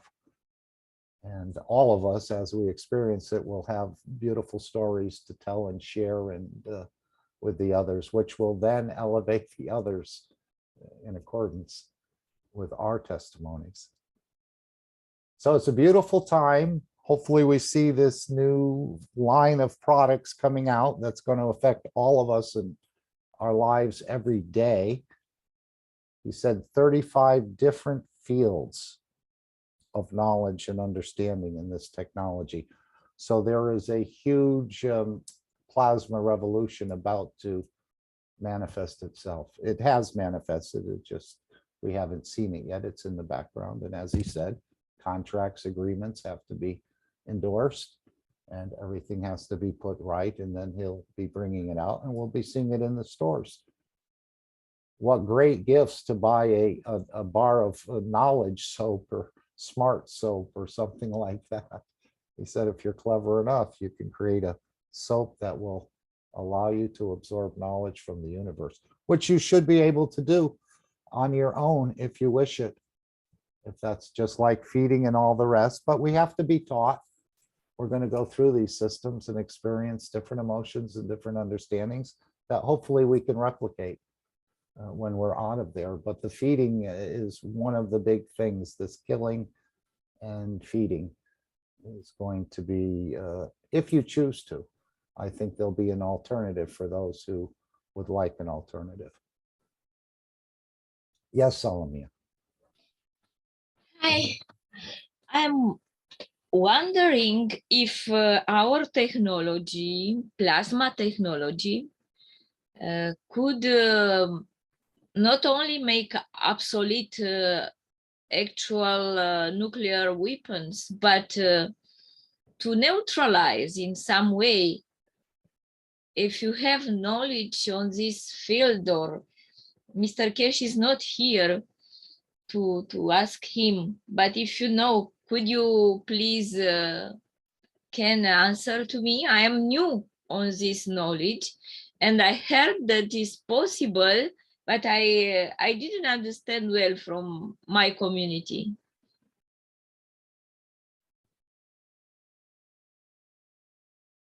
Yes, I understand they have the technology to neutralize it, even in flight, even after it's launched.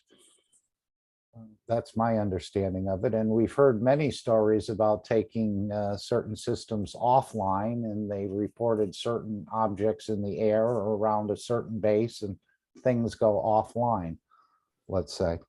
So yes, that there's no limitations to Mark, what can be. Yes, John. Thank you. Remember 2011 when the drone was brought down over Iran? Yes. And flying saucers have been putting atomic bombs out of order in the same silos for umpteen years. Sure. Yes, we've heard many stories about it from people that have worked there that were 10 or more floors underground and just see one after the other go offline, even though they were triple backed up and hardwired and every other thing man could think of. They were basically neutralized right where they sat. I am asking because it is a plane from the part of Putin to put in alert even nuclear weapons, and everybody is very, very worried because of it.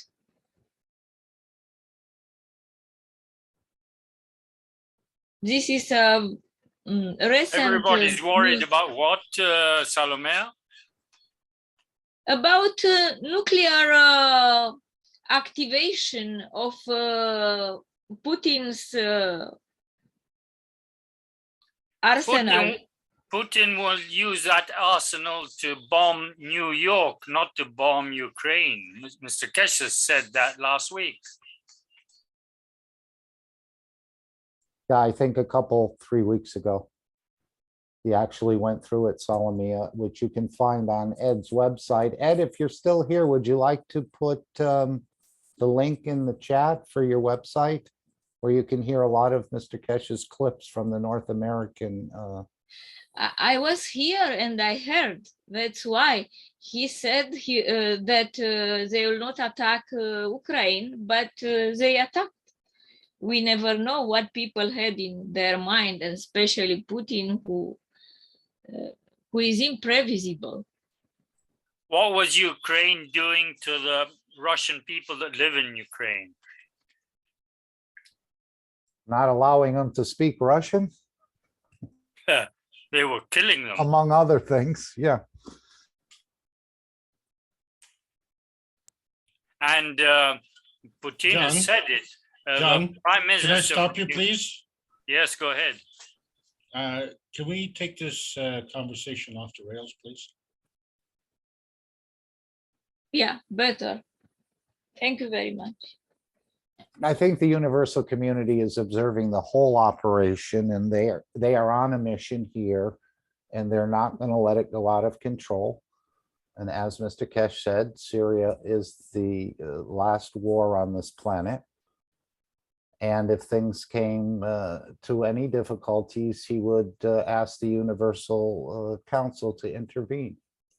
So there should be no worries. I think from here, all of us, we can elevate their souls.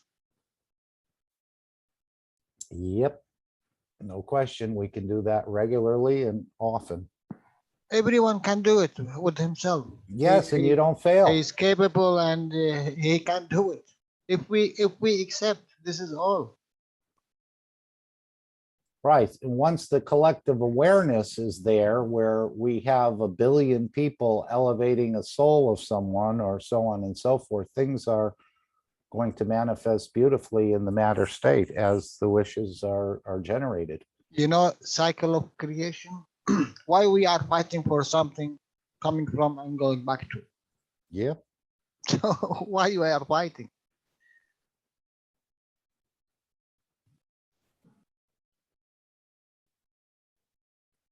Do you know where the location is in Romania, Salome, of the factory or the manufacturing facility? Are you close to it?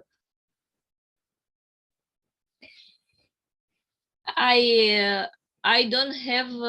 I don't either. I don't know, but I thought I don't maybe. have information. Okay. Okay. And even I have sometimes. It's better do not talk.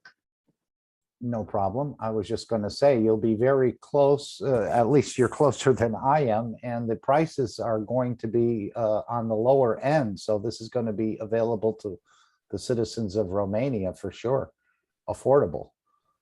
We So hope this is, so. yes, of course. Yeah, That's what he said. I It's, hope it's, so, it's yeah. not gonna be, it's gonna be based on what they can afford. So you'll be having the technology very nicely near you and maybe even working there. I think it's a privilege and an honor to be able to produce products that are going to go out and elevate the souls of others. And again, he said, just because you're a knowledge seeker, that doesn't mean you're going to be hired or anything, but you can still elevate the factory and all those working there as another aspect of elevation. Yeah, I can help if it's necessary, and if I have time. It's good to be in good health and to have peace. This is more important. Peace on all the planet. Jacko says, let's send love. Yes. And of course, Mr. Keshe said it's just really a barking dog without any teeth. So yeah, they'll say all these things, and who knows, something could go wrong, but I think the universal community is overseeing the entire thing, and we say they don't interfere, but there is a directive that's been issued, and this planet is, I guess, the last planet. Man is the last one to be tamed in the universe, and they know how to tame man. So all good things are going to happen, and we're going to start seeing these products come out, I would say, in the next probably 30 days or less. But we'll have to wait and see for the exact timing of everything and so on and so forth. Okay, I'm going to play a new tomorrow, which we're all looking forward to, but we can create that new tomorrow today through our souls, the same way as the Universal Council does. They work through their souls to manifest the solution in the matter state. And we can do the same by supporting them and through our own souls. Thank you, Alex, so much, Jalal, for coming in and sharing the knowledge. And I hope you get back into the lab. I hope we all do more lab work and learn a little bit more, because that is part of understanding the technology. And what a blessing when you're looking for 100 megawatts and you get 200 megawatts. So there'll be some great surprises happening in the labs as well. Anyone else like to add anything else before we end the meeting? I know we were going to make them a little bit shorter, but it just seems they extend. And it is approaching midnight, I think, in Europe.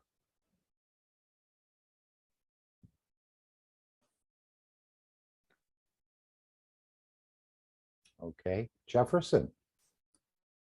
Hey, hi, Mark. Hello. Hello. Oh, hello, everyone. This is Jefferson from Brazil.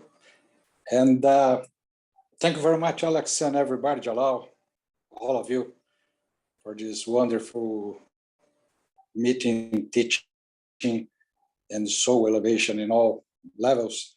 And I just like to share experience very fast here, after Mr. Keshe said about the amino acids and the CO2 importance of for us to interact. I created just like a ball with the amino acids inside of CO2 in one ball, and another ball I use the amino acid of the cup of life, and I hang it in my shower tub. So every time that you turn on the water to take a shower, the water passes through. Those balls, they just keep like crazy, but we have a very comfortable feeling after the shower, even not using a lot of soap or shampoo, whatever. It's a very nice feeling. And after we take shower, the water goes to the drain and goes to other friends underground and the sewer system as well. I just like to share that we can have this opportunity of understanding the things, so we can have this carbon in our body, in our every cells of our body through the water. That's a connector that we can join. It's just something to share. Yes, that's another system you've made, as well as the one in the back of the toilet in the holding tank of the toilet, where Yeah, every time you, that was very unique, and I didn't even think of that, but that's very nice. That every Yeah. time you flush it, the water goes down automatically with the fields in it.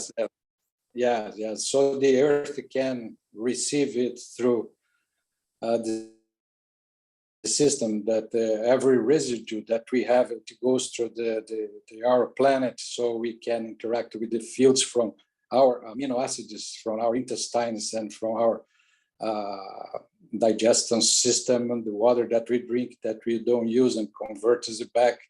It goes to the earth, and the earth will have this the same strength, so we can interact through our emotions. So, in my view, with our planet as well as. Yeah, imagine everyone, I don't know how many toilets are on this planet, but there are billions of toilets. Yes, Say, yes. and if everyone had a small device or system like you constructed in their toilet, no matter who used it, it would be releasing. And it's, of course, it's not in the actual bowl, it's in the holding tank that you see, that little square sort of holding tank in the back where the water fills up before it goes down into the bowl. And that's where Yes. he put the system. And so whether you were at a football stadium or whether you were in a theater or wherever, the amount of fields being introduced to the planet would be absolutely amazing. Yes, even you can imagine shower as well. You take a For shower, sure. you receive the Mhm. energy, and this energy goes with your amino acids and your desire and your intentions to help this. So I Flush think for that's the peace. flush for peace. It's amazing. Yeah, I like that. Thank you, That's good. Jefferson. Shower, That was a shower very as unique well. little system you put in there. Yeah, but the shower, it's very nice. You all should try. Just hold you can hang the ball in the shower outlet, so you can exchange the water flux, so you receive different fields from the. It's very amazing feeling. I think you all should experiment. It's Right, and of amazing. course, all these little products will make very unique gifts for people, and even though they will start to catch on to it, I think, and then it'll just have an exponential effect. One would Yes. want to get it for their relative, and then their relative would want to get it for someone else, and we'll all be using it. So it's going to Yeah. be a real game changer. If I don't know how many products are coming out, but it does sound like quite a bit. And then the beautiful point about having the largest scientific organization, or one of them, on the entire planet in this technology will be a huge game changer for the entire planet and all the souls on this planet. So we're have some beautiful times coming up, Solomia. There's no need to worry, even if things don't look so good. It'll all work out positively in the end. Yes, everything we're gonna be fine. Thank you, Mark. Thank you, everyone. Thank you, Have a- Jefferson. Okay, together. I will play anew tomorrow, and then the final disclaimer, and the meeting will end unless Mr. Keshe comes back in and he'd like to enlighten us some more. I don't see him in the list. Sometimes he can be here under another name, or he could just be listening in the background, but thanks for checking in with us today.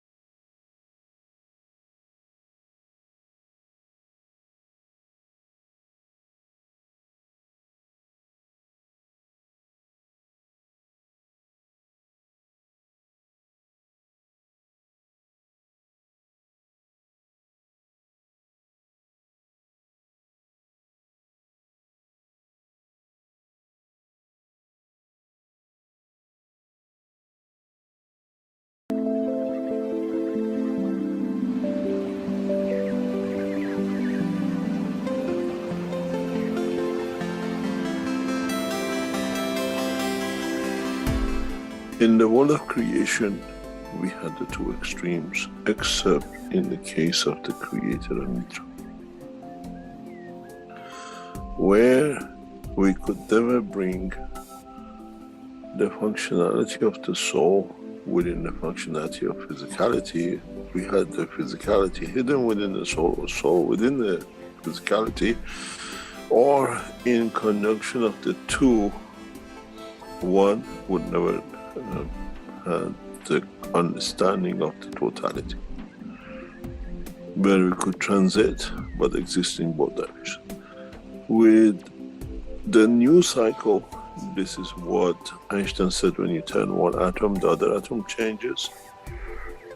This new dimension will blow that field which commonly exists between all the cells of the universe into that position, which means all the created things, as a gift from the Creator in a way, become able to transmute between the two dimensions. There's a reason for this, and it's taken a long time for it to be done, and it has reached its pinnacle and it will be completed. It's already in the process of being completed. Was to take from the essence of the soul of every created things of the time, beginning of time, an essence of the creation of the soul or the center, and create a new creature which carries all the essence of the created in the new soul, which can with it go from the soul of the Creator to the soul of physicality of Mitra. This is what the whole knowledge is. The Creator is the universe, and Mitra the dimension of physicality and its behavior towards the dimension of physicality. And with a new system, every creature in the universe will have the understanding of the capability to transmute between the two. This has a lot of implication for all races in the universe, because now they all become the same. In the coming time, we will see even change in the position of galaxies, position of universes. Many systems will move due to the changes which has been brought.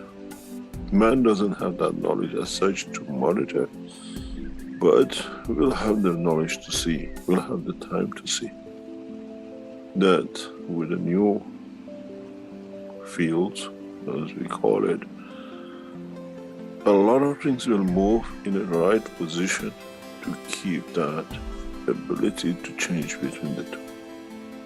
That you don't need to kill to keep the physicality going, you don't need to steal, and the soul does not need to be engaged or to escape, to be out on its own, to be able to confirm its existence.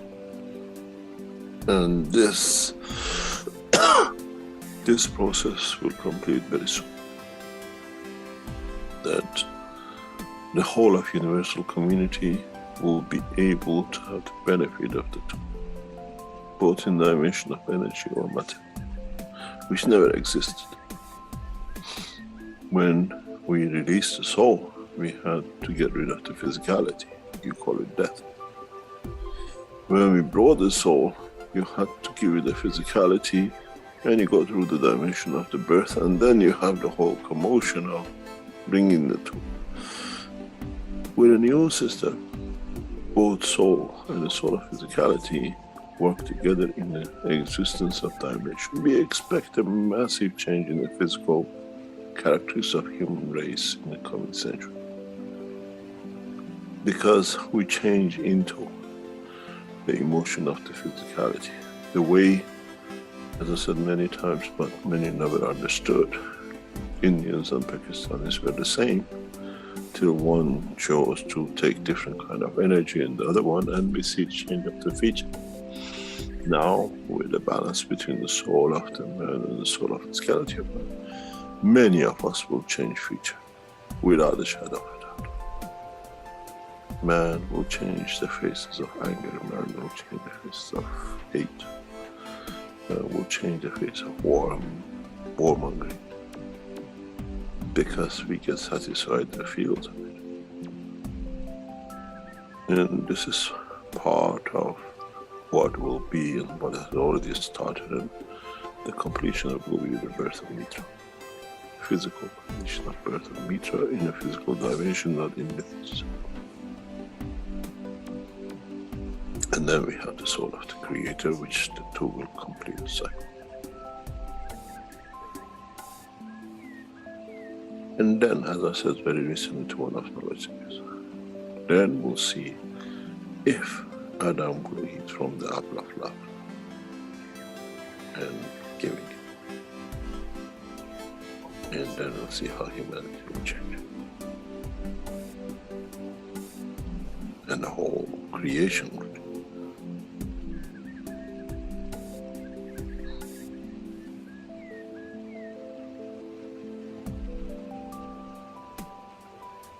We are at the verge of that change. Much, much closer than anybody could think of, not only a human race.